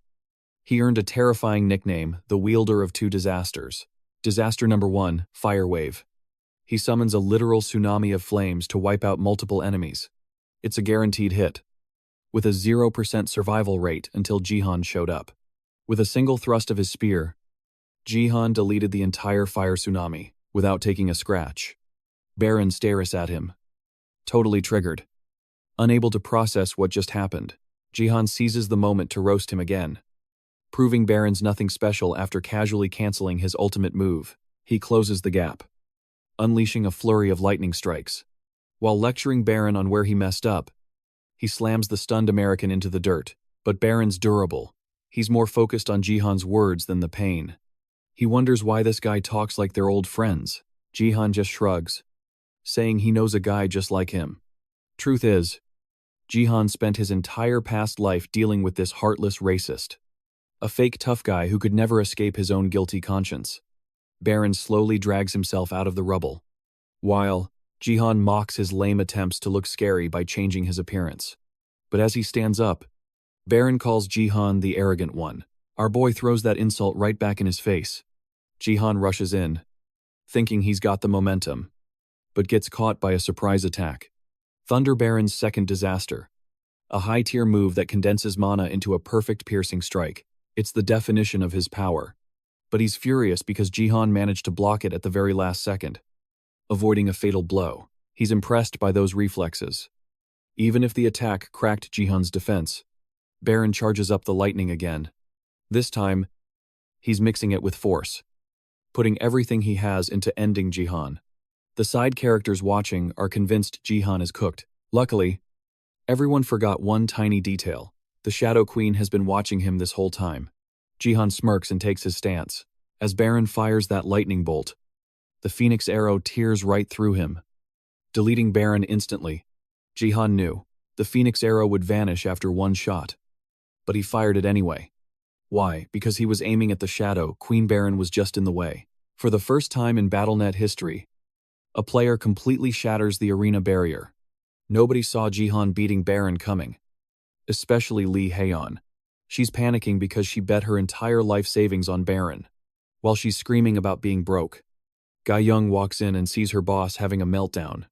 Trying to lighten the mood, Ga Young jokes that Haeyeon didn't even think about betting on her. Immediate shutdown. Haeyeon reminds her that she basically lost right at the start. Haeyeon tells her, "Girl, you need to at least make the finals for me to bet on you." After the scolding, Haeyeon notices Ga Young looks weirdly happy, like a weight's been lifted. Ga Young says it's because she actually learned something from this fight, and that means she can get stronger. Haeyeon cheers her on like a proud mom, but their wholesome moment gets cut short when the commentator starts screaming at the screen. Haeyeon and Ga Young are stunned. Meanwhile, back at his base, Baron is absolutely livid about getting eliminated by an attack that wasn't even meant for him. The arena goes silent as the commentator announces the barrier is down. The Phoenix arrow returns to Jihan's hand, while he stared straight at the Shadow Queen with zero fear, looking pretty worried. She radiated a pitch black Ominu Sora, spreading far and wide enough to cover the whole arena and every player inside. The livestream crashed, leaving Seiya freaking out about her uncle. Meanwhile, inside the Shadow Realm, the Shadow Queen's pure white eyes glared right at Jihan, who was analyzing the vibe around him, dark and suffocating from the cold, heavy air. He knew he was being watched, but the system didn't count his provocation as a challenge, since no notification popped up. To test the waters, Jihan used Heavenly Path to attack the Shadow Queen, but she just absorbed the sword energy without taking a single scratch. He got worried that none of his attacks were working on her. Then suddenly, one of her shadow afterimages closed in on him. He read the move and countered the shadow with a punch, but physical attacks were useless against them. Jihan, along with the rest of the players, struggled to fight off the shadows. Thinking fast, Jihan fired a sphere of divine force into the darkness. It didn't hurt the shadow, but it shaved off a bit at the impact point, totally sure these were real shadows. Jihan realized light was their weakness. He planned to wrap himself in lightning, just like he did before mastering the heavenly lightning step, and it actually worked. The shadows backed off, giving Jihan the confidence that he could handle them pretty easily. But Jihan had no clue he just dug his own grave. His confidence turned into total despair as a shadow bigger than the entire arena swung its sword at him. The BattleNet connector is essential equipment for joining battles. Why? Because it reduces pain for the user. Effects like getting limbs chopped off, burns, and similar injuries are super common in these fights. The BattleNet connector isn't just an option, it's a necessity, since the recommended model lowers pain by 80%. Top players use a model that cuts pain by 90%, letting them go wild in these games comfortably. However, Jihan never bothered with a connector. He knew BattleNet was about to become their new reality, so there was no point getting used to pain reduction. The start of the Space League is going to hit everyone else like a truck. That's why Jihan chose to fight with his life on the line. Even in these simulated battles, flesh burns, and he gets hit by millions of volts of lightning. But Jihan took all that pain in real time. Now, he had to avoid getting sliced in half by a sword over 10 meters long. The situation was so serious, it was actually making Jihan annoyed. The rest of the players couldn't even comprehend the entity attacking Jihan, for reasons way beyond these side characters. The giant shadow kept swinging its sword, while Jihan tried his hardest not to get caught. Its massive size made even Jihan admit this fight was totally unfair. His legs were shaking from exhaustion, and his worries just kept growing. He didn't just have to dodge the giant sword, the other players were plotting to target him while he was distracted. They saw our boy destroy the Baron, and decided to team up to take him out using dirty tactics. While struggling against the giant shadow, Jihan let out a frustrated sigh, finding himself in a tight spot. So he pulled out his ace. He raised the Phoenix Arrow, pouring power into it to boost his mana, and wrapped it in raging flames. He planned to wipe everyone out at once with fire burning brighter than the giant shadow, overpowering the darkness in the arena to completely clear the darkness. Jihan used Nameless Divine Art 3 Talents Heaven Offering and slammed the Phoenix Arrow into the ground to summon an even bigger blast of light. He called this move Mount Tai Press, cause it triggered a massive explosion. The combo ended, and Jihan took a deep breath, hoping his attack actually worked. The NPCs fled after seeing Jihan's flashy display, realizing they were definitely no match for him. With the side characters out of the picture, Jihan turned his attention to the Shadow Queen, who was back to normal size now. She tried to surround him with her shadows again, but that just pissed Jihan off. He realized he needed to find the Shadow Queen's main body to get rid of this annoyance, and prepared to beat the darkness to a pulp. That is until he made his 3 Dantians collide, causing his body to unleash a blinding light. Jihan realized he could reach a higher level of martial arts, since he could now use the formless 3 talents without the nameless divine art. He charged up the technique, knowing it wouldn't be perfect at his current level, but the Phoenix Arrow would make up for it. The moment the arrow was thrown, it would unleash all the power and Phoenix flames sealed inside it. Jihan planned to use that to cover for his lack of strength. In ancient times, lightning was seen as the wrath of the gods against humanity when the world was plunged into darkness. With that, Jihan called down the wrath of the gods to wipe out the shadow covering the arena. The system warned Jihan that the voltage his body was enduring had gone way past his limits. Fighting through the extreme pain, Jihan used the Thunder God's martial arts to purge all evil, and hurled it at the Shadow Queen in the form of a massive lightning bolt. This technique Jihan used belonged to a higher realm of the nameless divine art. It wasn't anything basic or simple. It was a powerful move that surpassed ordinary martial arts levels. However, he only reached about 80% of the skill's true potential, compared to how it was originally designed, and it couldn't move as fast as the Phoenix Arrow itself, which is a key part of the complete skill.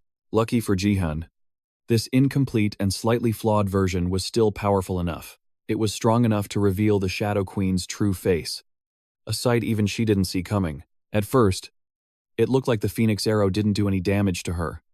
Like, zero. But the power packed inside that arrow actually managed to scratch her face with just the tiniest spark touching her skin. It might look like a small cut, but for Jihan, that was a massive victory. Even though it was just a scratch, he realized how lucky he was that not fully mastering this high-tier skill actually worked in his favor. Things could have gone way south, but Jihan briefly wondered if this performance was enough to provoke her and clear the quest. However, seeing the twisted, monstrous look on the Shadow Queen's face after getting scratched, Jihan started questioning what provoke really meant here. Things weren't simple anymore. That wasn't just the look of someone getting annoyed.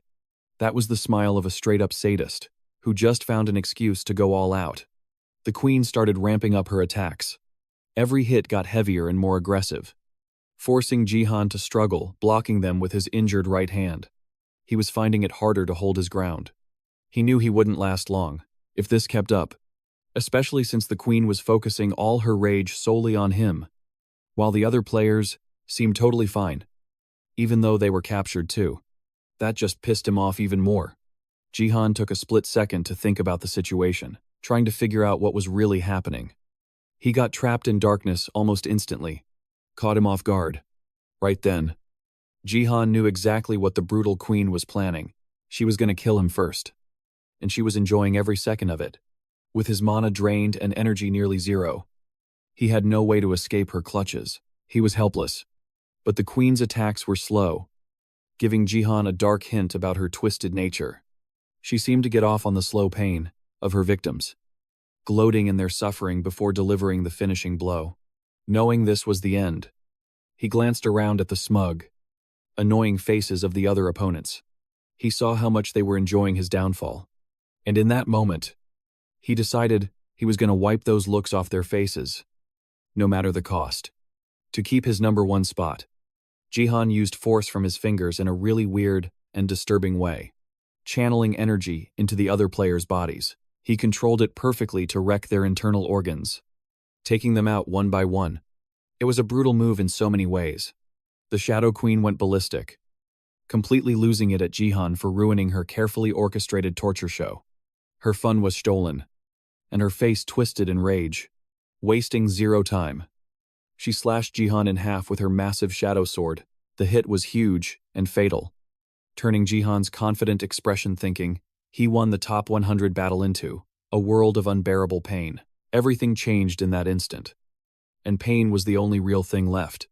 But with his main character aura working overtime, Jihan dodged the giant sword at the very last second, only losing his left arm. He rubbed salt in the Shadow Queen's wound as her frustration peaked. The system was forced to boot Jihan out of the game as he bid her farewell until next time. However, the system warned him of an Aurora shadow. Sun had been marked on his left hand. Jihan spawned back on his apartment floor, complaining about how exhausting it was fighting Gayan, Baron, and the Shadow Queen all at once. Luckily, he survived. Just had to deal with the side effects. He thought back to the moment he used his finger force to sever the arteries, leading to the other players' hearts, right as the Shadow Queen's sword closed in. Lucky for him, she didn't notice a thing, and he escaped with just his left arm severed. The thought of getting sliced in half cured his gambling addiction real quick.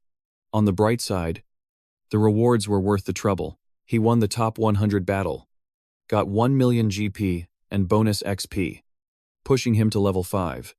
He even snagged the title, King of Bronze Kings. This title gave him permanent stat boosts, 5 points to all his stats in silver rank, and receiving 50% more XP than normal. He swapped out his Tutorial Conqueror title for the new one, hoping to level up faster from now on. Then, he checked the special achievement rewards. He got 10,000 points for winning, plus another 50,000 for doing it without a gift. His shock turned to relief when he realized that losing the martial god was actually a blessing in disguise. Suddenly, Jihan noticed his left sleeve was gone. He stood up in confusion, but immediately realized it might be a BattleNet effect. He wondered if this had to do with BattleNet slowly bleeding into the real world, or if that constellation was just in another dimension. He checked his arm for wounds but found nothing. Sia suddenly burst into the room to check on him since the live stream cut out abruptly. He assured her he was good but asked why the stream cut. Sia explained it went dark right after he smashed the barrier. The media was going crazy with headlines about Jihan breaking the barrier. The whole world was shook. He checked his phone, and his DMs were blowing up. Sia excitedly asked him about the spirit she suspected was the Shadow Queen, getting super hype when Jihan confirmed it. But her joy was cut short when she noticed a layer of dark shadow covering Jihan's entire left arm, something he was totally clueless about. He started worrying when the system notified him he was cursed. Meanwhile, at the Divergent Guild HQ in Gangnam, Seoul, Ha-yeon and her council members were reviewing the footage of Jihan beating Baron and smashing the arena barrier. She held her head in frustration. Everyone was talking about Jihan, so she needed him on her roster before he got even stronger and more famous. Even over in Manhattan, New York, the Americans are also thirsty to contact Jihan and recruit him after his insane performance in the top 100 battle. But over in Tokyo, Japan, another council is plotting to recruit him too. But they're stuck on how to approach him. They know Jihan won't join them no matter how much cash they throw. But they've got some dirty tricks up their sleeve to force his hand. One of the old geezers gets mad at the idea, because they're worried about losing control of the Sword King if she goes rogue. However, the guy with the plan intends to keep the Sword King on a leash while she goes to seduce Jihan into joining them. Meanwhile, the person they can't stop talking about is heading to a chopper for her mission. On the helipad, the Sword King asks the woman where she's flying off to, but all she does is brush him off like he's nothing. She releases this seductive scent and gives him a sultry order. Be a good boy and wait for me until I get back. The Sword King, against his own will, is totally simp mode and waves goodbye. This woman, known as the goddess, real name Ito Shizuru, hops on the chopper, remarking that it's a beautiful day to visit a long-lost family. As she whispers Jihan's name, back with our MC, Jihan and Sia are in their room, stressing over a black curse on his arm. That's when a dark sun symbol pops up. Suddenly, Jihan splashes a glass of orange juice right into an arrogant old man's face. Apparently, this guy came to offer our boy a chance to apologize to someone. But Jihan was not having it. To see how we got here, let's rewind 10 minutes. That old man is the head of the BattleNet department for the Korean government. Kim Nam-tae walks into Jihan and Sia's apartment the next morning. He's on the phone talking about doing a favor. His mission, make Jihan and Sia apologize to the Taiwan Daily newspaper for what they did to Kim Hee-soo. The two of them welcome the fat old guy inside, where he tries to make awkward small talk. Asking how they are, Jihan cuts the crap and asks Kim Nam-tae why he's really there. The old man says the agency is ready to reward him for his efforts in BattleNet. Sounds like a sweet deal for Jihan. But then, Kim Nam-tae drops the bomb. The condition is that Sia and he must publicly apologize to Taiwan Daily and model for them because of the assault on Sia's family member. Before the old man can spew more nonsense, Jihan stands up, refuses the apology, and tells Kim Nam-tae to get lost. This reaction bruises the fragile ego of the department head, so he tries to blackmail them with a fake article about Sia. He doubles down, reminding Jihan that Taiwan Daily can destroy a person's image beyond repair. He says this will hurt him even more since he has ties to the Sword King, and that is exactly why Jihan dumped juice all over the arrogant fatty. He's furious because everyone keeps using Sia as leverage to make him submit. Still raging, the humiliated department head tries to scare Jihan, saying he's now enemies with Taiwan Daily and the Korean government, and that the hit piece on Sia is basically already published. He storms out, thinking he actually did something, but Sia and Jihan just smirk at his useless attempts to intimidate them. At Taiwan Daily headquarters, Kim Nam-tae whines about his humiliation to the CEO of the media company, Kim Hyun-jun. Meanwhile, Kim Hee-soo is celebrating the online hate Sia is getting. After they posted the article about her having an F-rank gift, the CEO confidently sips his tea, thinking their article will send Jihan and Sia straight to the abyss. The department head agrees. However, their victory is short-lived. One of the CEO's lackeys rushes into the room and panic whispers to the arrogant scumbags that Jihan is exposing them on a live stream right now. He's playing the recording of the department head's earlier tantrum in their apartment. He also reveals that Taiwan Daily tried to blackmail him to post a nasty article about Sia, with the government backing them up. Finally, when the pressure didn't work, they decided to post the article anyway. Luckily, Jihan had already seen the true potential of Sia's gift through his monocle, so he knew revealing it would actually help them. He tells Sia to open her status window live on stream, and everyone, including the trash at Taiwan Daily and the department head, witnesses the truth. Sia has a rare gift that can be upgraded. Even the chat is shook, but they're super impressed. So, Jihan seizes the moment to clarify that it is absolutely not a useless gift. Then, he comes up with a way to troll these corrupt elites even harder. When a golden egg appears on his stream, an agent named Robert Gates from the American First Guild donates 100,000 GP just to say hi, and then another 100,000 to offer Jihan a contract after being impressed by his battles. Jihan considers listening to him but decides to leak the contract publicly, which the agent agrees to. Turns out, the signing bonus is $300 million, and nobody in the chat blames Jihan for considering leaving Korea forever, because even they would take the bag, using this massive sum as leverage. Jihan thanks the agent for the offer and spins a sob story about his dream of building a guild in Korea. But now that the country is treating him like trash, he won't be able to do it. While the CEO of Taiwan Daily and the department head are boiling with rage, Jihan plays a 200 IQ move by declaring his love for his country. On stream, he asks the chat for help so he can stay here, and his charming smile just melts everyone's hearts. The stream ends, and Jihan immediately moves to the next item on his schedule and calls Lee Ha-yeon. After picking up, Ha-yeon is standing in her dressing room, stressing out about what to wear. Since Jihan called her at such a weird hour, she's overthinking her outfit so she doesn't look too thirsty to meet him. But then Ga Young just stood there, shook by her childish behavior. Meanwhile, Jihan found himself getting jumped by a squad of ninjas. They were ready to drop him without saying a word.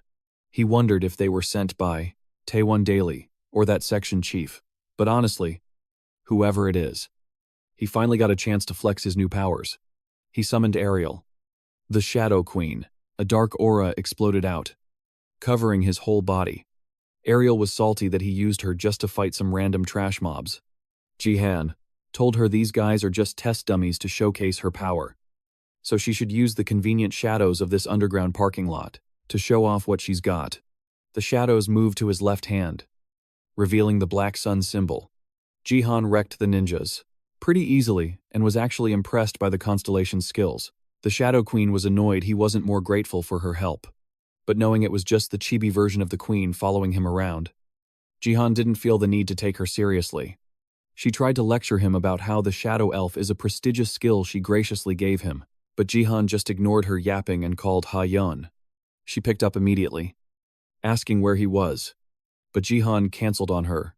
On the phone, Ha-yeon acted like she didn't care, but in reality, she told Ga Young that Jihan rejected her with the most defeated look ever. Ga Young was speechless. Couldn't believe her lady put in all that effort just to get shut down. Meanwhile, over at Taewon Daily headquarters, the company's CEO forgot his status and beat his son to a pulp. He refused to hear any of the nonsense excuses his son tried to make up, and even slapped Hai across the face. After she tried to blame Jihan and Sia, he was furious that his only granddaughter pulled a stunt that almost made his company go under. If both father and daughter didn't fix this mess, Kim Tae-won, the CEO, planned to disown them.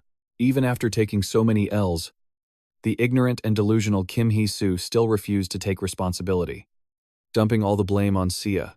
Inside the BattleNet arena, Sia stared at her status window while waiting for the match to start. Another contestant, Do-hyun Kyun, cousin of Do-hyo Kyu from the Division Guild with an A-rank agility talent, looked at the confused Sia.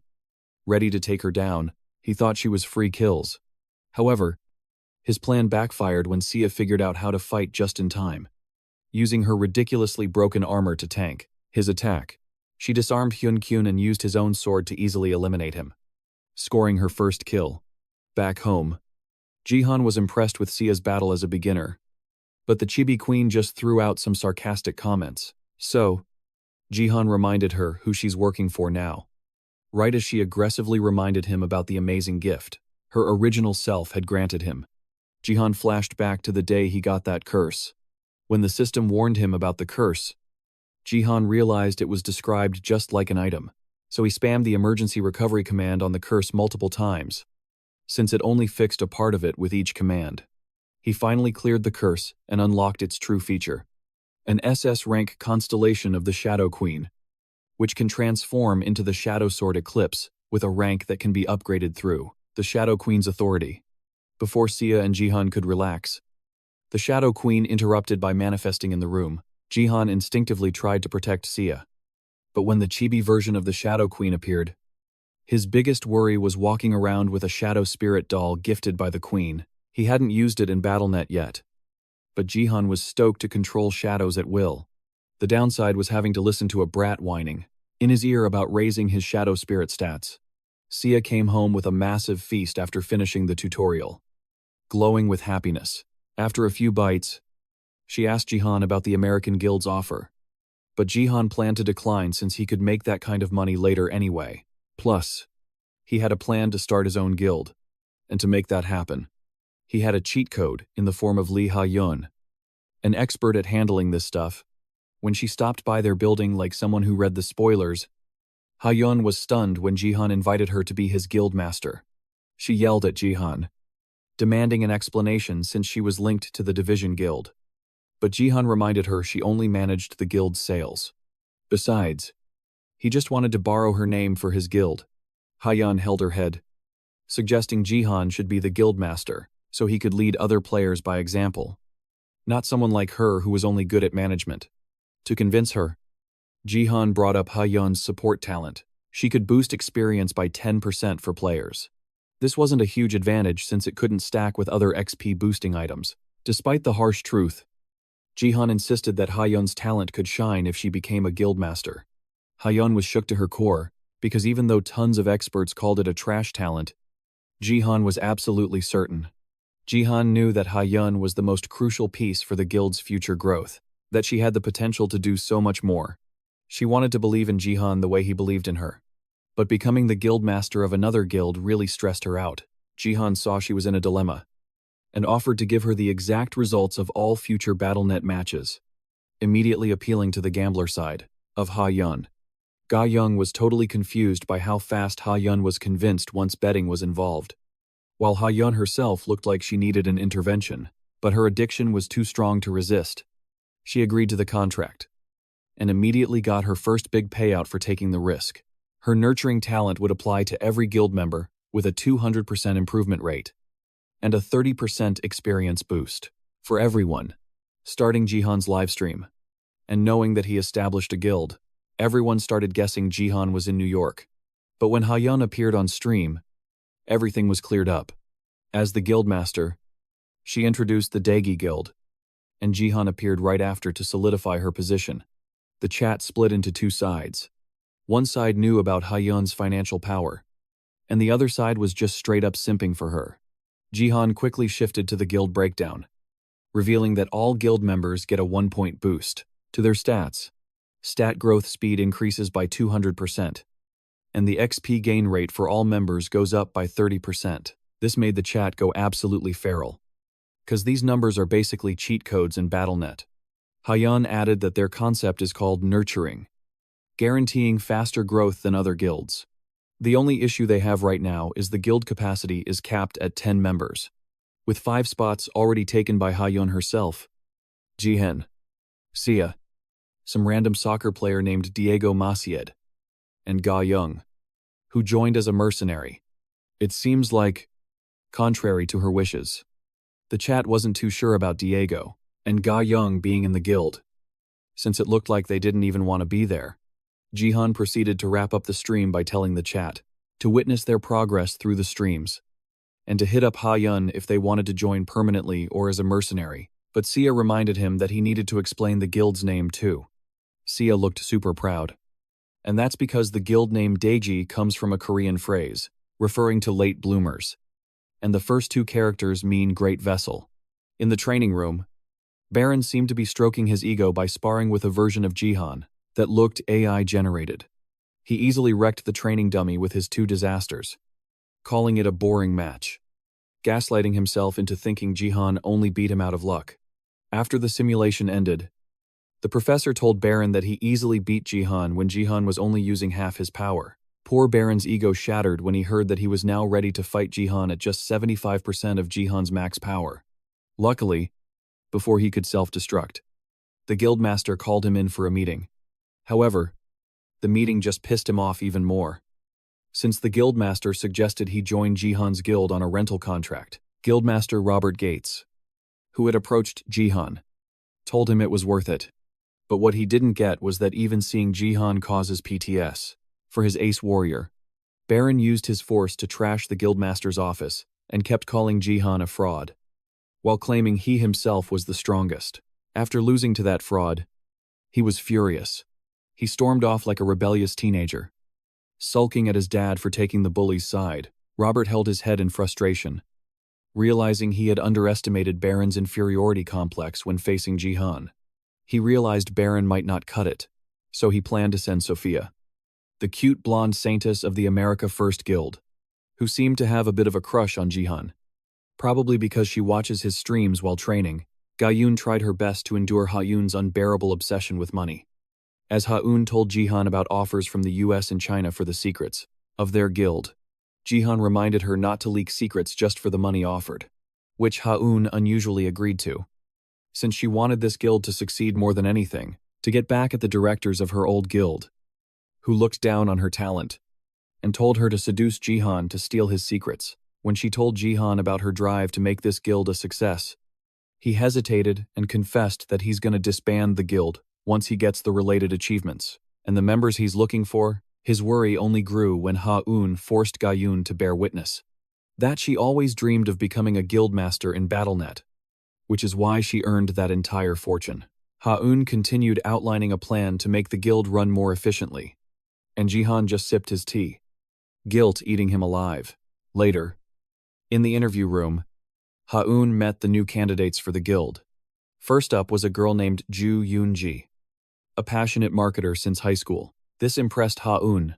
Yoonji was even more than she expected. Next was Jihan's lifelong fanboy, streamer Lee Gambit, also known as the Golden Lion. He enthusiastically listed his expertise in advertising, especially for Jihan, since he's probably been stalking our boy for a while. That's why Ga-yun was ready to draw her sword on him. His ridiculous intro created a moment of silence in the room, and after his weird pose, Ha-un just told him to sit down because it was too much to take in. Lamenting that she made a mistake inviting this psycho, just because he's a famous streamer.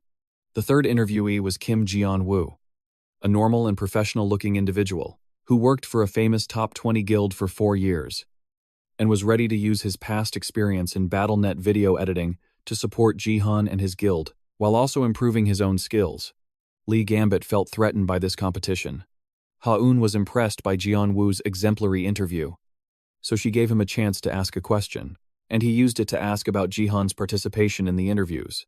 Just when Ha-un thought she had found a normal candidate, Jeon-woo asked straight up about Jihan's whereabouts, which left her speechless. Lee Gambit got mad at Jeon-woo for cutting in line to meet Jihan and prying, annoyingly, into his private life.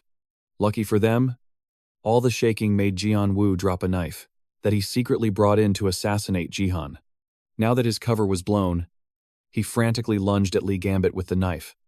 Seeking revenge for the Sword King, Jeon-woo went berserk in the room, blaming Jihan for the Sword King not returning to Korea, which caused his reputation to freefall. He rushed at Ha-yun to kill her, but before Ga-yun had a chance to protect her, Lee Gambit stepped up and shoved the actual psycho to the ground. The out-of-control assassin tried to take him down first, but the Golden Lion quickly handled the situation in one hit. Turns out Lee Gambit is a gold rank player who intentionally deranked to smurf on new players, so his skills must be impressive. But his weird personality kept them from shining. He immediately switched to stream mode and started creating a thumbnail and title for his stream, telling everyone that he protected Jihan's guild from the Sword King's family. Ha-yun looked fed up with the whole situation and ordered Ga-yun to call the police, and she agreed without hesitation. Ha-yun told Jihan about what happened and how it was solved instantly, but Jihan was still furious about the attempted assassination. He planned to beef up security, but Ha-yun told him she already handled it. Meanwhile, Lee Gambit anxiously waited for the interview results even though they just happened. He was crying, thinking about his failed chance to look cool while taking down the assassin. His phone buzzes, and he checks the notification as soon as possible. Bad news, Do Yoonji snatched the job. But then, one of her lackeys calls her goddess. Mask off, the lackey complains, video editing is too hard, and she should have picked a different way to infiltrate the guild. But she just takes off her glasses like a boss. She claims she's cracked at editing while her innocent face morphs into an evil goddess. Ito Shizuru in the flesh, Lee Gambit is down bad, sitting at his stream, totally confused. He got rejected. After he saved Ha-yun from the Sword King's assassin, bro literally proved his loyalty. While he's whining, chat starts roasting him, saying he looks more like a bodyguard than an editor. But hold up, his eyes light up. New plan: become Jihan's knight in shining armor. He's picturing himself saving Jihan from random trouble. Totally delusional. But then chat drops a bomb about his idol. Jihan is streaming a match right now, so the whole chat just dips to go watch him instead. Lee Gambit begs them to stay, but it's hopeless. Meanwhile, Jihan pulls up to the Silver League's Gangnam area. Brand new spot for the viewers. The Quest Invasion. Jihan's been here in his past life. Obviously, Ga-yun joins in, wondering how he knows this place. Boom. They party up, only because Ha-yun literally screamed at them to work together. Gotta promote the guild and grind levels at the same time. Right. Jihan makes up a lie, claiming he just saw the map on streams, but it's his first time playing. Somehow, Ga-yun actually buys it. He's hyped to have her on the squad. But Gaiyun, she's salty because she got reverse recruited by the guy she was supposed to recruit. The other 3 players spawn in. No way, it's Gaiyun's old squad from the Divergent guild. Chat and Jihan are losing it. The matchmaking system totally trolled Gaiyun. The archer and swordsman are shook seeing them in real life. But the mage bro is so relieved to see Gaiyun again. He basically imagined a whole life with her after she hit silver rank. But then Jihan stole her away, even if it's just a rental contract. He's fuming looking at Jihan, while Gaiyun feels a chill down her spine. The swordsman steps up to explain how the invasion quest works. Since it's their first time, basically, it's a 5 versus 5 MOBA Angel faction versus Devil faction. The map has 3 lanes, top on the left, mid in the center, and bot on the right. Using these lanes, push through, destroy the enemy base first, and you win. Good game. The areas outside the lanes, that's the jungle. Monsters in the jungle drop buffs when you kill them. For this match, Jihan's squad is on the devil side. Jihan asks the real question. Who's playing jungler? Turns out, nobody's ready for the jungle. The monsters are level 65. And the Divergent guild guys are only in their high 40s, and Gaiyun is only level 25. Plus 5 levels from the top 100 reward. She's annoyed. She thought they'd handle the jungle role. Suddenly, the mage's glasses flash. Jihan's question makes this jealous simp think he's the leader now. He arrogantly tells our boy to follow his lead. He calls the shots, swordsman and archer, to bot lane, while Jihan and Gaiyun follow him. He thinks Jihan is just famous for his looks, not his skills. Typical. His master plan, use this chance to flex in front of Gaiyun, but he forgot his own advice. Doing too much in these quests leads to disaster. The trio runs into a wave of minions. They have basic attack patterns, but they're still tank-yevin for a silver rank player. The mage keeps yapping about sticking together. If one of us dies and has to respawn, we're cooked. It puts the team at a disadvantage. Even Gaiyun is sick of his constant yapping. So Jihan, he shuts him up by taking the lead himself. He warms up and casually walks toward the minions while the mage watches. Stunned, Jihan aims his dark aura at the creeps, wondering how broken his new power is inside BattleNet. The minions, they spot him and aggro, rushing in. But Jihan calmly preps his Eclipse Sword. It's supposed to be weaker than the Shadow Queen's original attack. But who cares? Against these trash mobs, it's plenty. He binds their feet with shadows and summons multiple swords to wipe them all out in one shot. Gaiyun watches with a salty look, while the mage is just confused. She has to remind him to actually do his job. Jihan unlocks another achievement by farming 50 minions. The demon god grants a blessing all stats, buffed by 20%. Even Jihan is surprised. Feeling confident, he decides to jungle solo. He tells Gaiyun he'll be back in 10 minutes tops, because he needs to power level alone. Gaiyun tries to stop him, but Jihan dashes off before his cool exit gets ruined. Suddenly, the simp mage sneaks up behind Gaiyun. It looks like he's about to attack her. She saw it coming, but the twist still shocks her.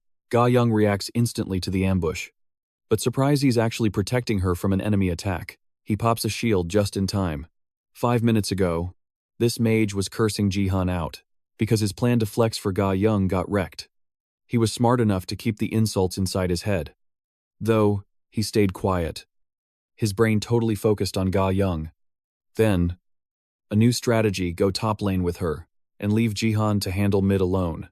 Excited, he ran back to her, praising his own genius, thinking he's exploiting Jihan's arrogance. Lucky for him, he got to Gaiyun just in time, spotted the enemy mage and swordsman pulling up for a gank. She was caught lacking. But then boom. His barrier popped just in time. Had Gaiyun wondering if he predicted this? She definitely didn't expect this simp of a mage to go so hard just to keep that barrier up.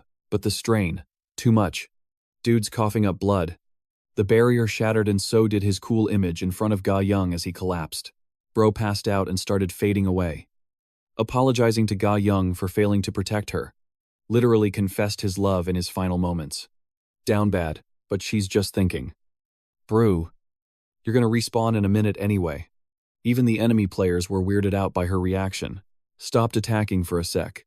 After that awkward silence, the enemy swordsman told Gaiyun to fight on. But the mage shouted a warning. told him not to underestimate Division Guild's rising star, Lim Ga-young. But honestly, she's still salty. Jihan went solo leveling in the jungle during a team quest. Suddenly, black fog covered the area, leaving her confused. Meanwhile, in the jungle, Jihan's staring down a massive two-headed wolf. Monster lunged to swallow him whole, but Jihan just pried its jaws open with his bare hands. These things are 3 meters tall, with a bite force that crushes skulls. They're common jungle mobs. Sure, but usually take 3 silver rank players to kill. Jihan, he just tossed that wolf aside like it was nothing. Wolf recovered, but it was shook by Jihan's strength. Only landed a hit earlier because it was a sneak attack. Round 2, Jihan dodged effortlessly, pulled out Eclipse's shadow sword and sliced the beast into ribbons. 0 effort. That's an SS rank weapon right there. Same weapon the Shadow Queen used in the top 100 match. Exclusive to Shadow users. Use it wrong, and it loses its form. But the damage, still broken. Killing the wolf bagged Jihan 1,000 achievement points and the jungler title. He knew farming mobs would give achievements. Started hunting for more prey, wondering how to snag some player kills. Suddenly, boom. 100 points for a kill by one of his demon faction teammates. Somehow, Chibi Shadow Queen popped up to help Ga-young. She wrecked the enemy swordsman with a barrage of blades. Her eclipse had the enemy mage shaking in his boots. Chibi Queen didn't give Ga-young time to think, ordered her to finish him. Mage tried a pathetic fire spell, but Ga-young vaulted right over the explosion, ended him in 1 hit. She thanked the sassy queen, who rejected the gratitude like a total tsundere. Turns out, Jihan sent her to help. Queen hated it, obviously, but Ga-young realized she must be Jihan's summon. She felt relieved knowing Jihan actually cared. Chibi Queen noticed that relief, neither of them being honest about their feelings. Though, classic. Anyway, they waited for Jihan since Chibi Queen couldn't hold her form for long.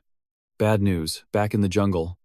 Jihan just dropped another 2-headed wolf, but suddenly got hit with massive dizziness. Glowing eyes popped out of the shadows. Behind him, a giant toad releasing dizzy gas. It whipped its tongue at Jihan. He dodged, but it grazed his hand. Jihan's worried, though that's a poison toad. A venomous jungle mob, high-tier rare monsters in the Silver League. A serious threat. Jihan definitely didn't expect to run into one here, especially with his stats nerfed by 50%. Chat was watching his jungle stream intently. Toad charged up and spat poison orbs at him. Jihan dodged and sliced its tongue with Eclipse. But the speed and range, annoying. And that poison just made it worse. Unfortunately, even moving carefully, the toad wrapped its tongue around his arm, trying to inject venom. Jihan used shadow power in his other hand to break free. Nope. Got some venom on his finger. It burned. And for real, Jihan actually felt threatened. Toad healed its tongue and charged a massive poison beam, punishing Jihan. Chat could tell that thing was furious. Unleashed the poison beam. Looked like a direct hit since the AoE was huge. But come on. Jihan's the main character. Pulled a barrier out of nowhere and survived. Obviously, even the chat called out the plot armor. If he hadn't farmed those wolves earlier, he would have been cooked. But now he's stacked with buffs. Saw an opening. Summoned shadow swords. And skewered the toad multiple times at once. Toad hit the ground but didn't die. Even Jihan was sweating over its tankiness. Tried to finish it quick. But then he froze. Chat realized immediate the toad was crowd controlling him. Then it triggered a massive poison explosion. Splashing everywhere. Chat thought it was over, telling him to cast something. Fast. 'Cause he looked like he was on death's door. Toad actually self-destructed just to make sure Jihan went down with it. Hit him with a 5-minute lethal poison debuff. Reduced all his stats by 90%. He's dragging himself through the jungle, trying to wait out the timer. 5 minutes ain't that long. But the real issue, 0 achievements. Even though that toad died fighting him. Unlucky. A second poison toad dropped in. Now he's gotta run. No way he can fight in that state. If he dies, he loses all his buffs. But he needs times that toad kill achievement. Hoping for a new buff to appear, talk about plot convenience. Heard fighting nearby and knew exactly where to kite the toad. Divergent Guild's swordsman and archer facing off against the enemy team. Getting wrecked though. Enemy archer took out the Divergent swordsman. Ally Archer was left solo and started panicking. Enemies celebrated and pushed toward the demon base. Enemy mage was confident they could dominate the bottom lane. Their guys topside were winning, while mid lane was a total stalemate. But then, boom! A massive tremor hit nearby and left them shook. That's when Jihan crashed the party with the poison toad.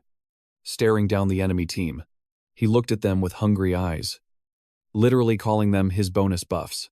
The poor guys just stared at him, totally clueless. 5 minutes ago, Jihan cooked up a plan to kite the toad down to bot lane and kill it after securing his buffs. His goal wiped the players.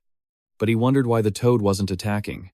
Chat pointed out she was a female, maybe nearsighted. Then it got weird when the toad actually blushed and revealed that she was a girl toad who totally crushed on Jihan. This plot twist had him so shook that he accidentally smacked her, which just made her absolutely furious. Luckily, his plan to kite the toad still worked. Back in the present, the remaining players were baffled seeing a jungle boss right there in the main lane. The toad spat out a massive poison cloud, getting the players completely intoxicated. They all dropped to the ground, choking on the toxic fumes, while Jihan hid in the smoke. The players raged at him for bringing the toad to them. He clapped back by happily finishing them off, scoring a buff that nullified the poison effect. Bagging 2 players also restored his stats. Jihan sighed in relief and turned to face the toad. The poor thing didn't like being used, so she angrily sprayed venom everywhere. Jihan leaped high into the air and unleashed a crushing overhead strike to take down the poison toad. The ally archer stared in shock at how easily he soloed a monster like that. Defeating the toad gave Jihan a massive boost to his stats, plus 10,000 achievement points. Just like that, he'd cleared every single monster in the jungle. He was hyped that his grind actually paid off. But now, he had to face a new quest called Traces of the Disciple. Jihan turned to the ally archer to get an update on the situation outside the jungle. He broke it down. Gain was pushing hard, topside, while mid was still a stalemate. But bot lane was a win for the demon side. Thanks to him, now they just had to clear the minions to snowball their lead. So Jihan got straight to work. Meanwhile, over at mid lane, the lovesick mage was barely surviving under his tower since the enemy was sticking to him like glue. He tried to bait them out, but just got flamed immediately. He desperately wanted to take down the tower, but nobody had the firepower. They were totally stuck in a deadlock at mid. His genius brain suddenly sparked an idea to escape this mess. He used Jihan's name to make the enemy look the other way. A second later, he seized the opening he was waiting for, only for the tower to aggro him again and ruin his plan. The enemy seemed pretty pissed that he used such cheap tricks, which really hurt the lovesick mage's pride. The enemy closed in to finish him off once and for all. But as fate would have it, Gaon jumped in at the very last second to one-shot the enemy tower. The enemy thought the mage was pulling another dirty trick, but the tower exploded right behind them. Gaon stuck a superhero landing and told the lovesick mage he could finally shine. He cast a spell of fire and blew the enemies to smithereens. Gaon checked on him and saw his eyes sparkling with gratitude. She just moved on, informing him that only bot lane was left to deal with. Before the lovesick mage could fully enjoy his moment with Gaon, Jihan arrived, and her attention shifted to him. Jihan apologized to Gaon for leaving her solo, but she told him the chibi queen he left behind had helped her. They noticed the angel team had given up and were just camping at their spawn point, so destroying the final tower was all that was left. Surprisingly, Jihan let Gaon have the honor of finishing the job, but only because he had business at the enemy spawn. The freshly respawned enemy was raging at how Jihan and his team played, but his teammate told him to let it go. Then they saw Jihan approaching with Eclipse equipped. They thought they were safe inside their barrier, but forgot that Jihan is famous for breaking these exact things. The barrier shattered, and they started cursing him for completely breaking the game. With a smug look, he taunted them, claiming he didn't know any better since he's just a newbie. The chain quest Traces of the Disciple required Jihan to destroy the Archangel's holy sword at the angel camp and the holy scythe of death at the demon camp, then collect their fragments. The catch is that these fragments can only be collected while inside the opponent's base. The reward for completion is 20,000 achievement points. Seeing that the chain quest paid way better than the jungle quest, Jihan figured it must be the sequel to the Flesh Golem quest from the defense map. His main worry was the difficulty, since getting the fragments meant destroying the spawn icons of both teams. These icons are protected by barriers that no normal player can break.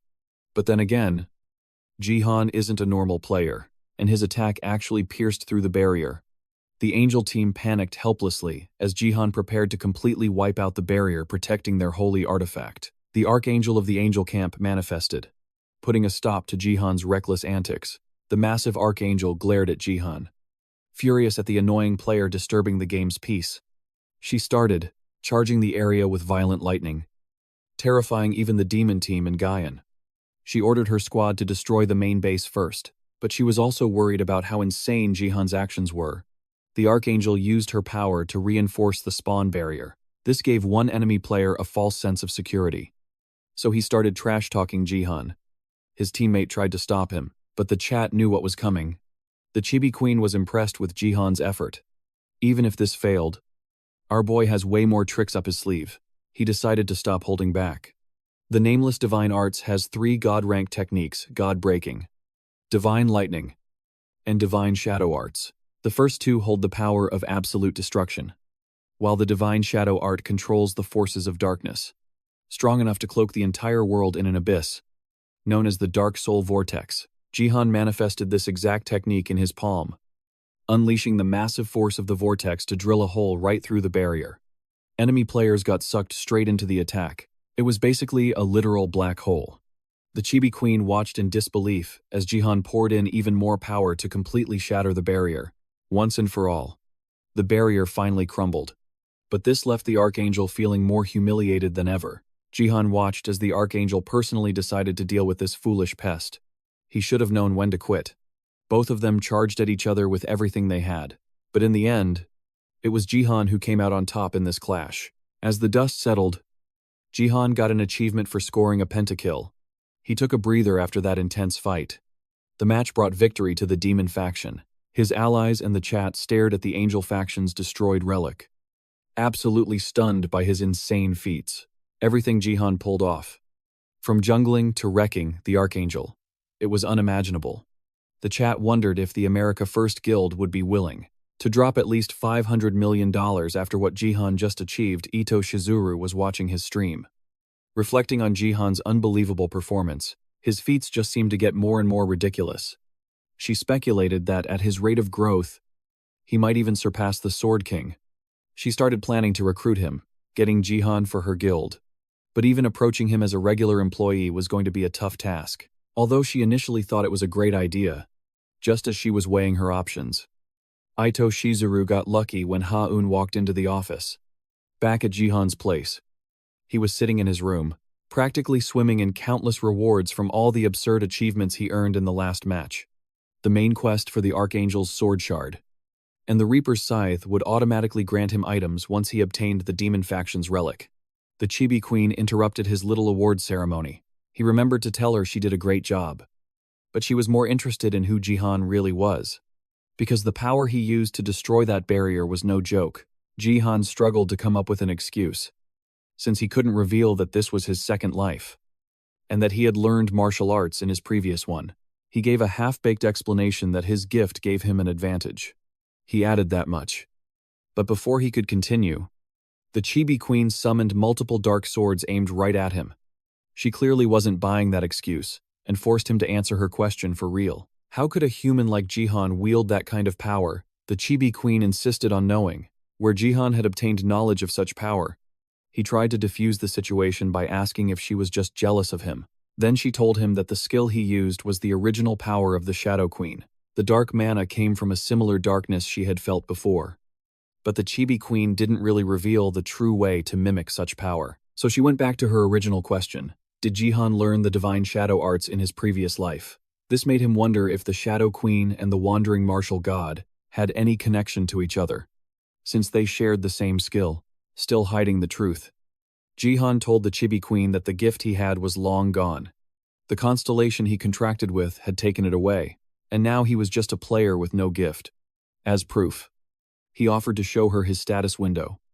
But the Chibi Queen just asked for the name of the gift. That was something Jihan could reveal.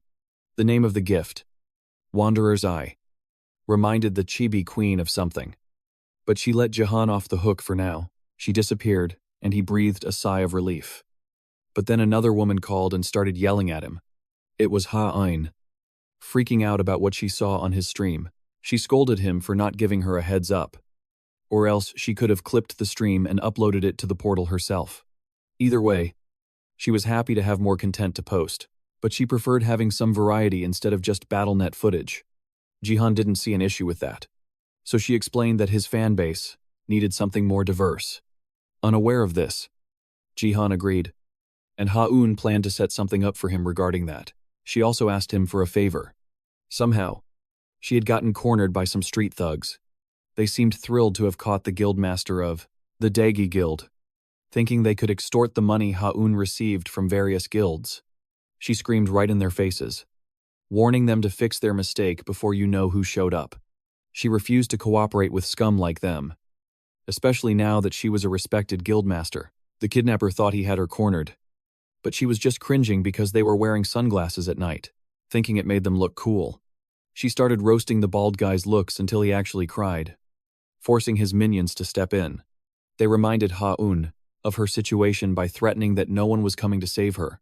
But all their efforts to pick an abandoned building off the map and jam the GPS to stay untraceable were useless when Jihan found them. Before the kidnapper could even finish his villain monologue, Jihan arrived on the scene looking sharp like James Bond.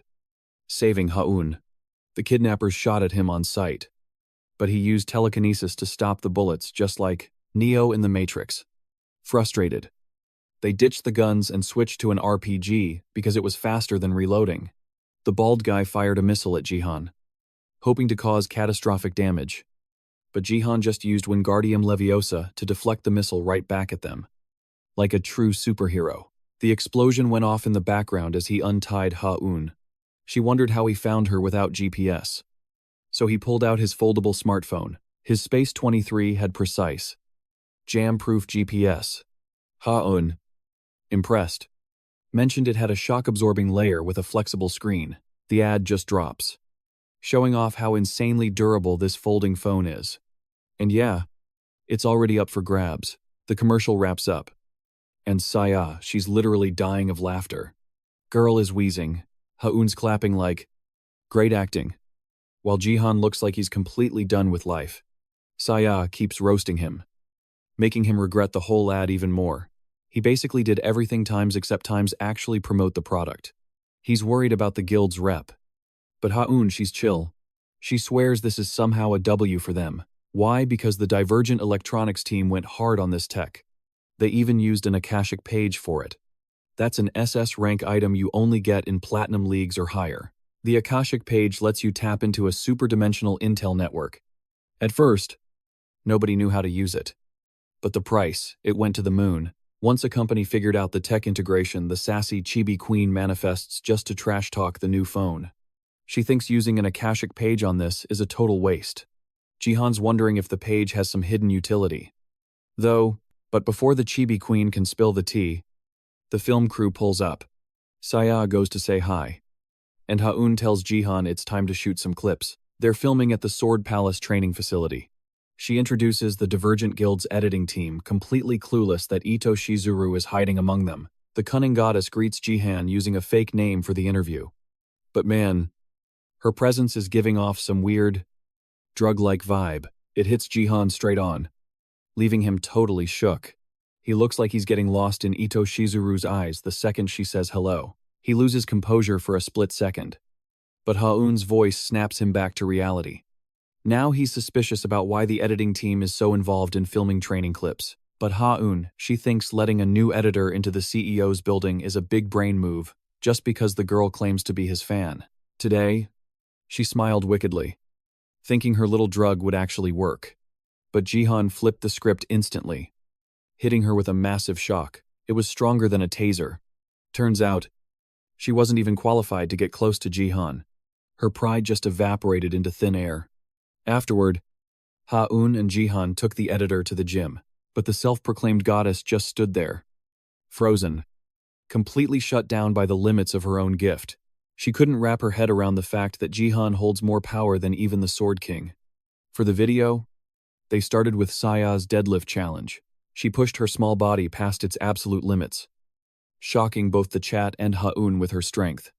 Jihan explained that Saya is grinding the indomitable stat. It is a rare stat that unlocks after a player hits level 10 in HP. You have to max it out before reaching level 10 overall. It literally doubles your HP efficiency. It is super hard to get, which is why the chat and Haun had no clue it existed. Even though the effect is actually pretty simple, Jihan added that there is a catch: the player has to meet specific conditions, and they have to do it within 100 days. Since she just awakened, he is confident Saya can pull it off, thanks to the guild's XP buff and his absolutely brutal training method. It involves healing her constantly right after she fails a fate, literally worse than death.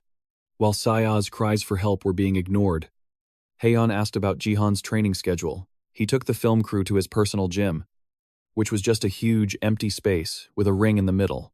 He doesn't need equipment. He just needs the Chibi Queen as a sparring partner. He shamelessly asked her to start, and she happily accepted, ready to teach this lowly human a lesson. The Chibi Queen fired a barrage of dark swords at Jihan. He dodged instantly before finding an opening. She thought she was slick with a sneak attack, but Jihan saw right through it and countered, ending the match by slapping a heart-shaped sticker on her. The session ended in a split second. Everyone was left wondering if anything even happened. Haeyeon asked Jihan to show them something the camera could actually capture, but she just got roasted by the Chibi Queen for being human. Meanwhile, Ito Shizuru was watching from the back and realized just how broken Jihan actually is. Using inner force to block a blind spot attack at the last second, that is unheard of. She was glad she brought the ancient tome just in case. She used her beauty technique on him, again a support-type gift, just like Haeyeon's, which allows the user to charm and control other players. The effect is amplified when used with the ancient tome. That is the proper way to use support gifts. But Jihan had zero reaction, making her wonder if she had failed. Even with the ancient tome, Ito Shizuru was getting annoyed. Even the Sword King was easier to control than this guy. Luckily for her, Jihan finally fell under her control, looking at her like she was the most beautiful girl in the world. He asked for her name.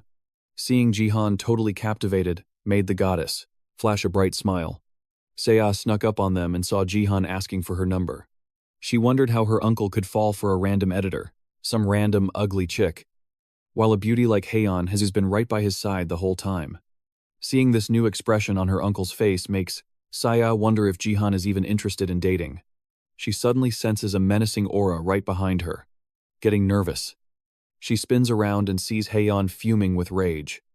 Convinced that Jihan was purposely dodging her with some lame excuses, poor Jihan basically dug his own grave deeper when he thanked that cunning goddess for her digits right in front of Haeyeon. He is so cooked. Ito Shizuru tried to play it cool, but deep down she was sweating that Jihan might still resist her submission gift, just like the Sword King did. Even while under the influence, it's making things tricky for her. She plans to go all out to turn him into her obedient little dog. That night, Jihan suited up, looking fresh for a mysterious event. Saya was shook seeing her uncle actually dressed with some drip. It made her wonder if he was going on a date with that editor girl. Jihan kept it vague, just saying he'd be home late and she should eat dinner solo. Saya watched him leave with such a strange vibe. It felt like he might never come back to her after today. Meanwhile, at a fancy restaurant, Ito Shizuru was waiting with her butler. Jihan pulls up to the date. The butler is low-key panicking, begging her not to expose herself yet since he's not even sure Jihan is actually under her spell. He keeps yapping, warning her how hard it was to control even the Sword King. But Jihan, he looks like he's on a whole other level. The butler tries to get her to dip, but she's too arrogant. She completely blows him off and orders him to stick to the script. Glasses off, patience gone. She's waiting for Jihan while her shadow lurks, ready to strike, just in case things get messy. Jihan walks in, but before he can even say hi to Ito Shizuru, he spots Takeda. The butler's shaking his head like, "Don't do it." Jihan's confused why he's there, but Shizuru instantly dominates the convo, claiming he's just a coworker. She stands up as Jihan gets closer. Dropping the bomb, she plans to drag him back to Japan. With her, she unleashes her charm ability to seal the deal, then orders Takeda to use his gift combined with that ancient scroll page. He screams at Jihan. Empathy link, that's his ability. The power rushes toward Jihan while Shizuru explains that Takeda's gift is trash in a fight, but broken when combined with hers. It forces the target to share emotions. And with the scroll, it makes the target a slave to her commands. Absolute obedience. The energy's inches away from Jihan, and the goddess thinks it's good game. But suddenly, Takeda loses his grip, and the scroll rips in half. Plot twist. Jihan blasted it with his inner energy at the last second. Destroyed.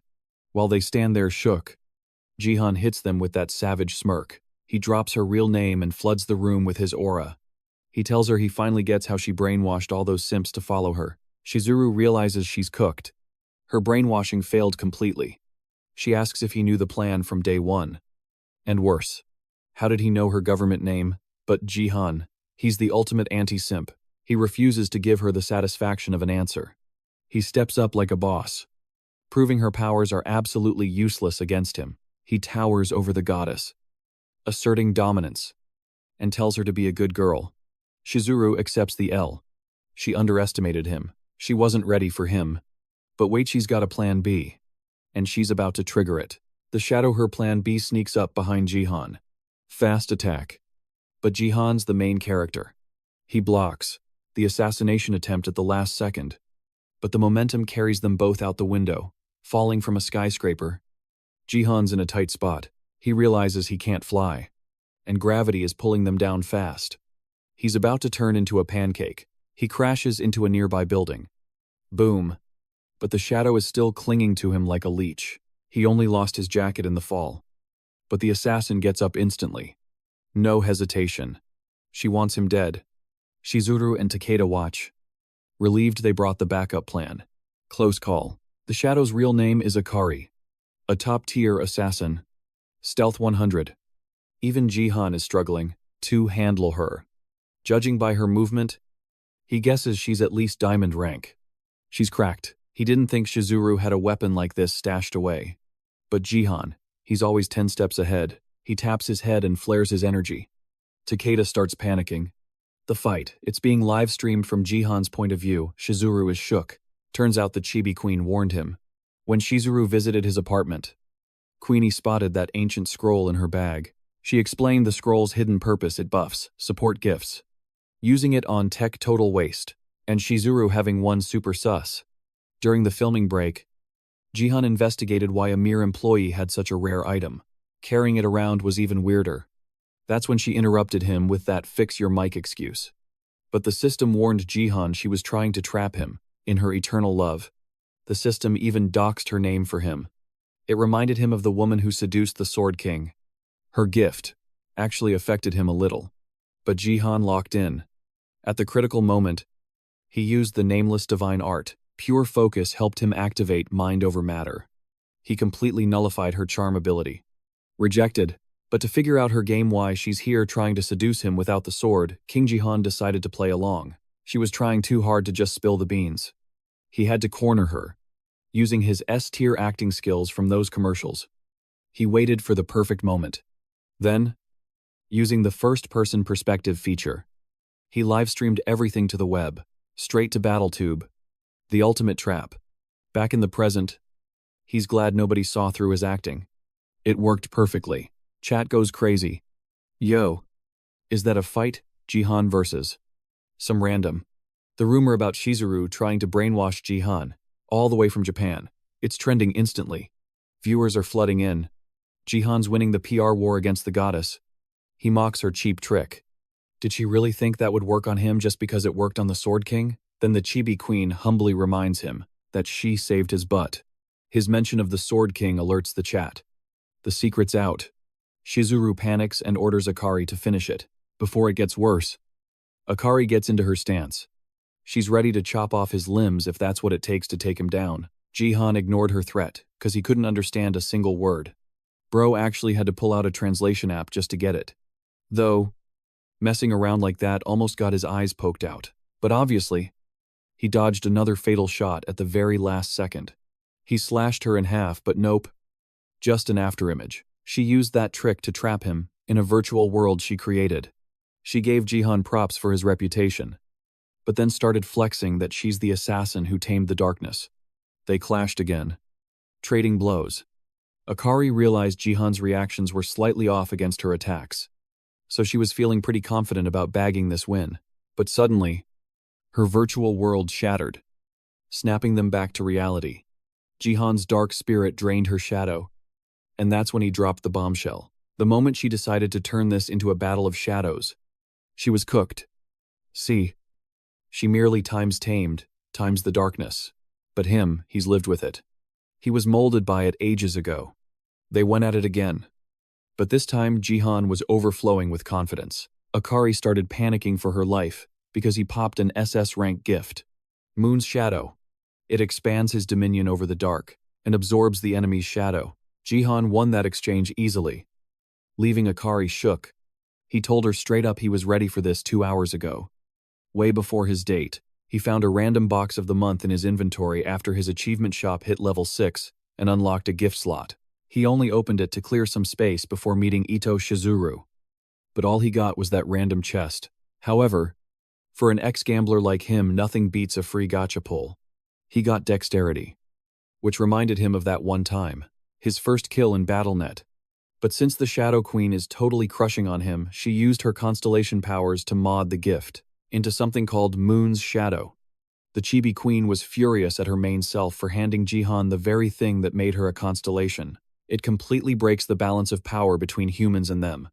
This gift lets the user dominate other shadows and absorb them, buffing the Eclipse Sword, and the gift's rank goes up if the Shadow Queen is the user's constellation.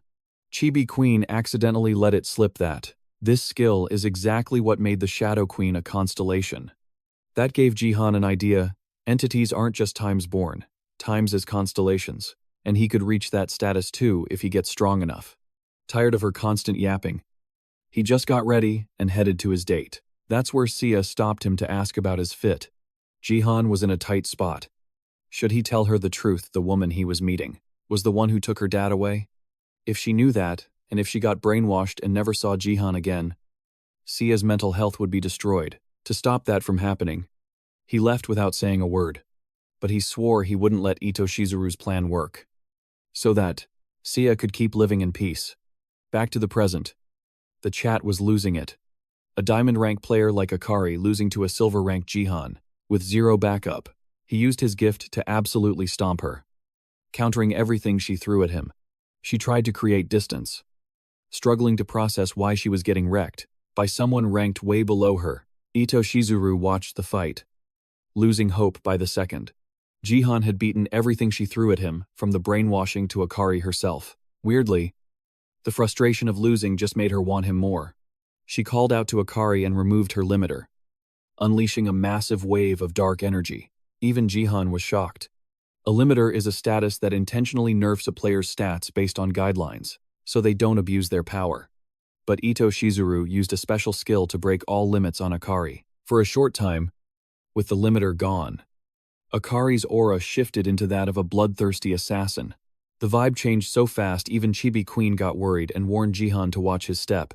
He glared over at Ito Shizuru, who smiled like a ghost as she revealed a hidden feature of her gift.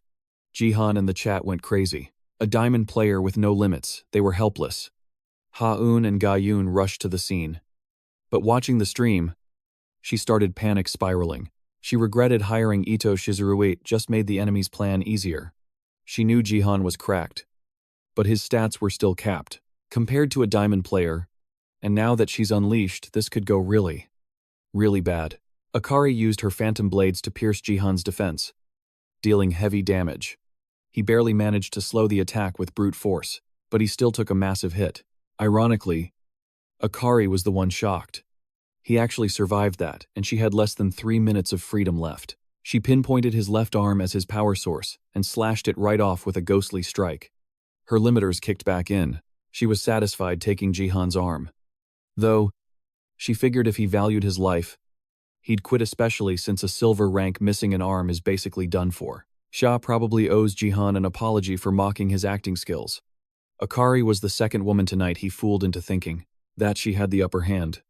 In reality, he trapped her in his shadow. He regenerated his left arm using dark spirits. She aimed for the wrong spot, completely. He decided to hit back with full power, summoning a phoenix arrow and launching it straight at her face. Bullseye. Despite the heavy damage, Akari survived the same attack that one-shot Baron easily. The chat immediately started debating the result. A restricted silver rank fighting an unsealed diamond rank crazy matchup. But then the feds show up and force Akari to surrender to Jihan. Jihan takes that as his cue to bounce and confront Ito Shizuru before she can escape. Surprisingly, she doesn't even look that salty about losing, even though she failed multiple times and wasted some precious ancient pages to save her own skin. She orders Akari to retreat by turning into spirit form, making it impossible for the authorities to arrest her. On the flip side, while Jihan looks away for a split second, Ito Shizuru seizes the chance to dip out just like Akari did, implying they'll meet again soon. Unlucky for Takeda though, he's got no way to vanish into thin air, and ends up getting grabbed by Jihan for interrogation. He's cooked. A few days later, at Ito Shizuru's mansion, the Sword King storms in, absolutely furious, finding her sitting there with a wicked smile. She greets him, fully knowing he's got questions. But before the love-struck king can even speak, she charms him again with her stimulating gift. The Sword King questions her about Jihan's accusations, about her trying to seduce another man. After she already lured him into her control with enchantment, she tries to gaslight him by flipping the script, saying he and the lovesick simp walked right into the trap. Even though he knew damn well she was playing him, every time she used her charm, memories flashed back to the first time she trapped him in a bar, just a few days before the anniversary of his wife's death, to make his current situation seem even more hopeless. The Sword King recalled rejecting Ito Shizuru the first time she tried to use her gift on him, back when she was exploiting his grief while he was wasted. Luckily for him, his twin swords, Ganjiang and Moye, possessed the exclusive ability the Defiant, which blocked abnormal status effects like obedience and fanaticism from taking over. Even then, the Mad Goddess got all excited by the Sword King's hard-to-conquer attitude, and manipulated the depressed drunk guy by stacking status effects like dependency and obsession. His twin swords finally gave up trying to save the simp, as he surrendered to the succubus's control. Back in the present, while the Sword King is drooling in her arms, Ito Shizuru is actually getting annoyed with him, because every now and then, he rebels. Since her obedience and fanaticism effects don't actually work on him, he's only under her thumb because her real body stayed at the mansion, while the unstable, incomplete body known as Ju Hyunji was sent to seduce Jihan, a move that ended in a total L for her, since he even figured out her true identity. But on top of that, Akari, the shadow she deployed to fight him, is another one of her bodies that she feels needs some polishing before the next mission. Over at the BattleNet Bureau, during Takeda's interrogation, Jihan goes absolutely ballistic. After realizing that Ju Hyunji was just a puppet body for Ito Shizuru, he connected the dots. There could be multiple versions of her running loose all over the world, but Takeda cracked under the pressure. He revealed she only went this far because she couldn't stand leaving the Sword King alone. He swore that was all he knew and literally begged for Jihan to believe him. Then, our MC remembered the night Ito Shizuru got exposed on his livestream.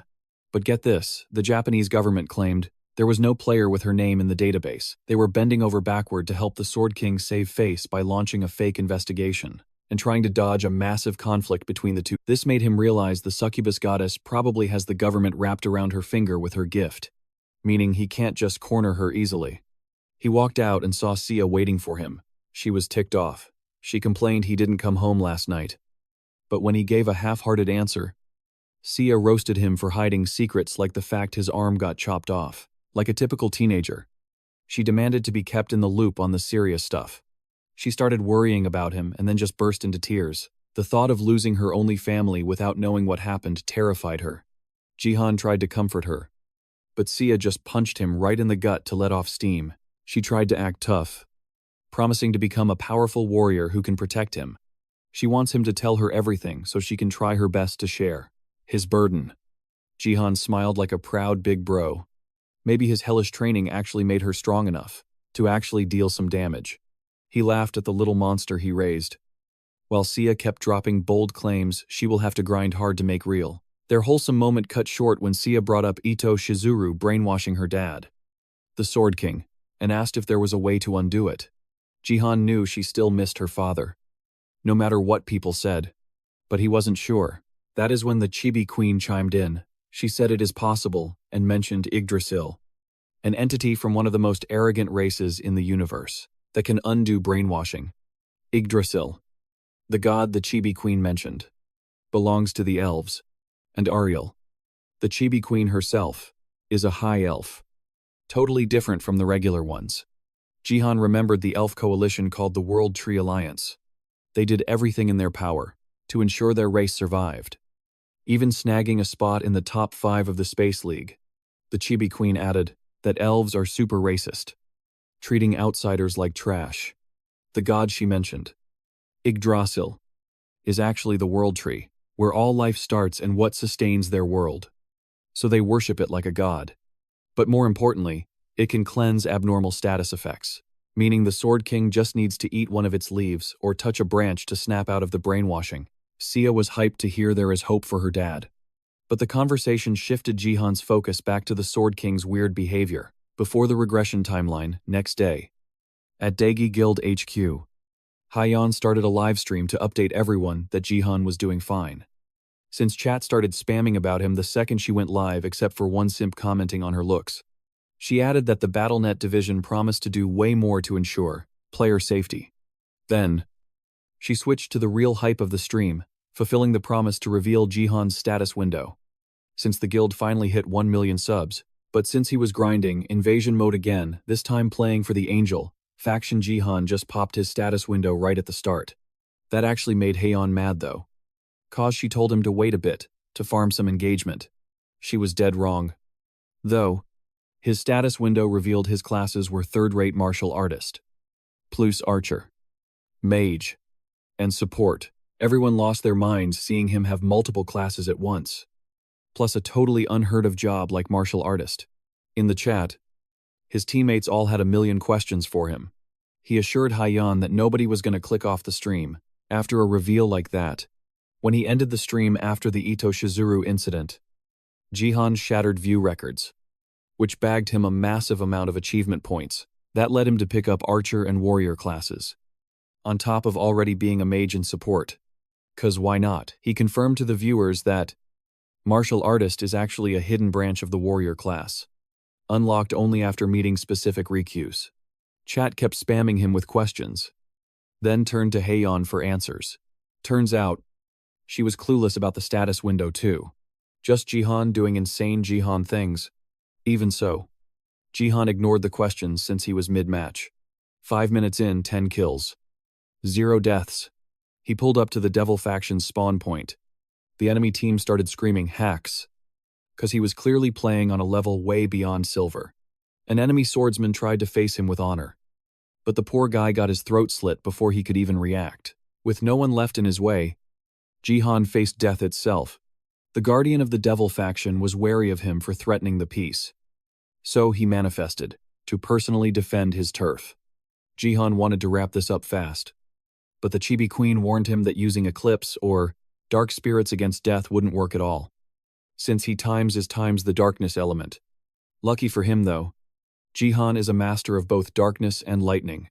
He summoned a phoenix arrow and fired it straight at death, infusing it with divine lightning. The arrow pierced death before he could make a move and completely destroyed the relic.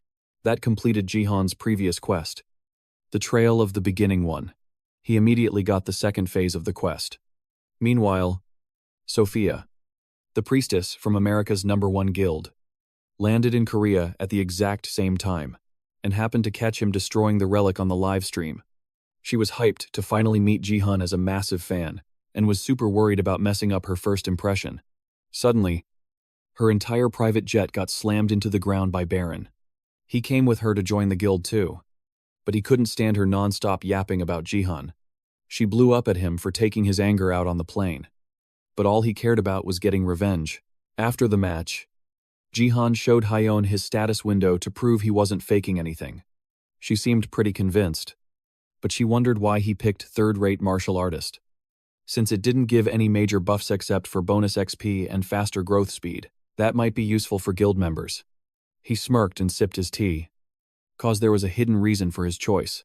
When he unlocked all the classes, the system gave him two options: either enhance all classes, or pick one to upgrade massively while losing all the others. It helped quadruple the power of his third-rate martial artist class, while wiping out all other classes and their buffs. He wasn't too worried about that, since now he could hit gold rank even faster. However, before moving on, Jihan wanted to clear the challenge quest, Disciple 2 first. He opened a window and saw that only Saya and Masid were bronze rank, while every other guild member was silver. Heian asked curiously what he was plotting, but Jihan just told her to get her gift ready.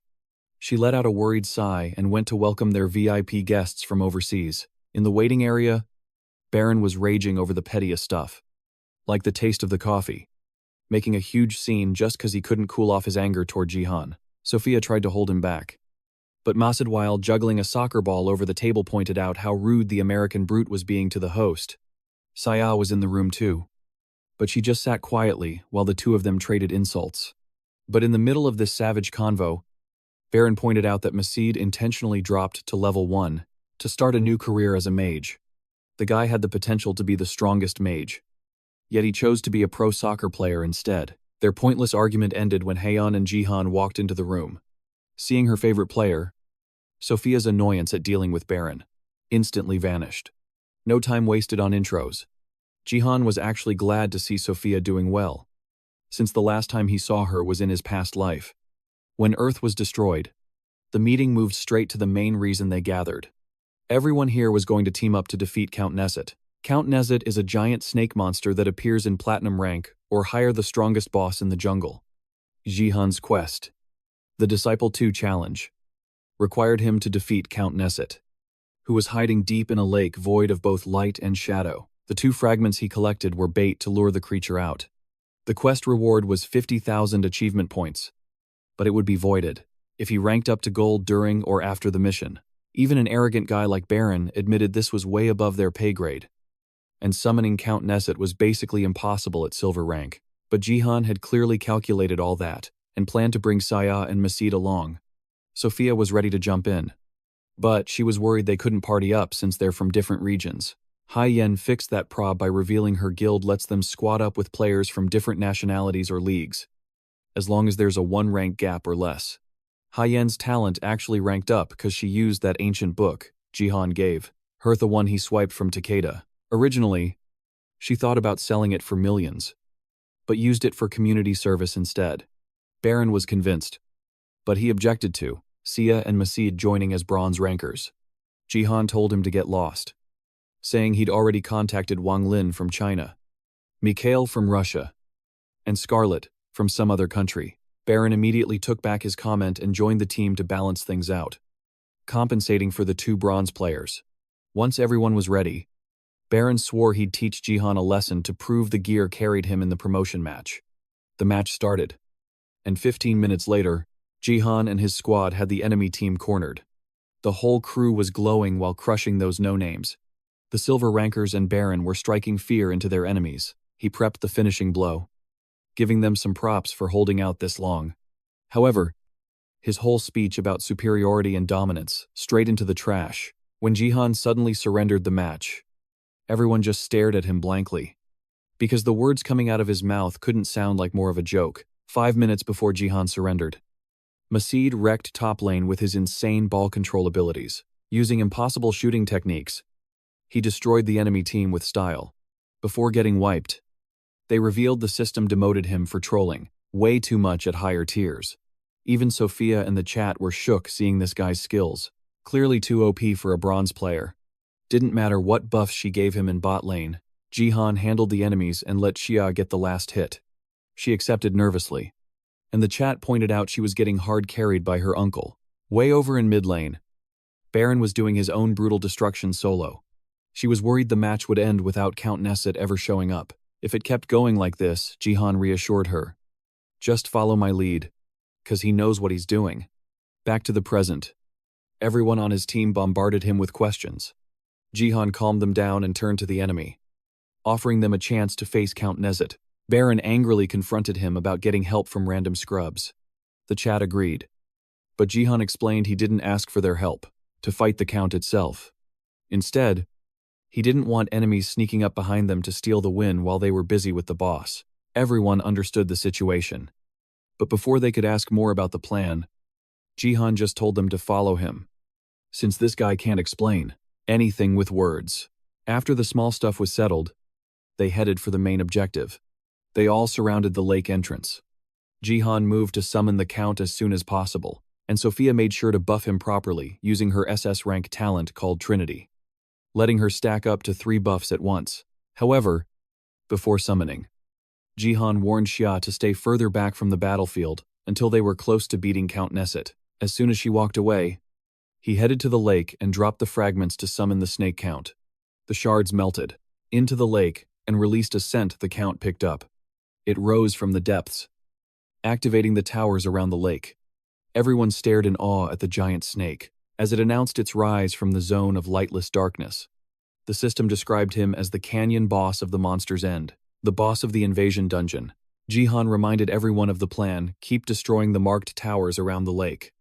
Cause they buff the Count while active and respawn after a set time. He split the group into 2 squads of 4 to focus on breaking towers, while he handled the Count solo. Sophia voiced her concern about how dangerous that was, and Baron took the chance to stroke his ego. He claimed someone of his caliber shouldn't be reduced to a rock breaker, just like the rest of the scrubs. Before he could finish talking, Count Nesset fired a massive energy beam at them, catching the arrogant American off guard. His reaction was too slow.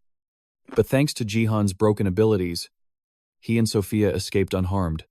Jihan flipped the script, using it as a way to force Baron to follow orders. While Sophia happily complied, Baron and his fragile ego took the order as Jihan treating him like a dog, and he was fuming at the humiliation. The Count kept spamming dark magic, which just helped farm Jihan's dark spirit stats. Like Chibi Empress pointed out, Jihan planned to exploit this glitch as he slashed through the Count's entire body. The fight was a breeze for him since his allies were doing a good job stopping the regen stones. The random idiot paired with Baron watched Jihan solo the terrifying Count and started badmouthing the psycho-American. He started roasting Baron, pointing out that his only advantage, brute strength, was gone. Since Jihan had caught up to him even in that department, even the chat joined the roast session.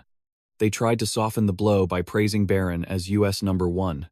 The guy talking smack with 0 awareness got blown to bits by Baron's disaster skill instantly. And the guy checking on him too, Sophia and Masid, looked over as the American brute let his ego take over and ruined the whole boss raid. He claimed he was strong enough to beat Count Nesset solo after getting powered up from a pentakill. Jihan and everyone else tried to question his actions, but Baron's arrogance convinced him Jihan had pushed him aside in this battle, just to hog the spotlight. So in Baron's head, the logical next step was to face the Count alone. He fired confidently, tried to wreck the giant worm with one of his disaster skills, only to get slapped back to reality. Bro ignored literally every mechanic before blindly rushing in. AoE moves on a single target like Count Nesset useless. Crushing those stones was the only thing keeping the Count's power in check. But now the boss is fully healed, cause that idiot got his teammates killed. Turns out, being a cocky teammate never ends well. The worm swallowed him whole lone bite. Chat was going wild at Baron's instant karma. But now that the Count is full HP, he hit everyone with a massive paralysis debuff, including Jihan. He's fuming because Baron totally threw the match, especially since the enemy team isn't exactly trying to help them out either. He can't even retry the quest later since he's about to hit gold rank. Lucky for him, Seiya managed to draw the Count's aggro by pinging it with normal arrows. They didn't do any real damage, but kiting the boss toward her actually weakened the paralysis effect on everyone else. But while the poor girl is fighting for her life trying not to get chomped, her uncle is just chilling, casually lecturing her about battlefield dangers like it's a classroom. Seiya is getting so tilted by his constant yapping. She snaps back that if he'd just carried someone stronger than her, they wouldn't be in this mess. Instead of relying on her cheap arrows just to keep the team alive, she keeps complaining about how she went from being known as the Sword King's daughter to just Jihan's niece, even though Jihan is trying his best. That trash Baron, the literal CEO of arrogance, kept looking down on her the whole time. She tells Jihan her gift is actually working, so instead of roasting her, he needs to give her a useful strat. Jihan figures she's got enough motivation to survive a bit longer. So he tells her to act like an autumn mosquito. Sophia is drained and he's still stunned for another minute. Even with the American priestess's buffs, why an autumn mosquito? Because unlike summer mosquitoes that just swarm, autumn ones are way tougher and more resilient. There's fewer of them. But they're annoying as hell. Sea's arrows are just like that to the Count mosquito bites. They don't do real damage. But they're super irritating while she's running for her life. Jihan's almost broke out of the stun. But more importantly, his eclipse gets stronger the longer the fight goes on. The Chibi Queen tells him to focus on leveling up his Dark Star stat. But he's only thinking about unleashing his new Shadow God technique. Sensing the power, the Count suddenly crawls out of his lake pit to deal with Sea once and for all. Seeing the worm's aggro range get way too close, she loses her footing and falls into the pit with Jihan. She's absolutely done with her uncle's nonsense. But she forces herself up and starts sprinting again. This pushes her stamina to level 10. Unlocking the hidden stat, tenacity. The Count is fed up and fires a massive beam to delete her. But Jihan scoops her up and flashes away with lightning step the second the paralysis wears off. He praises Sea for her tenacity. And she's actually pretty happy about it. But since Baron isn't there to crush the stones anymore, she's worried about how they'll beat the buffed-up Count. But Jihan, as always, he's looking for any excuse to skip a long, drawn-out fight scene, this one included. He tosses his eclipse into the lake and surrenders. But unlike the enemy team, Count Nezet isn't letting them off that easy. He's planning to wipe them all out to make up for how annoying Sea was for the last minute.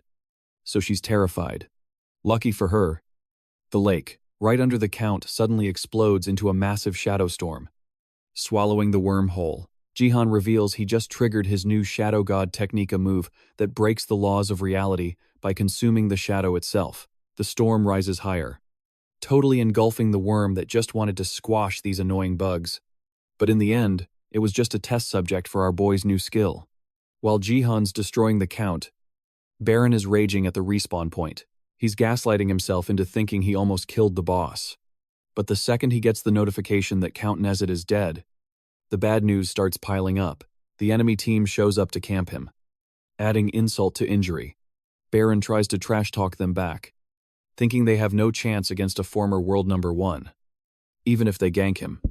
But in the end, the American egoist takes first place in the game, for the most deaths. The next day, after the game ends, Sea's level jumped from 5 straight to 20. Sea's relieved she snagged that tenacity stat during the fight. Now she needs to pick her class. And Jihan is surprised she hasn't decided yet. He suggests Archer since she was cracked with the bow. But Sea wants to be the absolute best. That's kinda impossible with so many OP archers already in the country. But he keeps pushing for Archer, telling her there's no way she'll ever surpass him times if she picks Warrior. And for that, he gets punched in the throat. He's so insufferable. Just then, she gets a call. So Jihan opens his status window. After clapping Count Nezet, he hit level 50 and qualified for the silver promotion match. He got a ton of loot. But one item is looking extra spicy. The Cloak of the Voidan S-rank item. It was once used by a disciple of the Void. Equipping it isolates the user from the world and blocks literally all damage, unless the attack is SS rank or higher. Broken, but the stealth only works if you don't get caught moving. Oh. And wearing it too long, that's a one-way ticket to the Void. Jihan isn't feeling the isolation gimmick. So he summons the Chibi Queen for answers. But she shows up looking totally salty. Once again, she pressed him about the Heavenly Ascent shadow art he used to clap the Count. She revealed that attack was the ultimate authority of her main body. But Jihan dodged the question, not wanting to leak the secret of his regression. However, Chibi Queen connected the dots. She concluded that the constellation who stole his gift was the wandering martial god. And that had her worried. Seeing Jihan's shocked look, she elaborated. The main Shadow Queen tasked her with watching him after detecting a trace of the wandering god's energy inside him. Jihan felt relieved that she wasn't just clinging to him for her usual weird obsession. Curious, he asked why the wandering martial god was such a dangerous figure. Chibi Queen revealed that he's the true face of calamity among the constellations. Normally, constellations exist to protect their home stars, breaking the limits of their species to become godlike beings. Even Jihan could become a constellation if he hits level 777. Jihan was shook because, in BattleNet, he thought the level cap was 500 after reaching the Star League. Chibi Queen told him to just wait until the tutorial ends to learn more. As for the Wandering Martial God, he's a constellation who created his own star, the Martial Star, where he hunts and imprisons other constellations. He drains their power and traps them in the boundary between life and death. That's why other constellations are terrified of him. The main Shadow Queen ordered Chibi to watch Jihan closely, since he carries a trace of the Martial God's energy. Him using her power wasn't strange. But since the Shadow Queen hasn't fallen to the Wandering Martial God in this timeline, there's no way Jihan could have gotten that power from him. Hearing that, Jihan pieced together the truth of his past life. The Wandering Martial God must have captured the Shadow Queen and transferred the Shadow Art to him, which means the Shadow Queen is destined to be hunted by the Constellation Butcher again. Chibi Queen then asked if Jihan had any stronger attacks. He admitted he did, but said he couldn't use them at his current level. He only pulled it off before thanks to the buffs he got in-game. Chibi Queen deduced that if she could learn his stronger skills, the main Shadow Queen could buff her ultimate authority. Suddenly, Saya burst into the room, telling Jihan to clear his schedule because some beautiful fans wanted to meet him. Both Sophia and Ha-eun were waiting for their dates, nervously fixing their makeup. Sophia's date turned out to be our boy, Jihan, while Ha-eun was stuck with some mafia boss. Frustrated, Sophia had set up this meeting to formally introduce herself to Jihan, since she didn't want her first impression to be ruined by that arrogant jerk she was with. She'd made up with Saya, and since they hit it off being the same age, she asked Saya to set this up. Jihan understood and told her to chill, since they were on the same team now, even if it was just temporary. Sophia took that as a green light to start flirting, tucking her hair back and calling him Appa. Jihan tried to wrap his head around her girly behavior, remembering her as much more mature and gloomy in his past life. To keep his conscience clear, Jihan straight up asked her age. Sophia tried to convince him she was an adult, but when she mentioned being 20 same as Saya, Jihan instantly went into uncle mode. He insisted on paying and even nagged her to eat more for her health, treating her like a total kid. After eating, Sophia wondered if she'd have to face Jihan in the silver promotion match. Since she was also in the top 100, Jihan checked his status and got absolutely buried under unexpected notifications.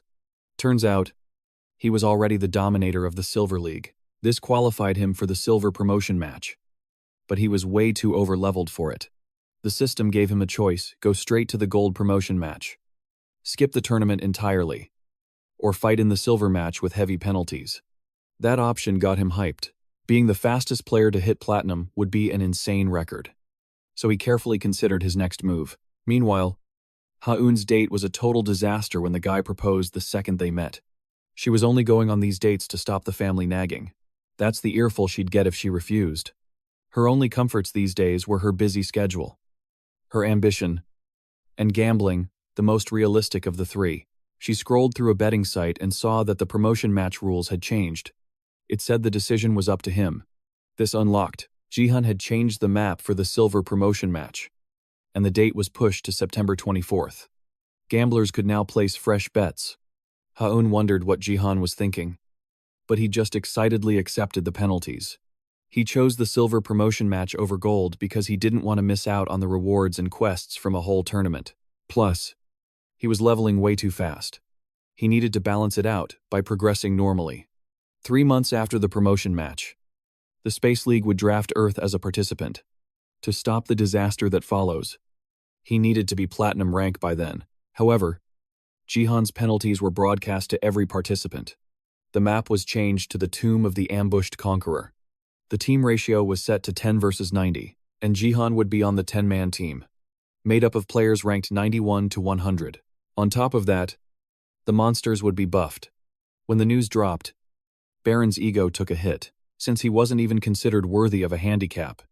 While China's top player seemed amused, Ha-eun, despite regretting it every single time, bet against Jihan again. The changes favored the opposing team so heavily that the odds attracted a record-breaking number of bettors. Shortly after, the promotion match began.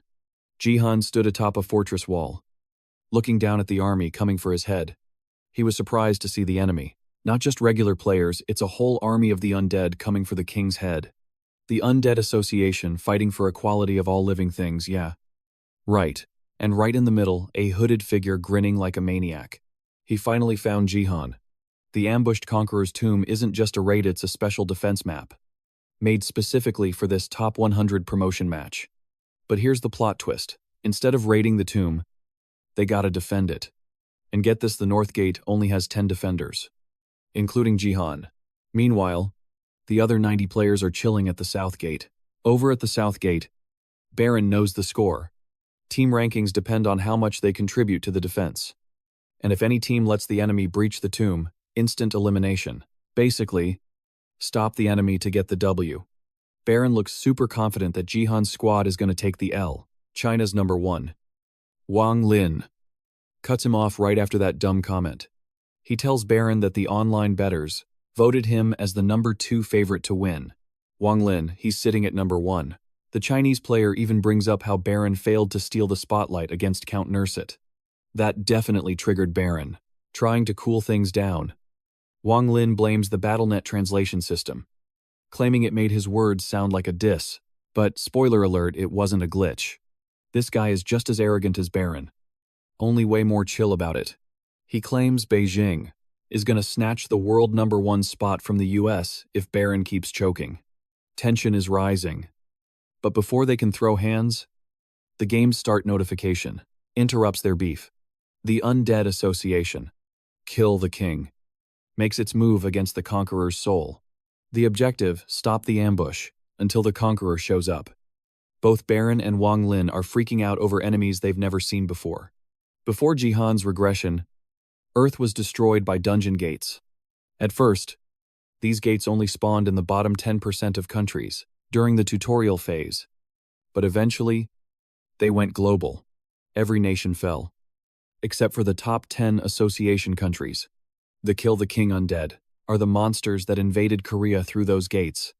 At the North Gate, Jihan eyes the undead army, worried this is going to be a tough fight, especially with a squad of useless trash complaining about being in the bottom 10 and blaming Jihan for their misery. Just as Jihan decides to carry this match solo, Sophia suddenly pulls up. She's hyped to help her beloved Jihan instead of fighting against him. But honestly, Jihan notices her rank is lower than he expected. No time to catch up, though. The undead army is trying to smash the fortress gate with a giant log. They're using actual military tactics, and every single one of them hits as hard as a normal player. But with the buffs from Sophia and his trusty Phoenix arrow, Jihan dives straight into the chaos. He punches the ground so hard it knocks the entire wave back, with a 20% power boost and his arrow's anti-undead attribute. Bro is feeling confident, but bad luck for him, the army recognizes him as the king. Suddenly, a massive hand bursts from the ground. Jihan instantly clocks it as the Disciple of Destruction from the defense map. He barely dodges, getting crushed like a bug. But his dodge lets a chunk of the tomb wall get wrecked. Last time he fought a flesh golem. But this is the real deal. With 20% of the wall gone, the system warns the North team, let the enemy in. And you're eliminated. Even Jihan is sweating now, standing between that giant hand and the wall. The Disciple of Destruction reveals a mouth in its palm, claiming Jihan has potential even greater than the king. So it's gotta devour him whole. Heian is shocked watching the monster smash a huge section of the tomb wall, with just one hit. Gaun tells her to chill, explaining that Jihan has faced a version of this beast before, so she shouldn't worry too much. But Heian isn't worried about Jihan getting hurt. Nah. She's excited. The betting odds are totally in her favor, since she went all in on Wang Lin winning. The weaklings on Jihan's team are trying their best to hold the line, but the undead swarm is too much. Sophia tries to tell them Jihan will come save them soon, but our boy is busy dealing with that giant mouth hand thing. Luckily, with his force activated, Jihan barely avoids getting swallowed. The hungry hand just gets more hyped, happy its prey is playing hard to get. Meanwhile, Jihan's brain is in overdrive trying to figure out the hand's moves. Last time, it was just mindlessly eating zombies. But now, it's locked onto him and even talking. Jihan realizes stalling will just put the wall in more danger. So he decides to go on the offensive. He unleashes the nameless divine art. Divine Thunder, summoning a massive lightning bolt. He goes full Super Jihan mode. The hand feels threatened by this new form and orders its minions to swarm him. Jihan wipes them out easily with chain lightning. He even scorches the hand, hurting it enough to force a retreat. The monster decides to save its meal for later. Jihan tries to land a finishing blow before the hand vanishes. But he misses. It disappears so fast. It's like it hopped into a portal. That reminds him of a certain item he looted after the Count Nerzit fight. The Void Cloak, an S-rank item that lets him sneak into the void. He quickly equips the cloak, knowing he's got nothing to lose. But what he sees next, absolutely insane. He sees the Black Hand now in human form laughing about their close encounter. And right next to it, the shining soul of the Tomb Conqueror is on its knees, looking too weak to even stand. Jihan is confused. The quest objective is to retrieve the Conqueror's soul. But it looks like he's teaming up with the enemy. Before stressing about the details, Jihan decided the best play was to clap this sus-looking NPC. And conveniently, the Phoenix Arrow still had one charge left. So going full power here, totally valid. But unluckily for him, before he could charge up the attack, that shady NPC flashed right behind him and choked him out, menacingly asking Jihan, "How did you get here?" For the first time, Jihan felt actual fear. He struggled to break free from the shady NPC's grip. Luckily, his cloak warped him out of the void the second he was detected. But he had zero time to catch a breath. When the undead army swarmed him, he just popped his thundersteps to wreck through the mob. Sophia spotted him and immediately screamed for help as the weaklings in their squad were getting pushed back. Jihan didn't waste a second and rushed to save them. Before they even realized, our boy had already deleted every undead in sight with his terrifying speed and absolutely broken attacks. Before the dust from his flashy attacks could settle, the giant mouth hand came back to finish what they started. The hand looked shook that Jihan didn't attack it on sight. But that's because it always ghosts him whenever our boy deals massive damage. The hand suggested they shouldn't drag this fight out. And Jihan agreed. He went God mode again and launched the Phoenix Arrow, fully charged with the might of Divine Thunder, to stop the hand from escaping again. Jihan stacked the Phoenix Arrow's flames, Sophia's buffs, the power of his thunder body, and the Divine Thunder technique to deliver some divine justice. The arrow flew at light speed but barely missed, just grazing the hand. The giant hand yapped about the arrow's power but was relieved Jihan totally whiffed it. What the hand ignored was the fact that Jihan never does anything without a plan. A massive projection of the Phoenix Arrow appeared, bringing down the judgment day of the true Heavenly Lord. This time, the arrow completely obliterated the hand, leaving nothing but swirling black smoke. Song Jihan finally collapsed. The Phoenix Arrow vanished after its last use, costing him his right arm. Still, handling the undead with one hand was no biggie for him, until laughter erupted from the black smoke. A laugh so loud it caused shockwaves and summoned a thunderstorm. Uncontrollable winds wiped out all the undead, while Jihan and Sophia struggled to stay on their feet. Then a voice boomed from the storm, belonging to a creature hyped to keep fighting Jihan, who had the potential to be greater than a king. It claimed Jihan had earned the right to fight its head, while that transcendent being was doing its grand intro. A system warning suddenly popped up in front of Jihan. The constellation Dead Star had hacked into the game. Song Jihan's eyes went wide with fear at the headless giant, bracing himself to face a constellation. This promotion match was rigged for those betting against Jihan, but the moment he won despite the penalties, millions of hearts were shattered. Office workers who risked their careers and savings, people in other countries, and even the Heian Guild were drowning in a sea of tears. A couple discussed how Jihan totally overshadowed both the Sword King and Baron combined. Even though they put up impressive numbers themselves, one of them could have been the main character of the game, if not for our boy. Suddenly, the stream cut off because of the constellation's arrival. Seong Jihan stood desperately before the headless giant, realizing just how outmatched he was. In this situation, surprisingly, BattleNet was the only game system that reacted instantly to a hacker by locking it in a dimension separate from reality. Even the constellation knew how dangerous the defense system was. So he tried to snatch our boy as soon as possible. Lucky for Jihan, right as the constellation's giant palm closed in, the defense system deleted it with a single shot. Then the system went feral, unloading shots on the defenseless giant to purge him for trespassing. For some reason, the constellation asked Jihan for help. Of course, he didn't care and let the system do its thing. But to stall for time to talk, the constellation offered the soul of the Tomb Conqueror in exchange. The system paused the attack, waiting for Jihan's call. It reassured him he'd be safe from any mental attacks. He accepted the request and instantly regretted it, because the constellation asked him to give him a head in the creepiest way possible, rightfully disgusted. Jihan flat out refused and didn't budge.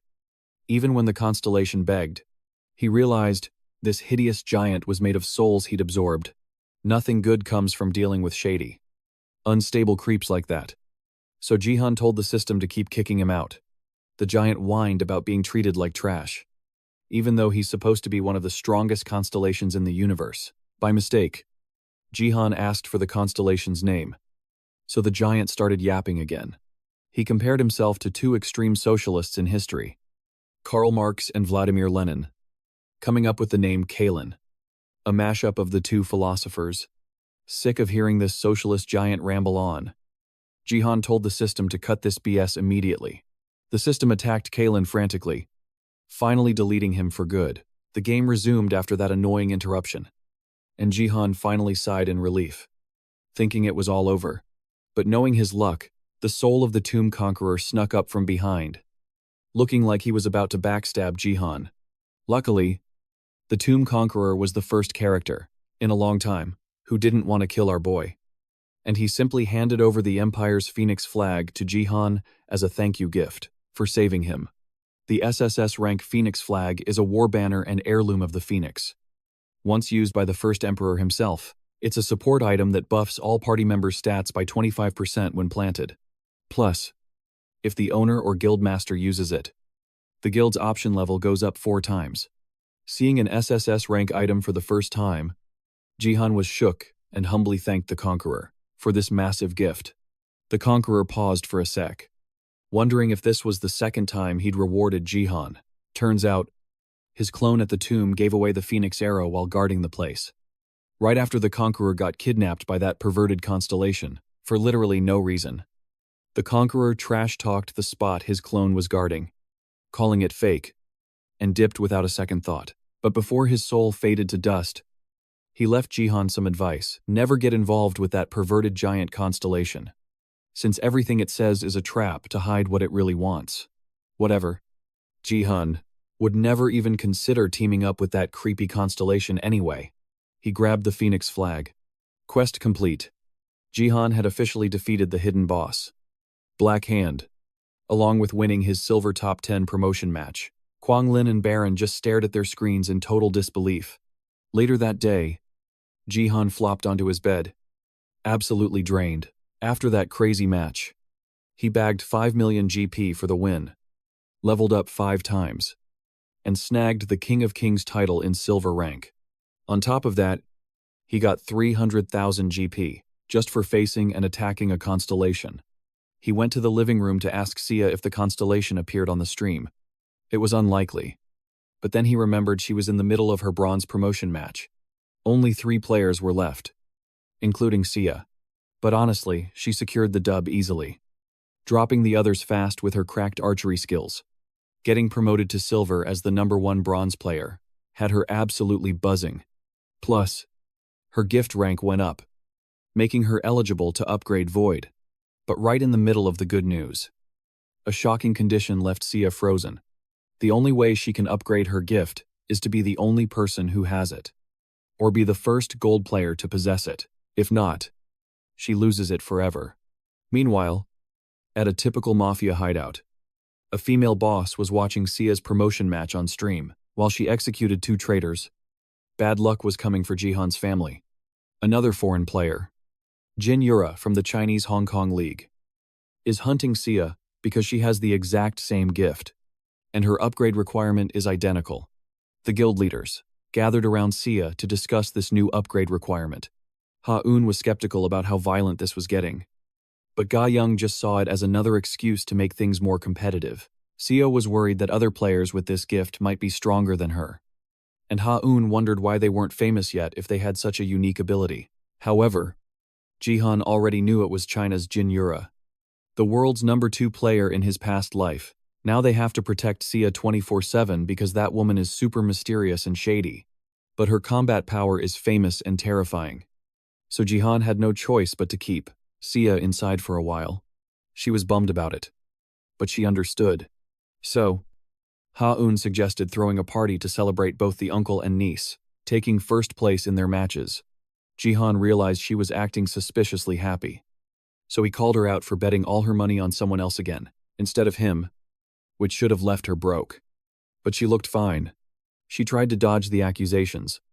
But Ga Young ruthlessly exposed her, revealing that the BattleNet system had refunded all the bets. Since the incident cut the broadcast, Ha-un took the chance to change the subject to the real question: why did the system play Jihan's victory scene after the stream was fixed? This reminded him of that disgusting, perverted constellation. So he brushed it off, saying it was just a massive evil monster he took care of. He claimed the guild's stat boost was a result of that too, hiding the fact that he now owned the Phoenix flag and had a sparkling crown symbol on his wrist. He got ready to leave with Xia. But Ha-un asked him to show up next week at the BattleNet Bureau. They wanted to honor him for improving Korea's image worldwide by pulling off some insane feats all on his own. It would also be good promo for their guild. So he had no choice but to agree. The big day arrived, and the new BattleNet director, Oh Gi-sung-hoo, was definitely trying too hard, greeted Jihan at the building. He didn't miss a single chance to glaze our boy, since they needed to rebuild their reputation after the Tae-won daily scandal got them cooked by the public. Ha-un told Jihan to just play along, while Seo and Masid thought it was wild that he was getting hyped up by the very same company that used to try and control him. The next morning, the group walked into the building, along with a very obvious Manhwa stalker. The ceremony started, and Xia proudly noted how sharp Jihan looked in a suit. Ha-un was annoyed. He didn't dress like this more often. And Xia added fuel to the fire by pointing out he used to only wear tank tops. Suddenly, a clumsy, nerdy girl next to Seo accidentally spilled coffee all over her new dress. Our adorable niece's dress was ruined, but she didn't panic. Ha-un offered to go with her to the restroom to clean up, but Xia insisted she was fine going with the clumsy girl. Jihan noticed the commotion, while Masid also spotted the stalker trailing Xia. Inside the restroom, Xia was washing her dress. Sad that it got wrecked so fast. The clumsy nerd girl leaned in close, saying there was coffee on her neck too. Even Xia wondered how coffee got there. But while she was distracted, the girl pulled out a syringe filled with some suspicious liquid and tried to stab her with it. Masid had already tipped off Ga Young about the typical Manhwa stalker following Xia, so she went to check on her, but she was too late.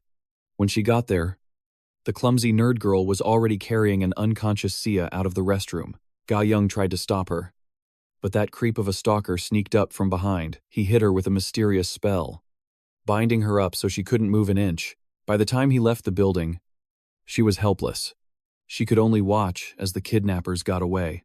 Back at the auditorium, Jihan grilled Hehan about where Xia went. Just then, Ga Young burst through the door, apologizing to him with a look of pure panic on her face. A few hours later, Xia finally woke up, finding herself in some abandoned building.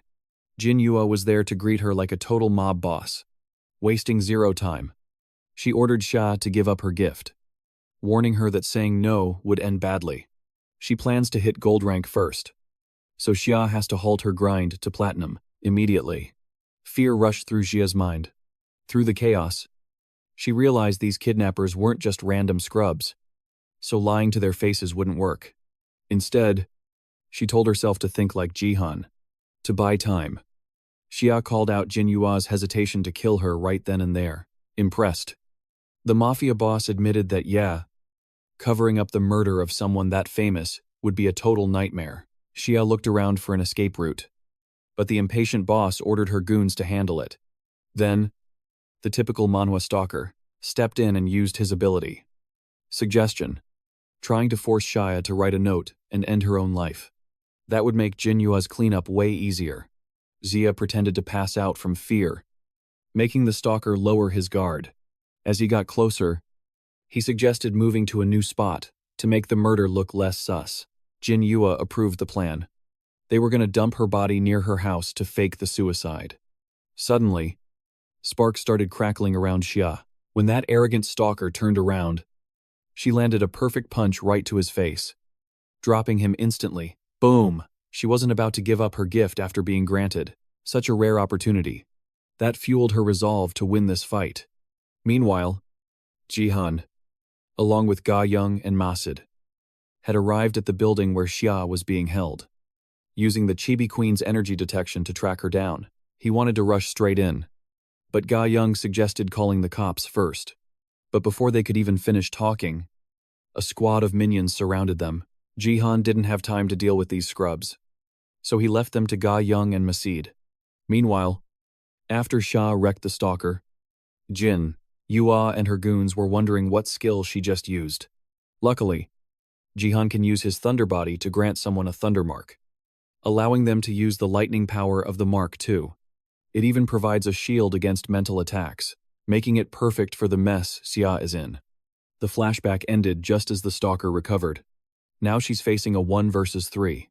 Xia tried to slip away, but Jin Yuhua's minion threw a knife, gashing her leg. Then the stalker slammed her right into a concrete pillar. The impact knocked Xia out cold. They started discussing how to hide her body without raising suspicion. But their time was up. Jihan arrived on the scene and found Xia lying injured and unconscious on the floor. Seeing this made him absolutely furious. Jin Yuhua's minion tried to step up with her petty criminal tricks, as if that would work on an uncle who's out for blood.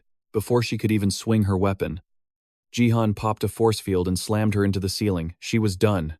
Right then, the stalker jumped into the fight. He had the nerve to grab Jihan and shove him against the wall, even trying his suggestion skill. But it didn't work. Jihan broke through it with pure rage and grabbed that arrogant stalker's hand. He crushed it with raw power that even Baron would envy, then delivered a headbutt boom. That was enough to knock the idiot out cold. After dealing with the trash, with blood splattered on his face, Jihan finally turned his attention to Jin Yuhua, who was shaking like a leaf. It was like she hadn't just been threatening his niece like a mob boss 5 minutes ago. Shai woke up to see Jihan covered in blood. Jin Yuhua's minion tried to sneak attack him again, but this time, he made sure she stayed down. But that split second of distraction allowed the trembling boss to grab Xia as a hostage. She threatened to kill her if he moved even an inch. Her hands were shaking with pure rage. This was the first time someone had ever stopped her from getting what she wanted. 15 years ago, at the Hong Kong Red Tiger Guild chairman's mansion, little Jin Yuhua beat up the maid's son because he had a toy rabbit she wanted, and he wouldn't give it up. Her dad walked in and stopped the commotion, but when he realized his psycho daughter was trying to use force to steal someone else's toy, he actually felt proud. He encouraged her to do the exact same thing with everything in life. That twisted approval put a smile on the spoiled brat's face. From that moment on, the youngest Jin child grew up to control Hong Kong's underworld, living a life of luxury and power. Years later, when BattleNet launched, she assumed she was guaranteed an S-rank gift right from the start. But instead, she got stuck with an F-rank gift called Late Bloomer. Meanwhile, one of her classmates awakened the school's very first S-rank. That shattered her ego into a million pieces, especially since she wasn't the center of attention anymore. Consumed by jealousy, she had that poor girl killed. It was all over the news. But this psychopath felt zero remorse. Later, when Jihan revealed Xia's gift to the world, it gave this crazy woman a new perspective. She found a reason to grind and become the strongest player alive, believing her late bloomer gift could actually take her to the top. Back in the present, Jin Yuhua thought she had the upper hand by taking Xia hostage. She put on a brave face, threatening to kill her if Jihan so much as twitched. But she messed with the wrong uncle. Jihan's terrifying aura made Jin Yuhua's toughness crumble. Her legs went weak, and she couldn't summon any strength to resist his overwhelming pressure. Jihan drew Eclipse, ready to end this spoiled brat once and for all. But Xia stopped him, insisting that he shouldn't dirty his hands with the blood of low-life trash like her. Those words triggered Jin Yuhua hard.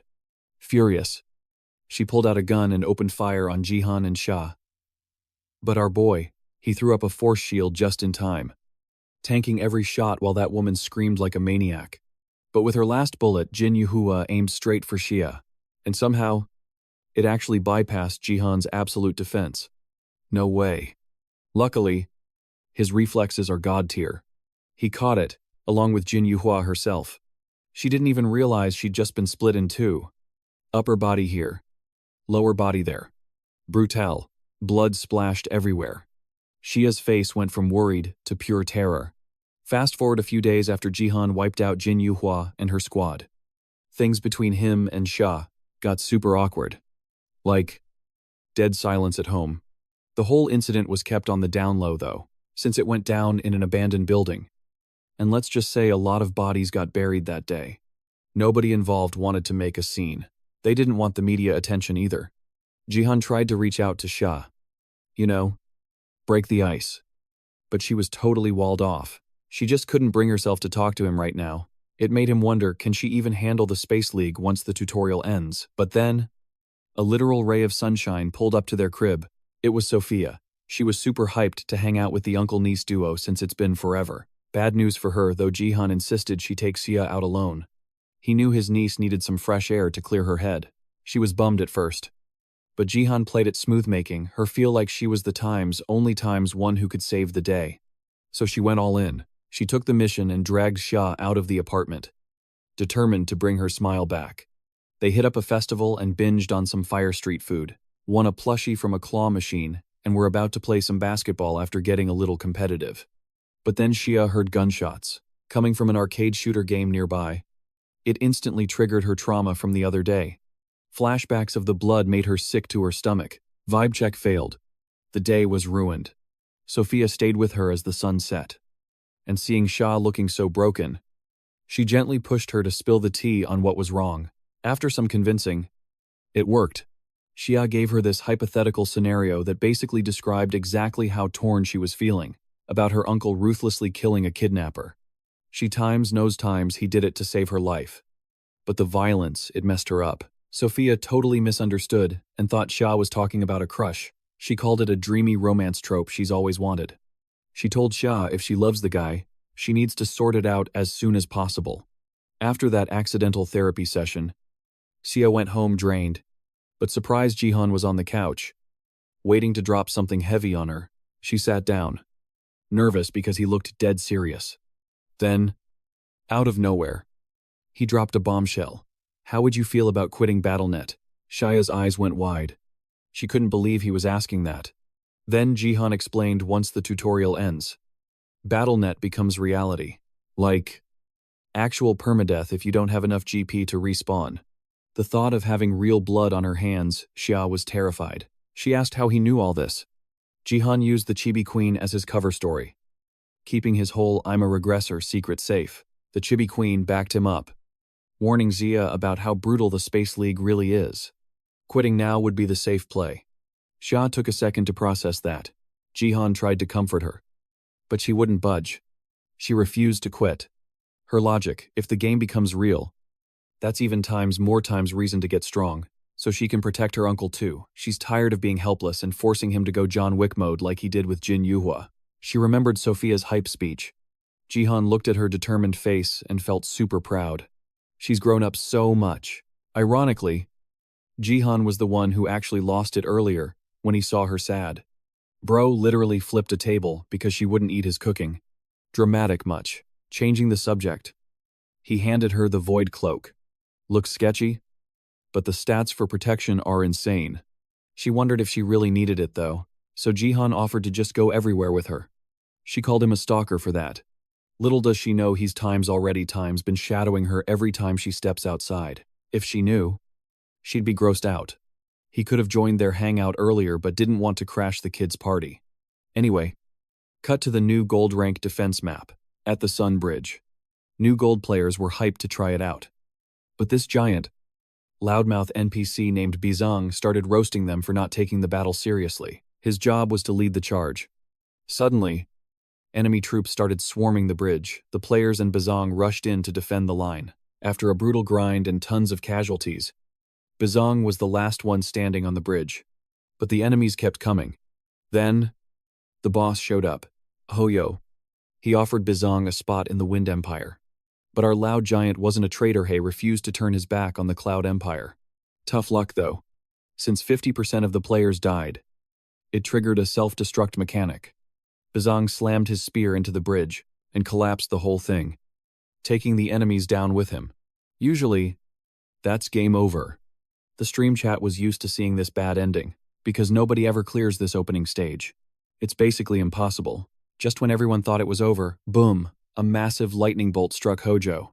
Wait, more than 50% of the players were still alive. Jihan and the squad were standing right there, dropping a savage roast about Hojo's looks. Bizong realized he didn't have to die. He was ready for Phase 2. This unlocked a hidden quest for Jihan. Don't let Bizong get eliminated. See, in the past timeline, Bizong died here and earned Jihan's respect. He's not letting that happen again. Lore time, the Cloud and Wind Empires used to chill in peace. That is, until the Wind Empire's dead emperor got resurrected. His first move, declare war on the Cloud Empire to steal their holy beast, the source of their power. Bizong isn't just a commander of the Cloud Empire, he's the emperor's own brother. This guy is absolute beast mode, stopping a whole Wind Empire invasion with just 10 soldiers. That's exactly why the Spirit Bridge mode puts players on Bizong's side. Usually, this map is locked for anyone under gold rank, because the enemies here are absolutely cracked. It plays like a standard tower defense, with one massive catch if half the players die. Bizong just blows up the bridge. Game over. Xia and Sophia are sweating trying to hold the line. But the mobs just keep coming. So, Jihan steps up. He pops Phoenix's blessing, buffing everyone's stats and allies by a massive 25%. Seeing a giant phoenix rise up, Hojo starts sweating bullets. He knows he's in trouble, while everyone else is loving the buffs. Xia feels kinda useless. She's power leveling but not actually learning anything. Jihan tells her to chill, saying it's fine, but she reminds him her gift is stuck at D rank. She needs to maintain a 60% win rate across 500 matches, or clutch a top 100 promotion match completely solo. No carrying allowed. Seeing his niece grow up so fast hits Jihan right in the feels. Sophia jumps in, trying to keep the squad's vibes together a bit longer. Bizong pulls up and presses Jihan about the Phoenix. Apparently, only the captain of the Imperial Guard is supposed to have a summon that broken. Jihan plays dumb, totally clueless. Then it clicks, she remembers the hidden quest to earn Bizong's respect. He activates his Oscar-level acting skills, pretending to be a secret subordinate of the Imperial Guard. The gullible giant buys it instantly. And before Xia can blow his cover, Jihan offers to fight in Bizong's place. But the big guy refuses to sit on the bench. Jihan goes all in for that acknowledgement, bringing up the fact that Bizong swore a blood oath with the Emperor.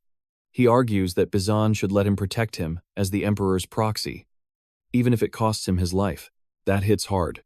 The giant remembers the day he made that oath under the peach tree, wiping away manly tears.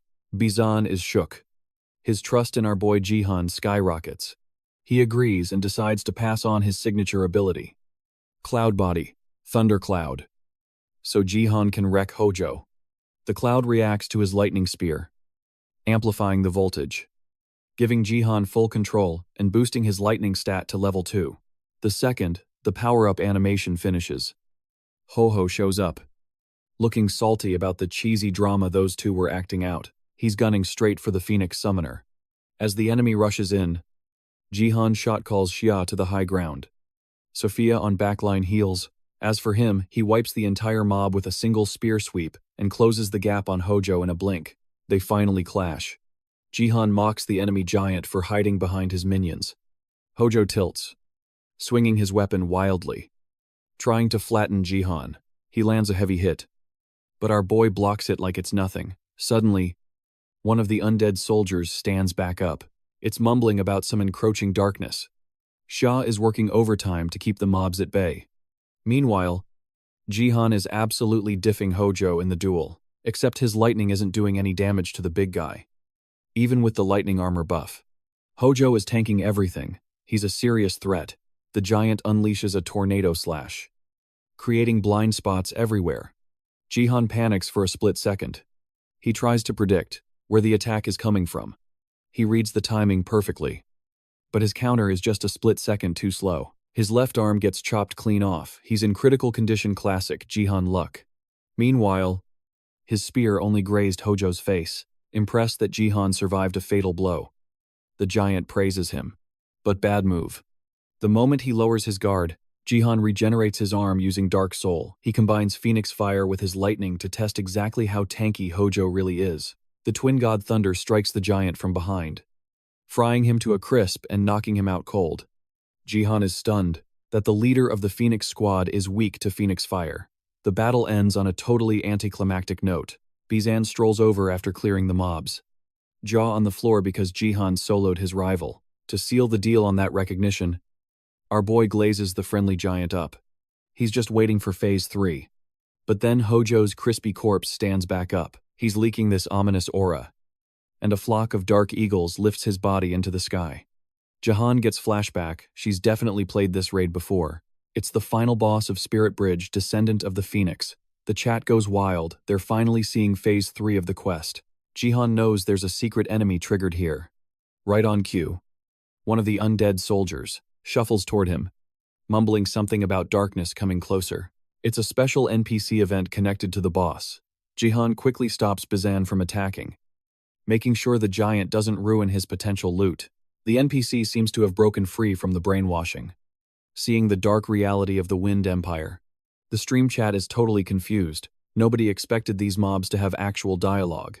He claims the Phoenix Squad is being puppeted by a dark phoenix even after death.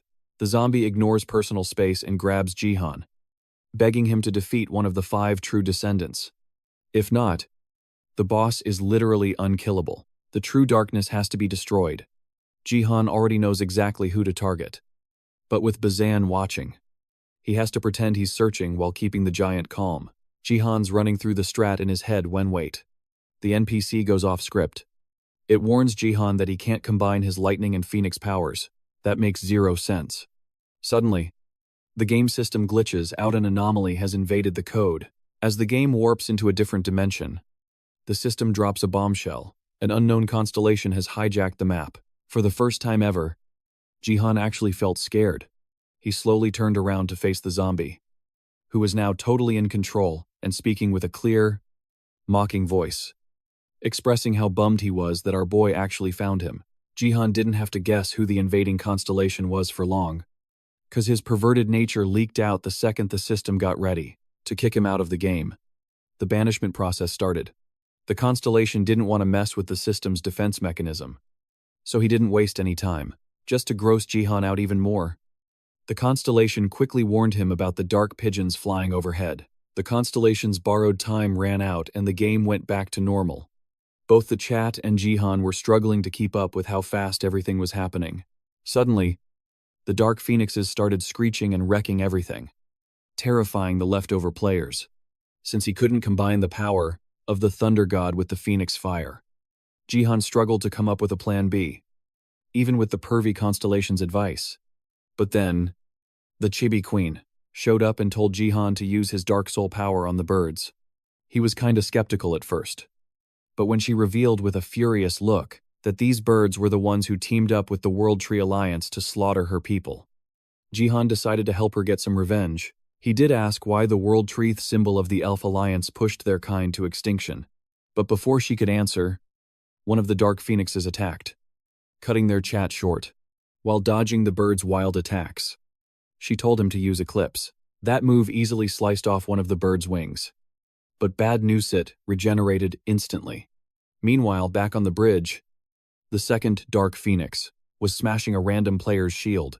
The shield couldn't hold out, even with Sophia's buffs.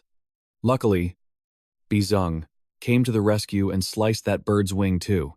Again, it healed right up. Jihan figured these were clones, but if the original Phoenix took damage, that wound would show up on all of them forever.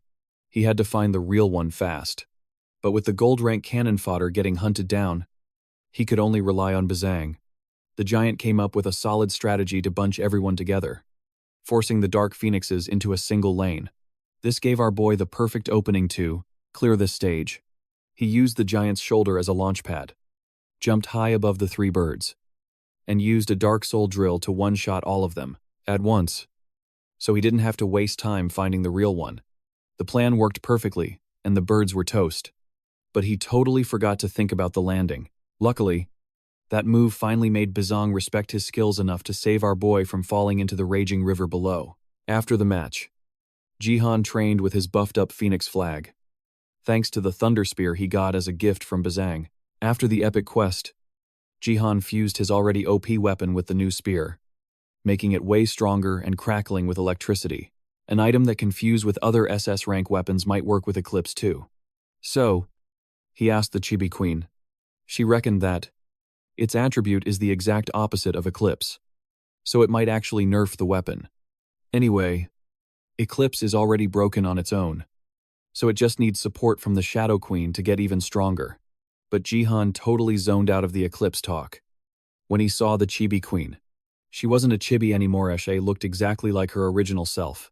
He just couldn't get used to it. Turns out, since he got a huge boost in Dark Soul stats after absorbing the Dark Phoenix, the Chibi Queen finally had enough energy to maintain her original adult form. Now she could do more than just boss people around.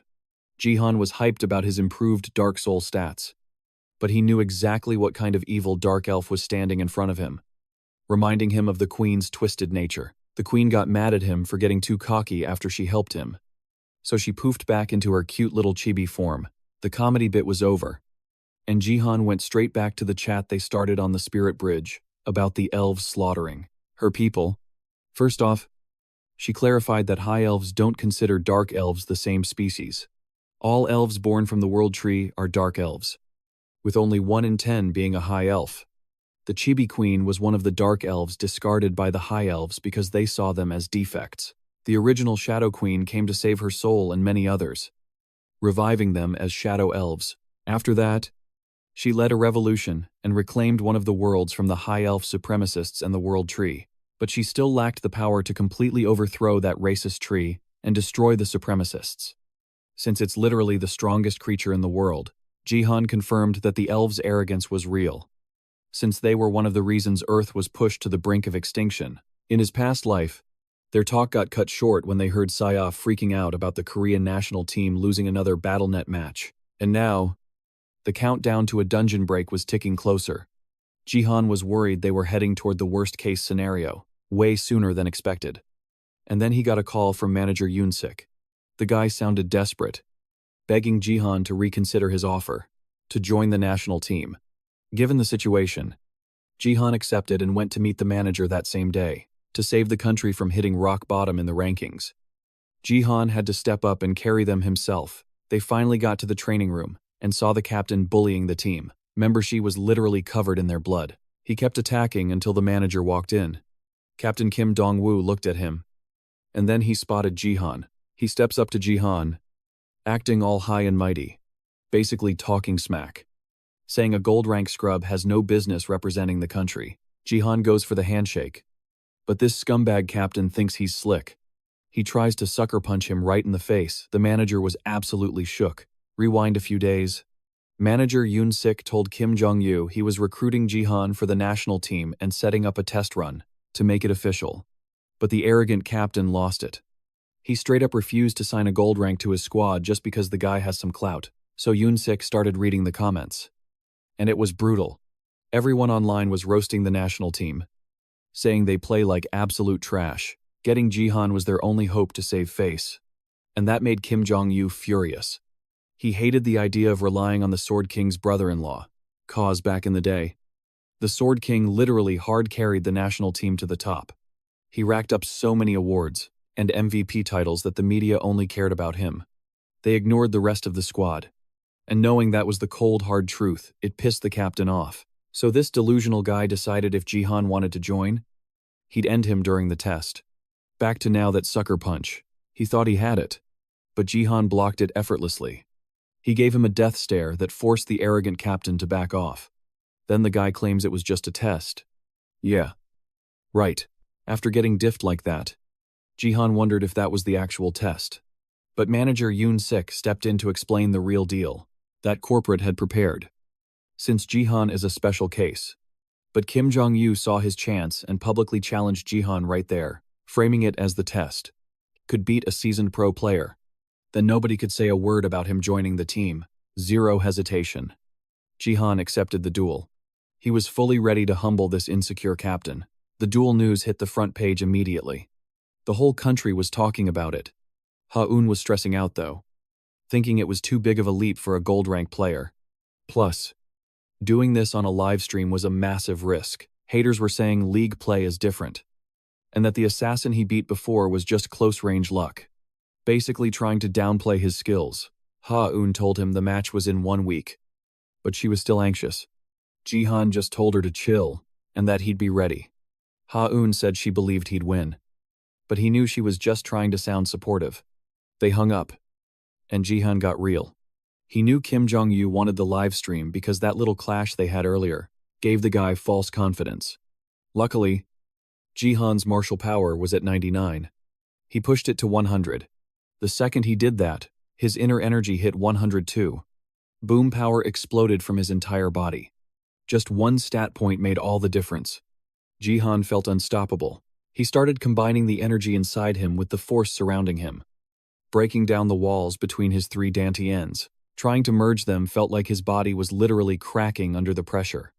The pain was insane, but he powered through it. The agony lasted a bit longer, but finally success. He merged all 3 dantians. Once it was done, martial power and inner energy fused into a single stat, unlocking a new constellation ability, Martial Soul. He wondered if this was different from a unique stat. But hey, it worked. But his victory lap got cut short. Out of nowhere, a massive hand reached out from a portal and snatched our boy up. It was the wandering martial god, summoning the new owner of the martial soul. He literally just kidnapped him. Next thing he knows, he's thrown onto some weird planet. He looks up and sees constellations shaped like weapons filling the sky. He realized the martial god summoned him the moment his dantians merged. It wasn't like last time when the god left because the connection was incomplete. Suddenly, this old Chinese guy steps out of the shadows.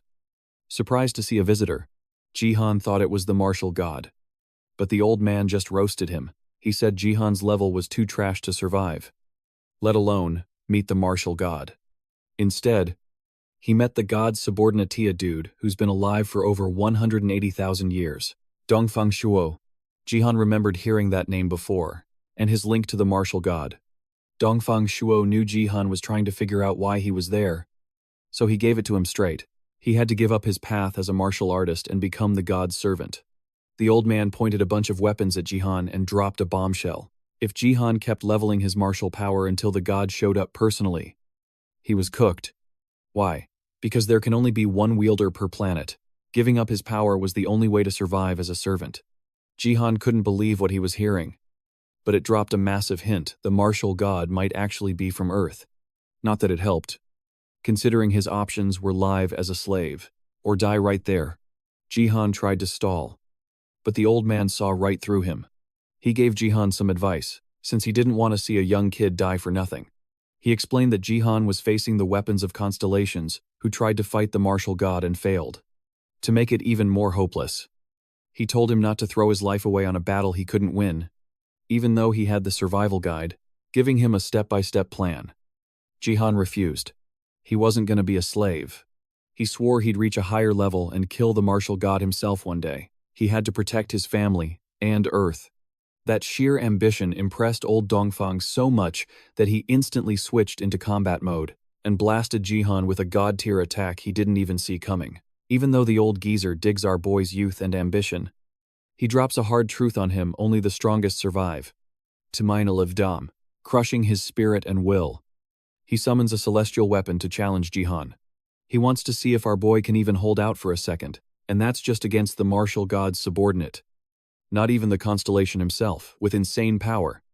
The old man manifests a yin-yang symbol, robbing Jihan of any hope that he's walking away from this attack unscathed. Lucky for him, the martial god shows up just in time and orders the old man to stop. He obeys instantly, but for the first time, Jihan feels it. True fear. The thought of total defeat. This terrifying entity skims through his mind. But it wasn't subtle enough to slip past that constellation's notice.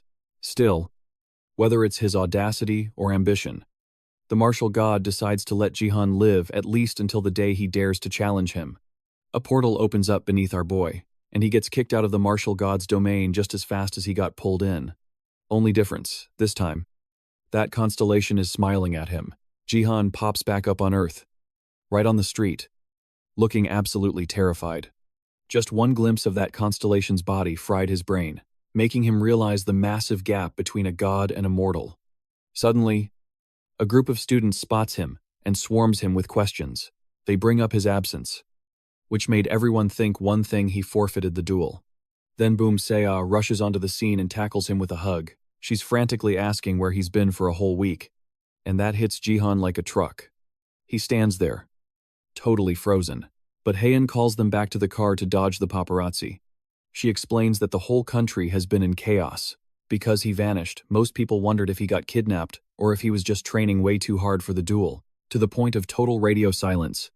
Even though he needs to process the fact that a few minutes in the martial god's dimension cost him a whole week. Instead, he remembers the duel and asks Heian if he's too late. Turns out, it wasn't cancelled.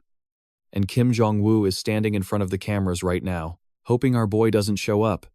When a reporter asks for his thoughts on Jihan's disappearance, he claims Jihan threatened his manhood and acted rude before the match.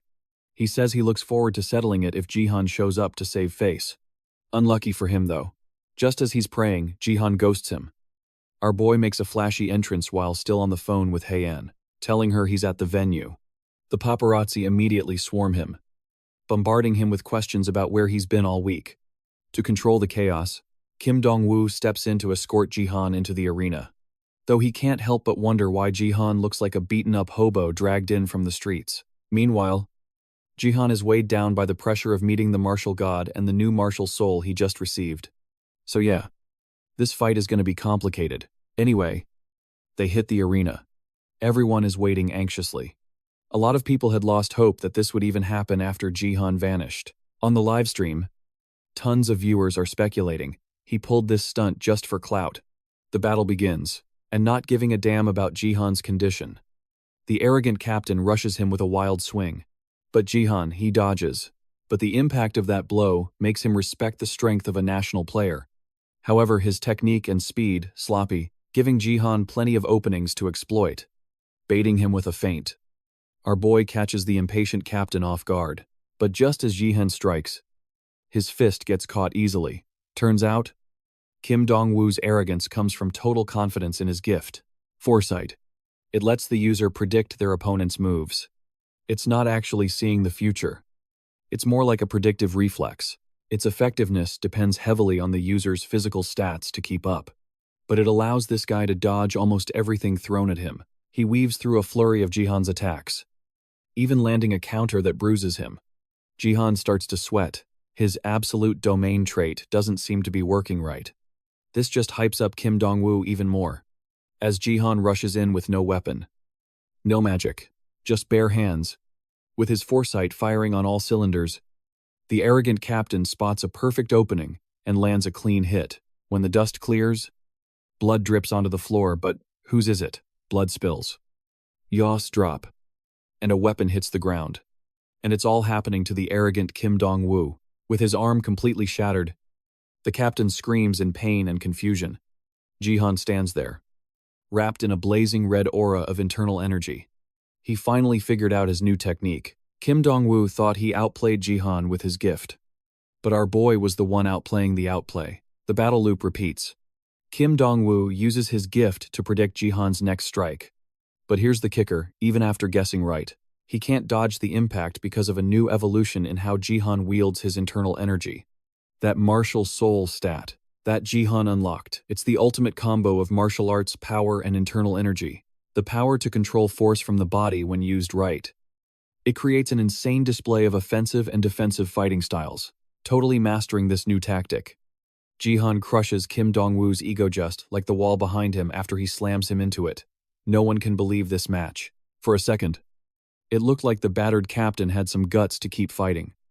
But nope, just a disappointing act. He tries to claim he was just testing Jihan, acknowledging his skills as a gold rank player.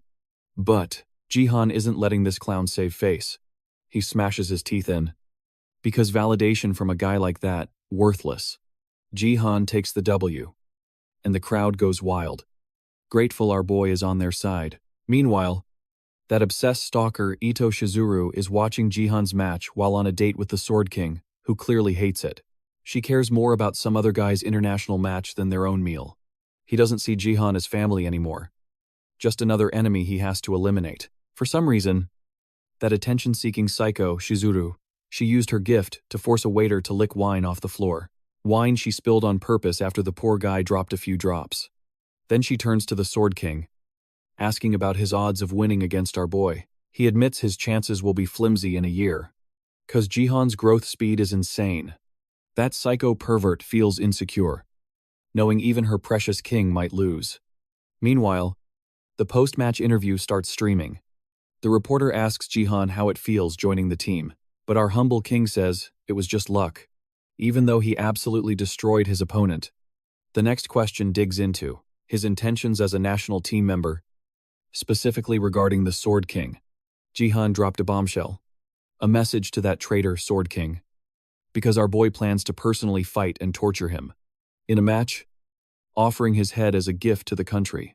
That statement hit the brainwashed Sword King harder than any physical attack. After Jihan, the national team, Hayeon, and the others threw him a celebration party. He's moving to the national team dorms soon. Hayeon felt a bit bummed she couldn't keep up with him, even though she leveled up pretty fast. Saya cheered her up by setting a new squad goal for everyone at the table. Everyone joins the national team together. She plans to be an archer, and Hayeon can be the warrior. But she froze when pointing at Massacre, because the guy's Argentinian and can't join the Korean team. Room went quiet, so Hayeon quickly switched topics, before the soccer player realized the accidental racism. Suddenly, Jihan gets flooded with system warnings that his nameless divine art is facing an anomaly. He has to swap out his 3 divine skills, or figure out the art's true name, because his martial soul is refusing to merge with it. He never found the true name in his past life, since he got it right before Earth got wrecked. But now he has it way earlier. The dark, lightning, and destruction divine arts are going to get forcibly changed if he can't discover the nameless divine art's real name. When asked to speak, he paused the guessing game. He expressed gratitude to everyone he met and recruited to the guild, grateful for their love, support, and grind. It's crazy with Hayeon there. Still, he promised another dinner party when Korea takes the gold at the World Championships. A bit later, a random player spawns in the Gangnam area's Gold League. A laboratory map. Objective survival. The map's only open for players level 75 and up. Unfortunately, he finds himself in the red zone of a map nobody's seen before. The match starts and he has to survive against 100 players, until only 50 are left. Deadly lasers swept the arena, slicing players in half. This game has 3 zones: red, green, and yellow. Players get dropped in randomly. The red zone. It's known as the rookie graveyard because of all the traps. The arena attack died down, leaving only a lucky few alive. Frustration is rising. Not only do they have to dodge traps, but also attacks from other players. Out of 71 left across all 3 zones, only 14 are in the red zone. One guy suggests sticking together while players in other zones die off, until the count hits 50. He suggests focusing just on dodging traps for now. Another player agrees, gathering the Gold League newbies who just hit level 75 and have never seen this map. 4 players group up, expecting guidance on traps, but they got played, turning into easy targets for the experienced players. The reason is simple. The noobs will die to traps anyway, so killing them early gives the vets a better survival chance for the next round. The selfish vets attacked without mercy, taking them out. But when the dust settled, a single player's shadow emerged. The 3 scheming vets got twisted into a ball by invisible force and captured. Looking up, they see none other than Jihan, Eclipse chilling on his shoulder, thanking them for the great tips.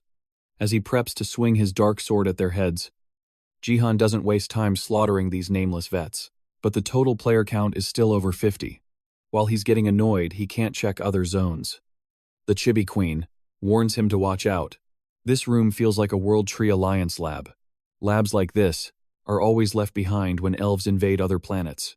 Some high elves even get stuck in them.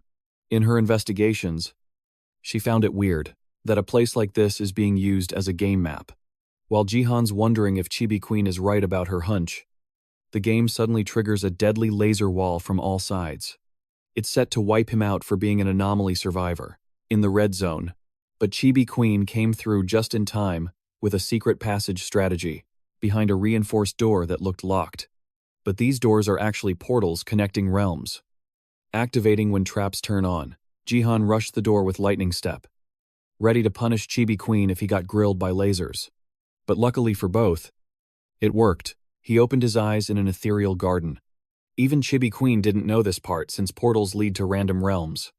The system announces that he completed a hidden quest by escaping the red zone, and now he's got to finish an epic quest, find the owner of this place, and uncover the truth behind the experiments. He realizes this quest is built different. Even the reward is uncertain, though it could be up to 100,000 AP, out of nowhere. A white elf pulled up from a pavilion, absolutely shook that one of her test subjects actually broke out of the lab, even after hearing how she disrespected him, and ignoring the Chibi Queen's warning to stay frosty. Bro let his curiosity take the wheel. He just drank the tea she offered like it was nothing. The elf kept calling him Subject F Super Disrespectful, though he could have just wrecked her right there to get answers. But Jihan decided to play it safe. He accepted the offer from this shady elf lady, simply because her power level was a total mystery. They sat down for tea, holding that cup. He definitely thought, is this poisoned? Meanwhile, the Chibi Queen was straight up telling him, just smoke her already, but he refused to believe he was in real danger since this felt just like a tutorial level. He took a sip, then bombarded her with questions about the lab's purpose. Her vibe was way different from a normal player. She called him nosy, but claimed she was only there for the pretty garden and to creep on people. Jihan set the cup down, hoping to finally get some straight answers. She answered the rest of his questions just as easily. But the moment he asked why she was watching humans, the elf went full psycho mode. She admitted she wanted to turn all the unique players like Jihan into her personal slaves. And right as those words left her mouth, something triggered inside Jihan's body. He collapsed, looking terrified, while that elf just smirked at him for being such an idiot. These elves might be from different tribes, but their twisted nature, exactly the same. Unlike the Shadow Queen, this elf actually got Jihan under her thumb, hypnotizing him into being her slave. Luckily, a massive 10,000 GP donation from a fan popped up. It shattered the hypnosis the second the chat came back online. The elf let Jihan go since she was being watched. And with the player count finally hitting 50, the game ended. She was salty, her playtime got cut short. But what if she'd already planted the leaf inside Jihan? Before logging out, she ordered him to find her as soon as the next game started. Jihan warped back to his apartment and just collapsed on the floor. The Chibi Queen reverted to her adult form, regretting she didn't do more to stop him from messing with that elf. She couldn't believe she let that witch make a move on a player during the tutorial. She realized the leaf was from the world tree and started pummeling Jihan, trying to snap him out of it. Luckily, he woke up and stopped her. Turns out, he was never actually under the elf's control. Saya barged into the room, complaining about how her uncle gets controlled by every random woman he meets. Then she saw the Chibi Queen, straddling her uncle, and assumed she was the one controlling him this time. After they cleared up the misunderstanding, the Chibi Queen explained that the World Tree Leaf is a cure-all item, but it can also be used to mind control any creature without resistance. So the question was, how was Jihan totally fine after getting implanted? He explained it was thanks to Martial Soul, an ability he picked up. Since he mastered total body control, he was only hypnotized for a split second. He recognized the energy flow and managed to take control of it immediately. Jihan explained again that it was his martial soul ability. Once he mastered his own body, the hypnosis only worked for a second because the sensation felt familiar. Whatever tried to control him failed. Seal and the Queen just accepted that this guy was too broken to be mind-controlled. He wanted to cut the leaf out, but he couldn't do it without elf tech. So, he had to set up a meeting with that elf. Saya was worried this would end in disaster, but Jihan told her to chill, saying it'd be fine. Deep down, he knew it was risky, but he had to stick to the plan. A few days later, he was escorted to the national team dorms. He was on the phone with Saya while walking down the hall, thinking about the training summons, the schedule, and the fact that he had to live with someone he absolutely wrecked on his live stream. He kept chatting with Saya. They were talking about living apart, worried they wouldn't survive without each other. Especially Saya, who'd miss her uncle's god-tier cooking. She was actually out buying groceries right then and hung up. But she had no idea an assassin was stalking her from a dark alley, ready to take her out since she was alone. It was the perfect chance. But suddenly he was surrounded by thousands of shadow blades. The Chibi Queen found him, and she wanted answers. Caught in Jihan's trap, the assassin scrambled to think of a way out. Conveniently, Saya walked right into the scene. The assassin tried to use the chance to take Saya out instantly. But the Chibi Queen was faster and skewered her instead. But wait, the assassin baited her. She hit an afterimage, while the real one sneaked up right behind Saya. Luckily, the lightning spell Jihan gave Saya activated just in time, blasting the assassin away. Seizing the moment, the Chibi Queen launched her blades and cornered the killer. With nowhere to run, the assassin got skewered by the Queen's attack. Saya panicked, thinking she killed her. But the Queen knew how to hold back. She ripped off the mask. And guess who? It was Akari, the assassin sent by Ito Shizuru. Both Saya and the Queen complained about these guys being such a pain. Then, Akari started spilling her sob story about how she tried to apologize to Shizuru for failing to capture Jihan. But that evil witch blackmailed her using her little sister, Hiyori. Shizuru threatened to use Hiyori's body as a vessel to punish Akari for messing up her plans. But even after hearing all that, and knowing she was forced to do it, Saya didn't buy it. Not when her and Jihan's safety was on the line. So, to handle this, she called her uncle before handing Akari over to the cops. Unfortunately, she somehow forgot that Akari was a diamond rank assassin, someone who snaps chains like twigs. The second Xia pinged her location to Jihan, Akari summoned a sword and literally sliced the Chibi Queen in two. Jihan frantically asked Xia for a sitrep, but she was too shook to even speak. Akari just smirked, realizing that Xia was cold enough to show zero pity for a killer just because of some sob story. The truth, Akari willingly handed her body over to Ito Shizuru, becoming a vessel to protect her sister and losing her self-identity in the process. That means Akari's body can be completely overwritten by Shizuru's consciousness, whenever she feels like it. Shizuru then pressed Xia about being bratty to her future stepmom. Xia instantly recognized that cruel queen's face and tried to snitch to Jihan immediately. But her phone got snapped in half. Ito Shizuru grabbed Xia by the throat, trying to force her into submission. Before the call cut, hearing Xia scream the cruel queen's name made Jihan's veins pop. Bro was absolutely livid. As the submission skill kicked in, Xia struggled to resist. Despite hating the woman who stole her dad, she nearly caved to that charm skill. Luckily, the Thunder Seal procced at the last second, saving Xia from mind control. The queen's annoyance leveled up, because now there were two people who could resist her control. Xia broke free and reminded the so-called beauty queen that even her gift couldn't fix her old hag looks. That triggered Shizuru hard.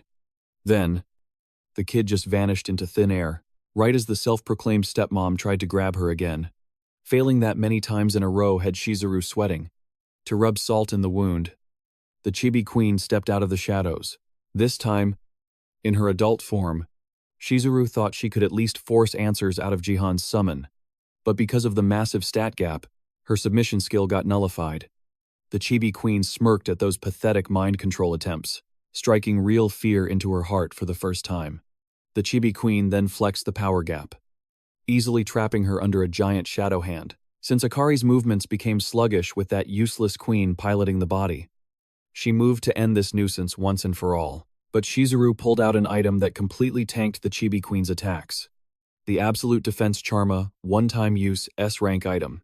The Chibi Queen flamed her for using cheap tricks instead of actually being good at fighting. Shizuru realized that her plan was cooked, especially since she didn't account for Jihan's summon. She just needed to grab Xia and dip. Only problem, she had no clue where Xia went. Meanwhile, Xia was right there, just in a different dimension. At the very last second, she equipped the shadow cloak to escape, and now she was totally invisible. She was surprised the cloak worked this well. so she decided to chill in the void a bit longer. If she'd actually read the item description, she would have known that staying in there too long is a recipe for disaster. A massive storm materialized out of nowhere, and the system warned Sha to avoid getting swallowed up. The battle between the Chibi Queen and Cruel Queen raged on, but Shia's sudden reappearance put it on pause. Sha was shivering, thinking about how that storm almost ate her if she had unequipped the cloak even a second later. Ito Shizuru smiled, seeing a chance to complete her objective. However, the Chibi Queen smirked at her ignorance of the Grim Reaper lurking right behind her. Jihan crashed the party, blasting Shizuru with his lightning. He checked on Shia, then stepped up to threaten the person he thought was Akari. But the Chibi Queen warned him that the woman was actually Ito. Shizuru knew she was completely outclassed. She tried to flee with Akari's body, using spiritification, since that vessel was too valuable to lose. Too bad for her. She wasn't walking away this time. Jihan interrupted her spiritification process and beat the hell out of the arrogant queen. Unable to tank the damage, Shizuru was forced to abandon the vessel she worked so hard to create. Before ditching the body, she tried to get the last word in, but Jihan shut that down too, reminding her that the next time they met, it would be at her funeral. He tossed the body aside as her consciousness faded. But before he could leave with Sha, they turned around to see a plot twist. The Cruel Queen returned to her complex, taking a massive L. The lovesick Sword King saw her distress and rushed to comfort her, buying into every lie she spun about wanting a family reunion by bringing Jihan to Japan so they could live happily ever after. The idiot king fell for her old hag charm all over again. But their moment got interrupted by a notification that Jihan was live streaming. Shizuru wondered if he was going to spill the tea on today's events, but she wasn't worried. He had zero proof to expose her. She arrogantly turned on the stream, and the first words, from a familiar voice, drained the soul right out of her body. It was none other than the real Akari, speaking to the world on the live stream and exposing Shizuru's entire mind control scheme. Akari was about to leak everything she saw Shizuru plotting, with Jihan and Sha standing right there as witnesses. Shizuru panicked because she thought Akari was dead. But here she was, exposing her live. Flashback to a few hours ago in the alley. Before the stream, after Shizuru abandoned her body, it was set to self-destruct. However, Akari's sheer willpower resisted the destruction, leaving her body intact but unconscious. The Chibi Queen sensed that the energy in Akari's body actually belonged to her. In a way, since the body was in rough shape, Jihan used Great Heal to try and wake her up.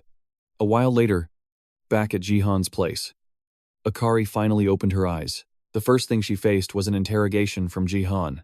He loomed over her, firing off questions about Shizuru and the reason why she helped that psycho goddess with her scheme.